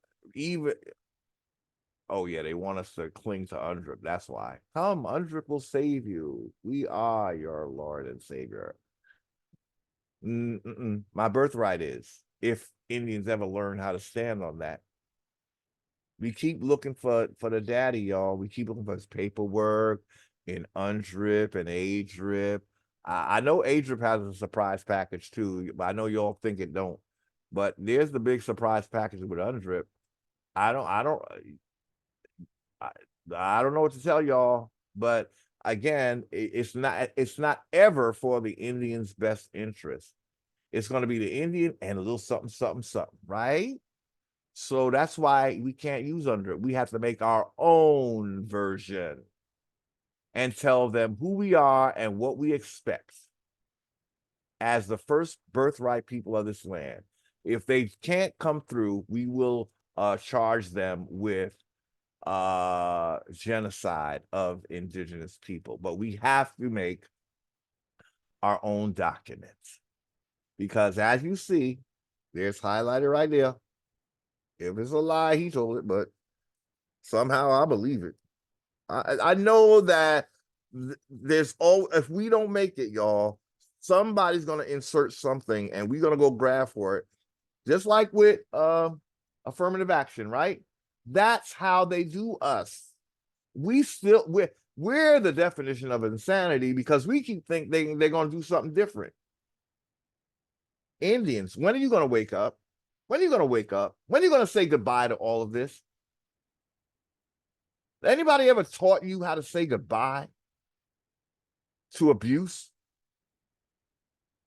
You bitch and moan about it every day, but you still don't want to get up out of it?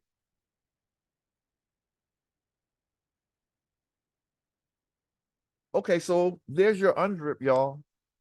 This is worth 5 hours, wasn't it? But we're gonna end this hopefully very soon. It can't be more than the 5.5 hours that we already did. According to the above United Nations Treaty, all Black people are indigenous. You hear that, y'all? Black people. So they're calling us again. They're saying, come, all ye children, I'll take thee away deep to the land of enchantment.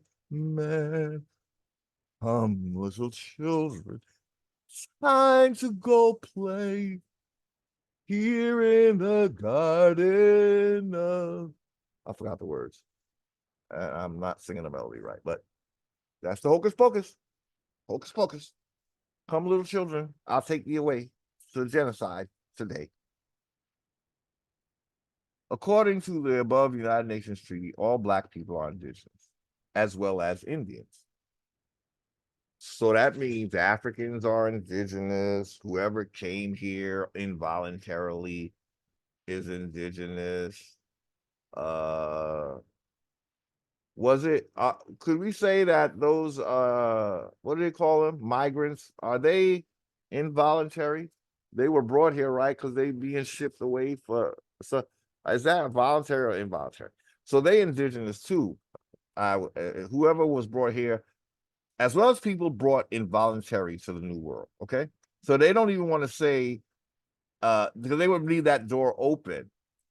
So it's not just going to be quote unquote Black people. It says people, they never let it be just for the person of color, right? It's going to go that they never specific. It should have said include, as well as, if they really want to be real with it, just say as well as the slaves, the African slaves. But they're gonna leave it open. That's what you get when you go to International Sea Daddy. He's gonna leave it wide open, so anybody could be called as they were here, brought here involuntary to the New World. Basically, they're not and making they're not according to what we read, it's not exclusively black, but he's saying, according to above the United Nations Treaty, all black people are indigenous. But how would that, if you agree with that as an Indian, why would you? Why would you agree that somebody brought here involuntary is indigenous to here? How so? How so? Are you assuming that they don't want to go back home? Are you making that assumption for them? That's how eager you are to have them here. This means that blacks are natural. Come on, we are indigenous. I don't know about their terms, natural persons, and all of that. That's their shit. All natural persons are human beings. Oh, really? And did you look up what a human is?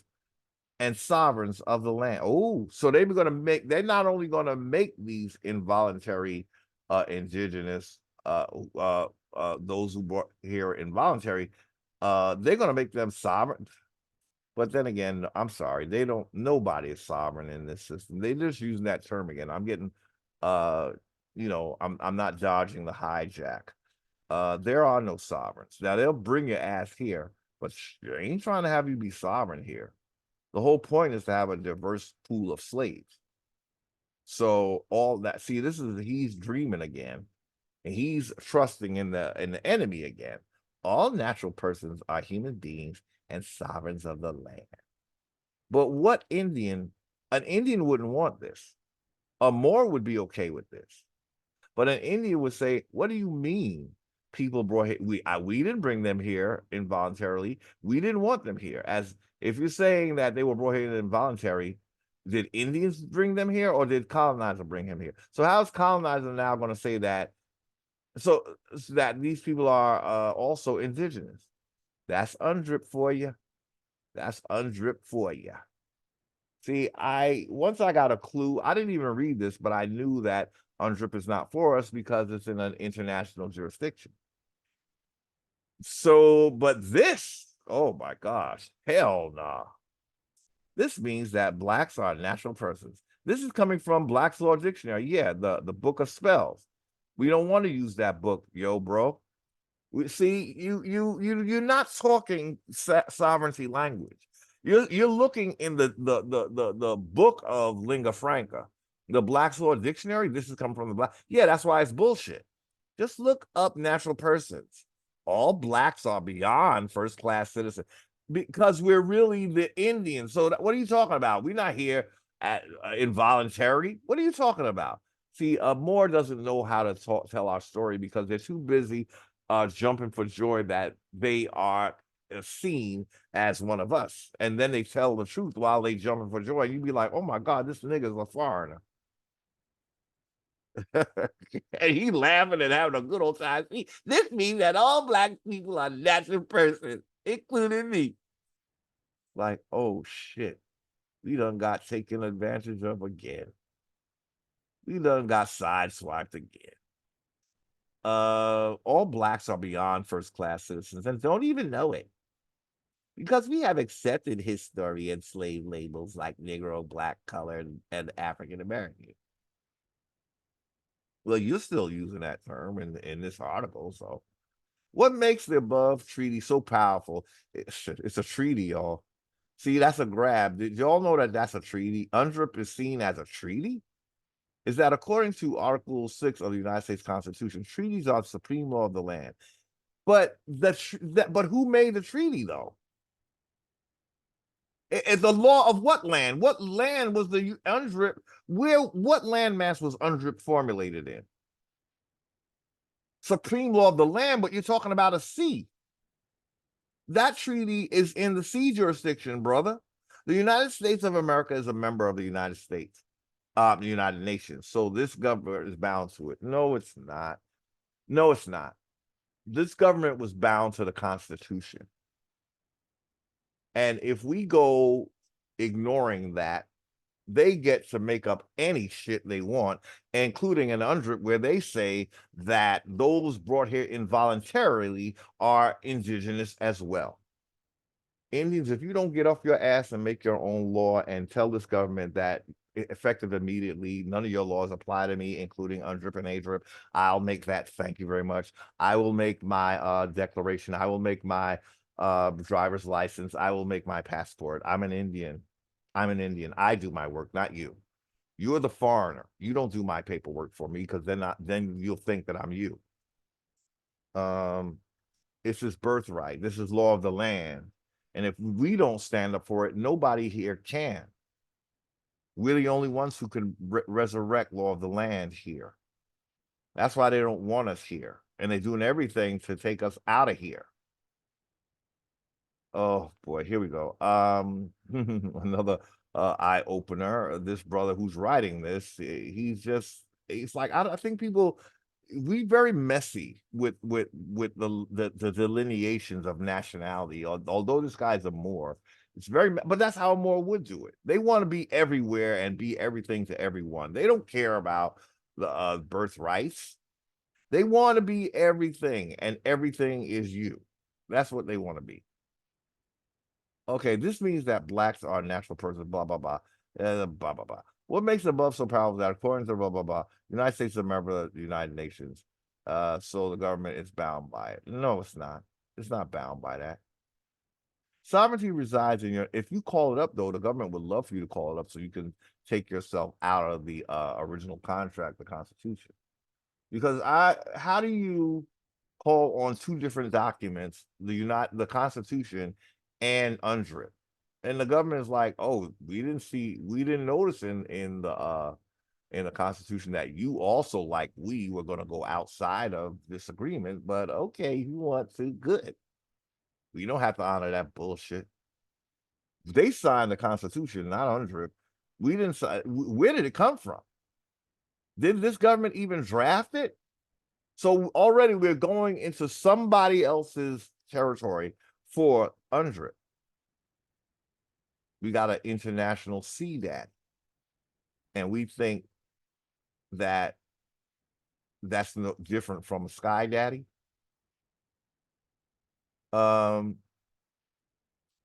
So sovereignty resides in your nationality. Your nationality ties you back to your land. What is your nationality? He says, my nationality is Washitaw Muurs, which is an off branch of the Kushite Empire, the Songhai Empire, and the Ottoman Empire. All of those empires are from the Church of Rome. That is the first empire, not these that we just read. But what the fuck do those have to do with this landmass? It's like you just read a whole article where this brother's telling you basically about Washitaw royalty, but then he ends up that the Moors, and then he wonders why they're having trouble getting their land. It was something to take, the government didn't recognize the. But you just said the Washitaw Muurs is an off branch, not even the root. It's an off branch of the Kushite Empire, the Songhai Empire, and the Ottoman. Brother, are you delusional? See, our people, they still have that kumbaya spirit, that demon kumbaya spirit that's upon them. They just want to join hands with some Negroes everywhere, all over the planet. And they just think, as long as I hold your hand, brother, I know I'm in good hands. Negro, you're in another jurisdiction. So if the Washitaw are a civilized tribe, as well as the Five Civilized tribes, and they have branches in the Kushite Empire, the Songhai, all of that is Africa and Asia, right? So how the hell do you think that this landmass belongs to you? If you are a branch, not the root, a branch, well, the root would make it equal, but still, both of So your roots are in Africa, is what I'm trying to say. And it's late, early in the morning. I'm not talking properly right now. So Indians, the 5 civilized tribes, have branches of the Kushite Empire, the Songhai Empire, and the Ottoman Empire.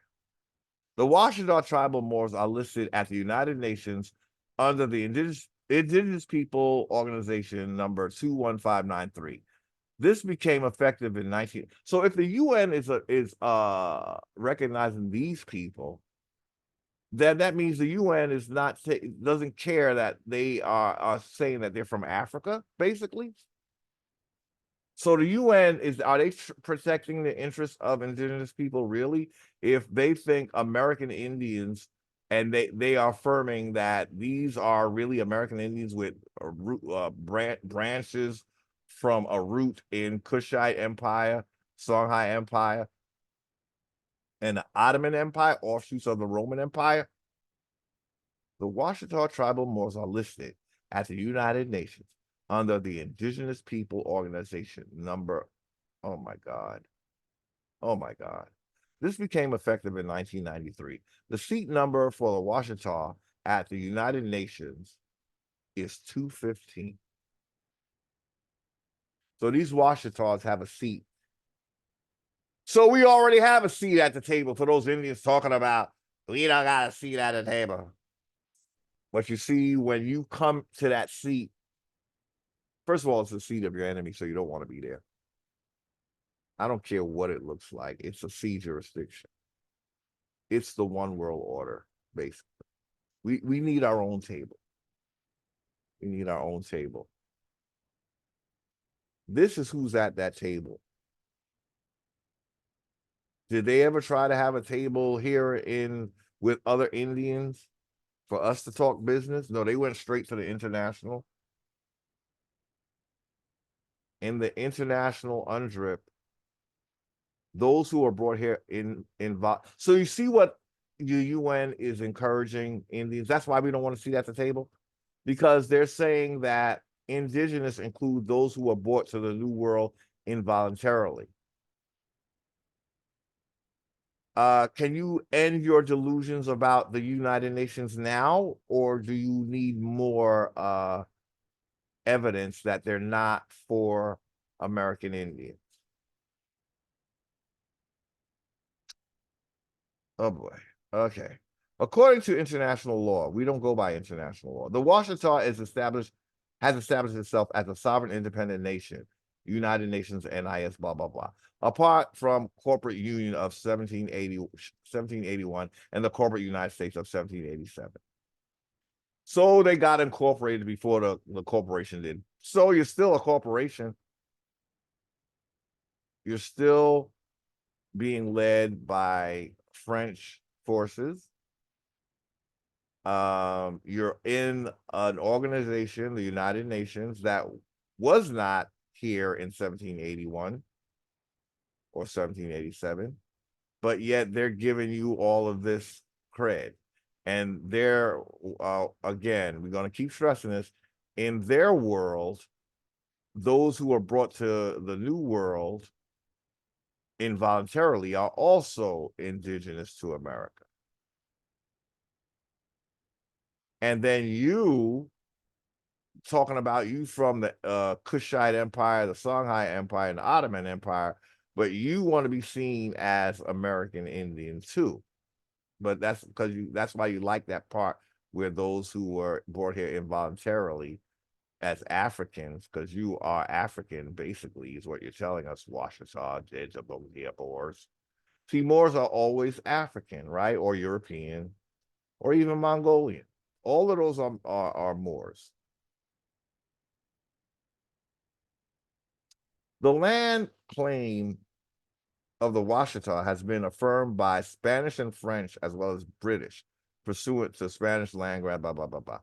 So you getting all your affirmations from Europeans, and you still don't understand what the problem is. All of these are colonizers, and you think they got the interest The Washitaw Moors enjoy diversity of citizenship jurisdiction because they are a nation within a nation. Oh God, this hurt my heart. All Washitaw Moors enjoy dual citizenship status.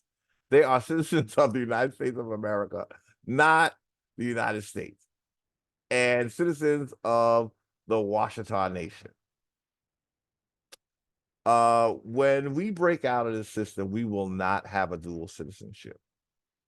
We need to be single-minded. We already have a two-system government, as according to what he said earlier. That's one for the Moors and one for the European or Negropean. We need something exclusively for ourselves as the first people of this land. We don't want no more dual nothing. Forget it. Forget it. Okay. That shows dubious. Okay. So this is what the civilized tribes have, right? According to federal law, the land of the Washitaw has been defined as Indian country, and the people regarded as Indians, even though they're all Kushite, Ottoman Empire, Songhai, right? But they still Indians in their mind, right? Both the people and their land have been placed under authority of the United States government via the Bureau of Indian Affairs. The people and their land have been placed under the authority of the United States government. But you just told me you're not citizens of the United States. You're citizens of the United States of America. But then you said you are under the authority of the United States government. What is that, y'all? You think that there's a United States of America government, or is there a United States government? Y'all, this man, oh God. Via the Bureau of Indian Affairs. So you're just like any other $5 Indian, right? Within the Department of the Interior, which is governed by both executive and congressional plenary powers. So you're falling under them plenary authority of Congress, huh? As a result, the United States has assumed the trust responsibility for the Washitaw Nation of Moors via the Spanish land grant of Henry Turner. When the owner of the trust is present, you don't need a trust. That's the one thing that I got from Anna that it really made sense to me. And I realized that's the thing with trust is you're asking a foreigner to hold something for you. A foreigner who cannot be trusted, you're trusting your land and everything. So you can hold it. When you stand in your jurisdiction, you can. But if you insist on having a daddy overlord, yes, he's going to hold everything for you. But it's like you're telling me how great and wonderful you are. And then it's like, wah, wah, and the United States government still holds our trust. And we are not the United States of America, but we are placed under the authority of the United States government. What do you think the United States government is? Now, you got fancy when you said you're not citizens of the United States of America, but then you just said all the people and your land have been placed under the authority of the United States government. At this point, there is just one de facto entity called the United States. There is no United States of America. That's functional. I mean, the state nationals, they might fall into that.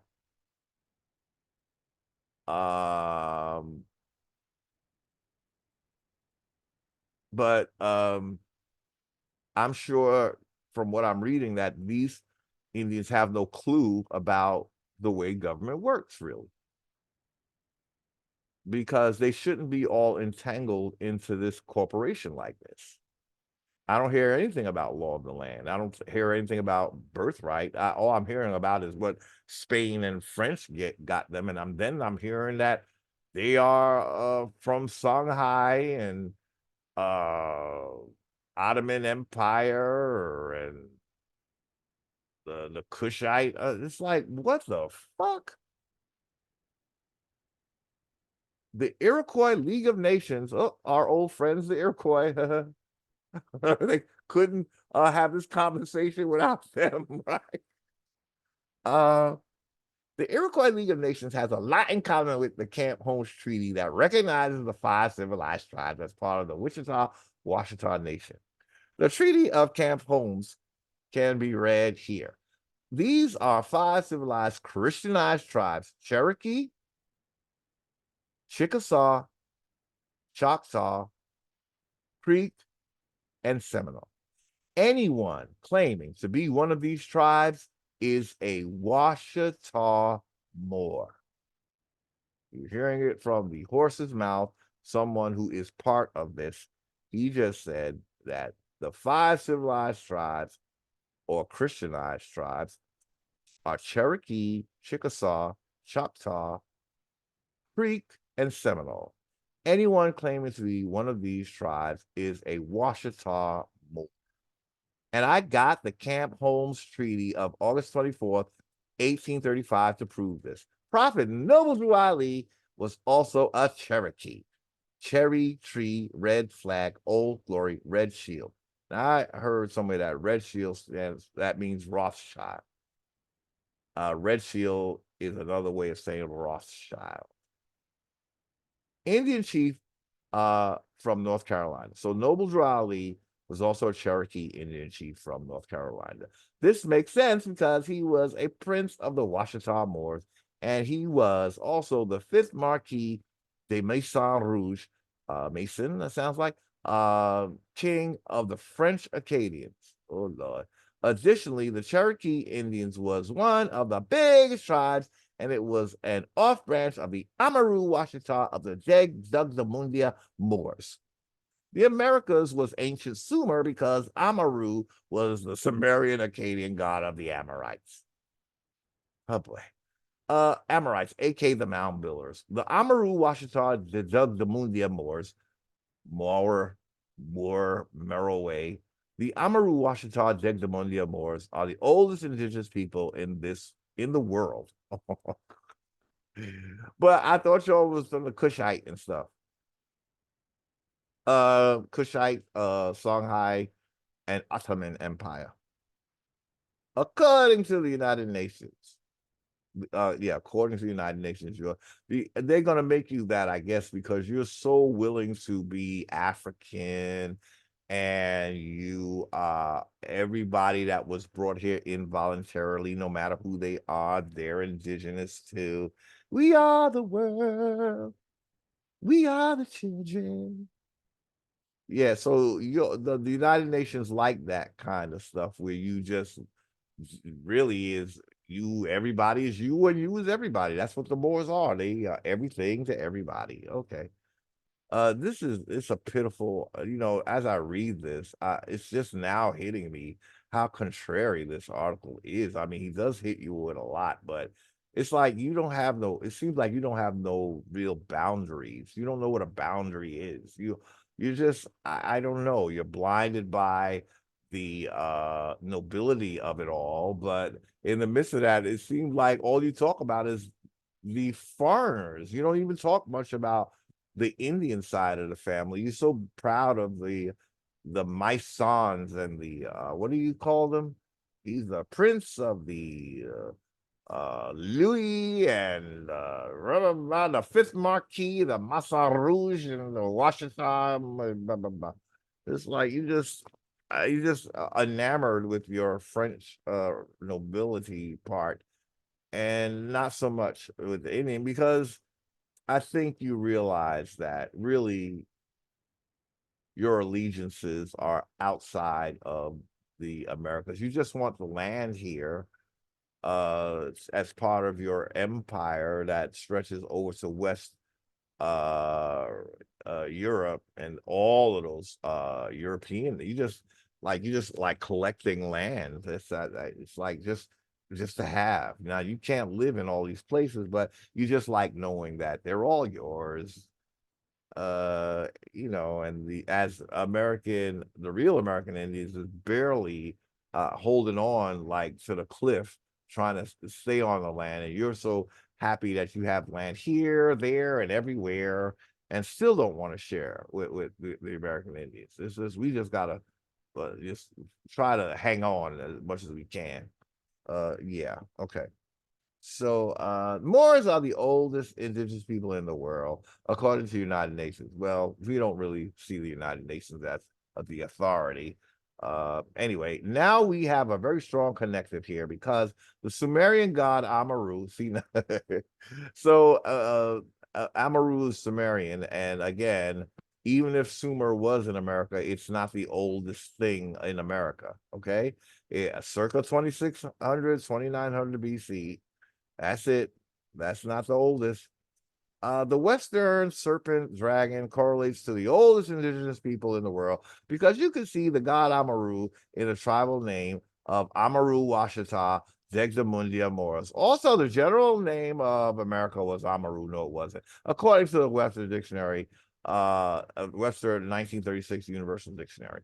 The word American is defined as an Aboriginal or one of the various copper-colored natives found on the American continents by the Europeans. The original application of the name was Amurru, end quote. To drive the point home, Amurru, the Westerner, the serpent, the dragon, home of all the names of the Native American tribe, trace back to the title Serpent Dragon, Naga Nigga, which makes sense because the worship of the serpent dragon, Kundalini, ascension chakra alignment, was a chief symbol in the Americas. The flag of Mexico is the eagle, the phoenix. Okay. So now they mixing the phoenix in with the eagle, both European, I suppose, because the falcon is an American. Killing the serpent. Oh, yeah. So you got Mexico is killing the Naga. Okay. Dragon. Okay. Are you proud of that? You like the flag of Mexico, the eagle, the European is killing the Naga serpent. That so you like you proud of this. Mexico, a Mexim is the old Mexim, and that's your flag, was part of the Washitaw Muur Empire, and Mexico used to cover South Central and North America. Mexico used to extend all the way up to Canada. See attached.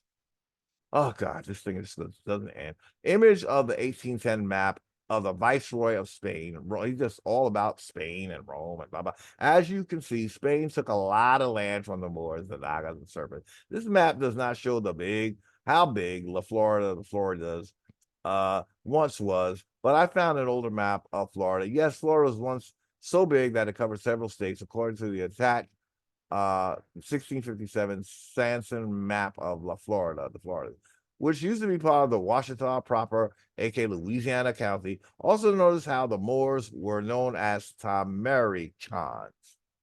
No, they didn't have khans. It wasn't khans. Again, that's the part that the Moors add on to make something fall into their dominion because it's the first word on the 1657 map banner. TaMERI, now you're talking, was an ancient name for Egypt. Okay, finally, you say something correct. This evidence suggests that the Americas is Old Egypt or Egypt of the West. This is truth. Okay, now he finally said it, and he just said it without adding no bullshit. Okay, that's it right there. There you go. That's the truth. Nova Scotia, New Scotland was in Canada, or I guess that's what they call it, Wakanda, aka Canaan land. Okay, Nova Scotia was in Canada, Canaan. So remember, we were saying that Noble Drew Ali note says that they were all cast out. The Hamites, the Canaanites, and what was the other one? Hamites, Moabites. Okay. And we were trying to figure out if he was talking about, here or Africa. At some point, they were driven out to Africa. That's why they keep trying to bring Africa in on this, because they went to Africa. You see? That's why Africa is a thing. So it could be that they were first sent to like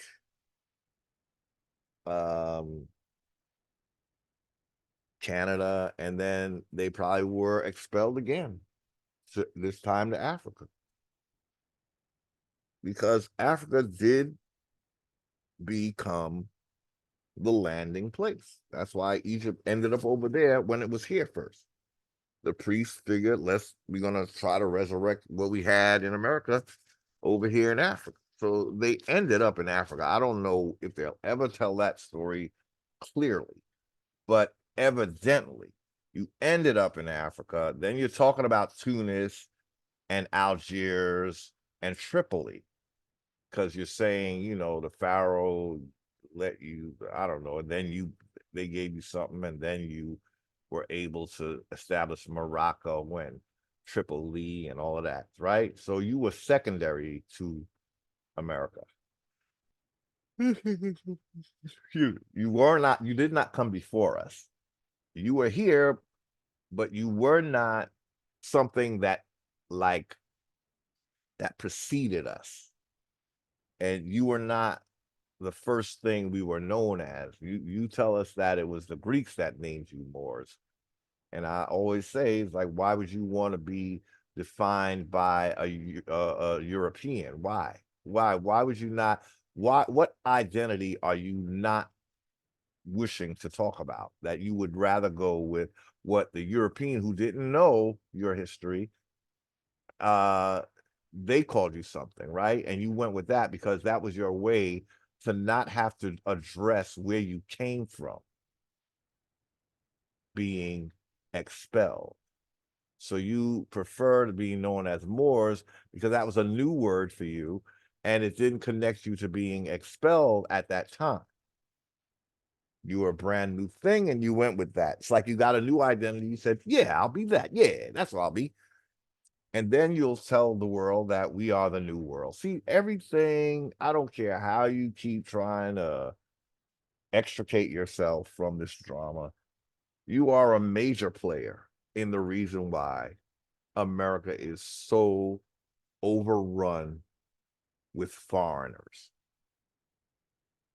Okay. Nova Scotia, New Scotland was in Canada with Canada, aka Canaan land. Nova Scotia was also called Acadia. Acadia is a city in ancient Sumer. Nova Scotia, aka Acadia, was also Amurru America. No, it was not Amurru. You better go back to what you said earlier. TaMERI, that was it. That was on the $10 million Wolsey Muller map, and it was erased and replaced with America, according to Horace Butler. He didn't write it in his book, but he said it on an interview that was what actually happened. In the book, somehow, I don't think they allowed him to print it. They don't want TaMERI to be known as TaMERI. So they're saying the Wolsey Muller map was changed to America, but we've always known it to be America. So they couldn't have erased it. Whatever was on the Wolsey Muller map was erased and replaced with America. That was the whole thing. But they're trying to, in making things confusing, they say, no, it was, America was what it was, changed. No, it wasn't. TaMERI was changed to America. Okay. Okay. Uh, oh, what is this? Let's see. Okay, so he's just trying to say that Sumer was, see, it may very well be that America had these names, but it apparently it was the Moors making these names and then like taking all these names and then naming them places in Europe and Africa after the same names. They causing confusion. They did that on purpose. Like, first of all, you can't stand us, right? Because we kicked you out. So why would you go over there and want these same names when you can't stand us, right? Wouldn't you want a fresh, clean start? No, they figure this will cause the greatest confusion. So if we could sometimes, when we feel like telling them that Africa was first, that was the original narrative. Let's be very clear. That is your go-to narrative until Indians start waking up, and then you start telling a little more truth. But originally, it was all about out of Africa, right? but now you're changing your story, right? Okay, that's how that went. Okay, so so now they want to tell us about how the Vikings were here. You know, they just love telling us about how we were colonized, right? Or how many other people were here. We don't want to hear about it. Okay, we're not interested. Okay, because the Acadia National Park, which covers Maine and New England states, is in America. Maine and the New England territory has a rich Viking. Why would an Indian be proud of this? Or this is like something, it's a rich Viking Jane history that that area was called Nova France. Oh yeah, because they married into the French. Okay, so that means their ancestors, I guess. That's why they're so proud. Nova Scotia was also called France. So we have a strong connection. And I even found a 1580 map of America by Cluver Phillip from Sanford College University Library that verifies that a portion of Canada and New England states were once called France.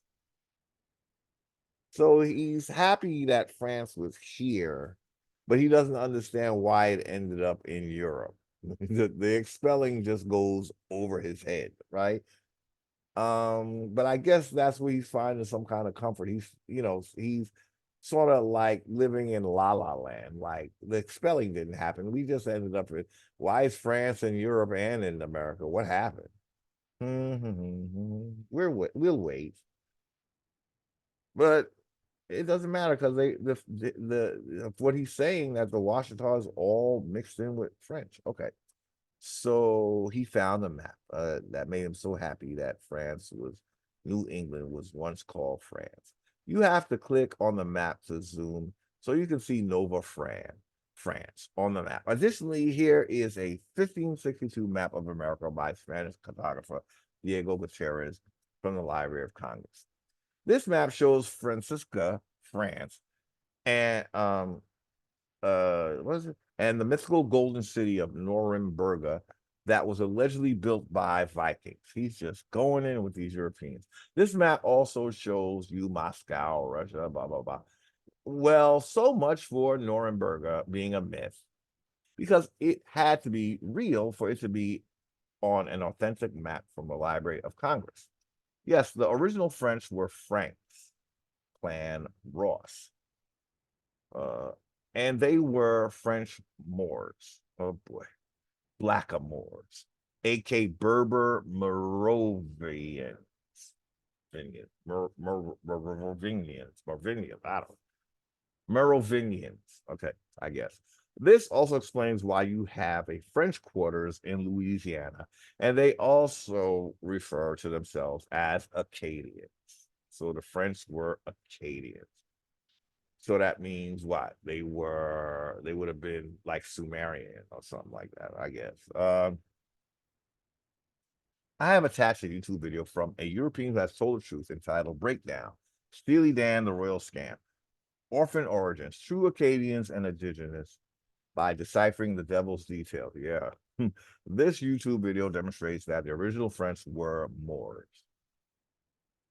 The original everything were people of color. So big surprise, right? Even the Sumerians who worshipped Amurru were Amorites. I don't recall the Sumerians worshiping Amurru.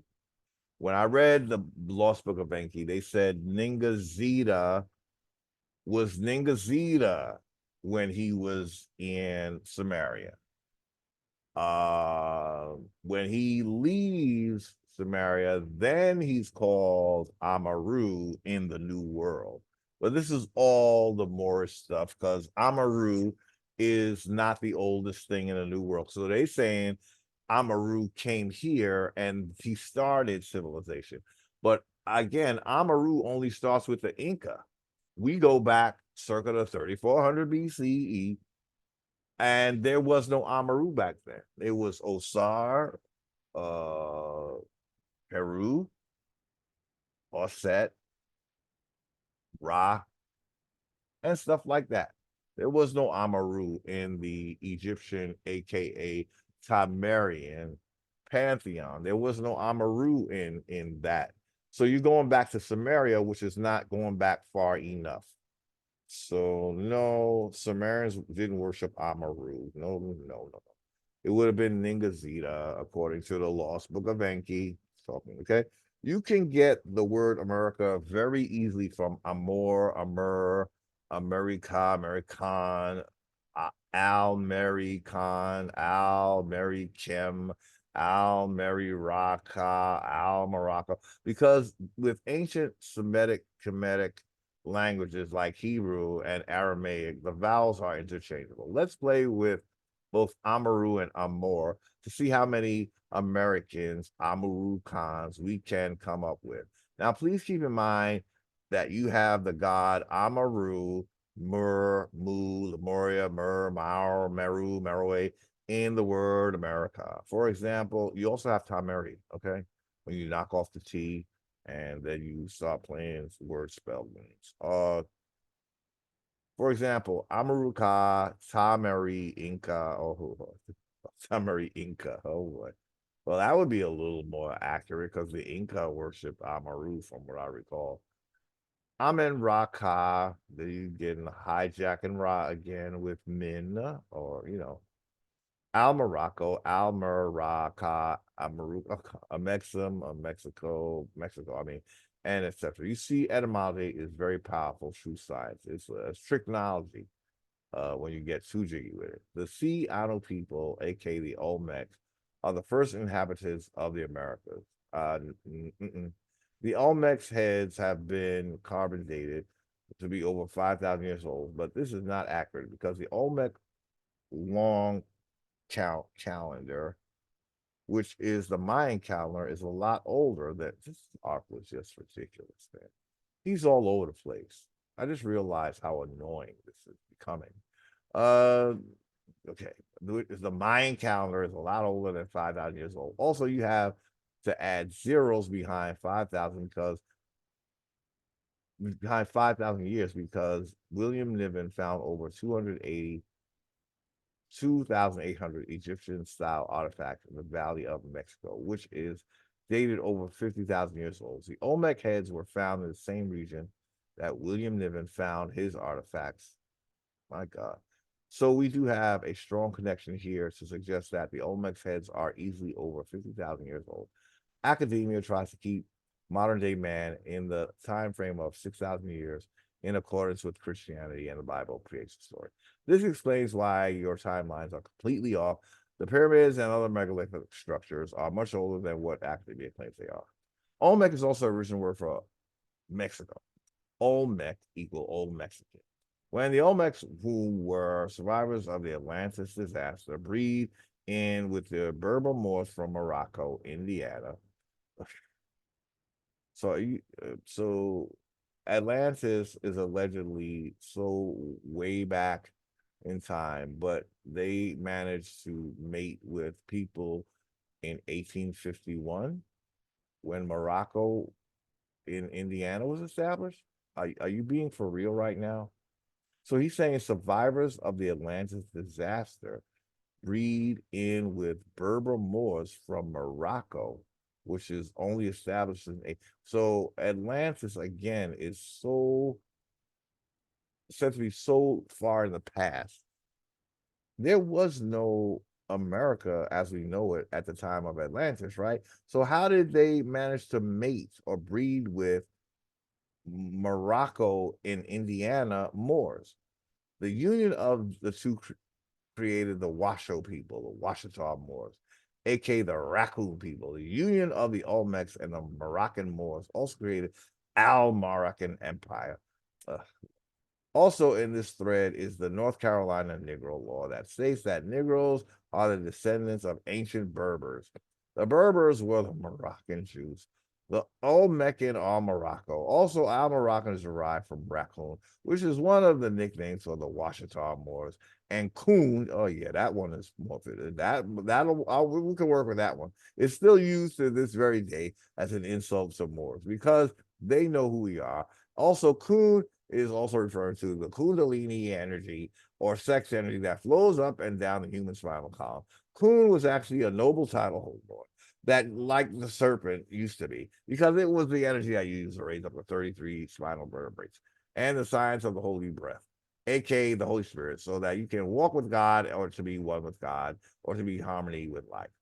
The Washitaw, Washington, Wichita, Utah were direct descendants of the Olmecs, whom were survivors of the Atlantis disaster.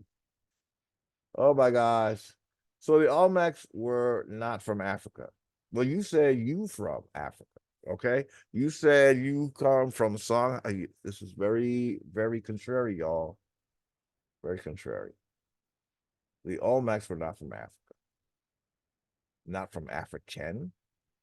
There have been no Olmec heads found in Africa. So no, the Olmecs did not. This person sounds a little bipolar. How are you going to champion that you were Kushite and a Songhai, but you don't want the Olmecs to be from Africa? What's your point here?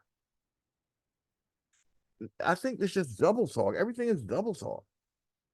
The Olmecs did not come from Africa. The name Washita comes from the Washita River, flows along northwest Texas and Oklahoma to the Red River, where the Cheyenne Native Americans lived, with the Chawasha, meaning raccoon people, coon people. The Washaw were a tribe of Moors who lived above New Orleans Bayou Bay, and then were of Tunican Turner linguistic stock.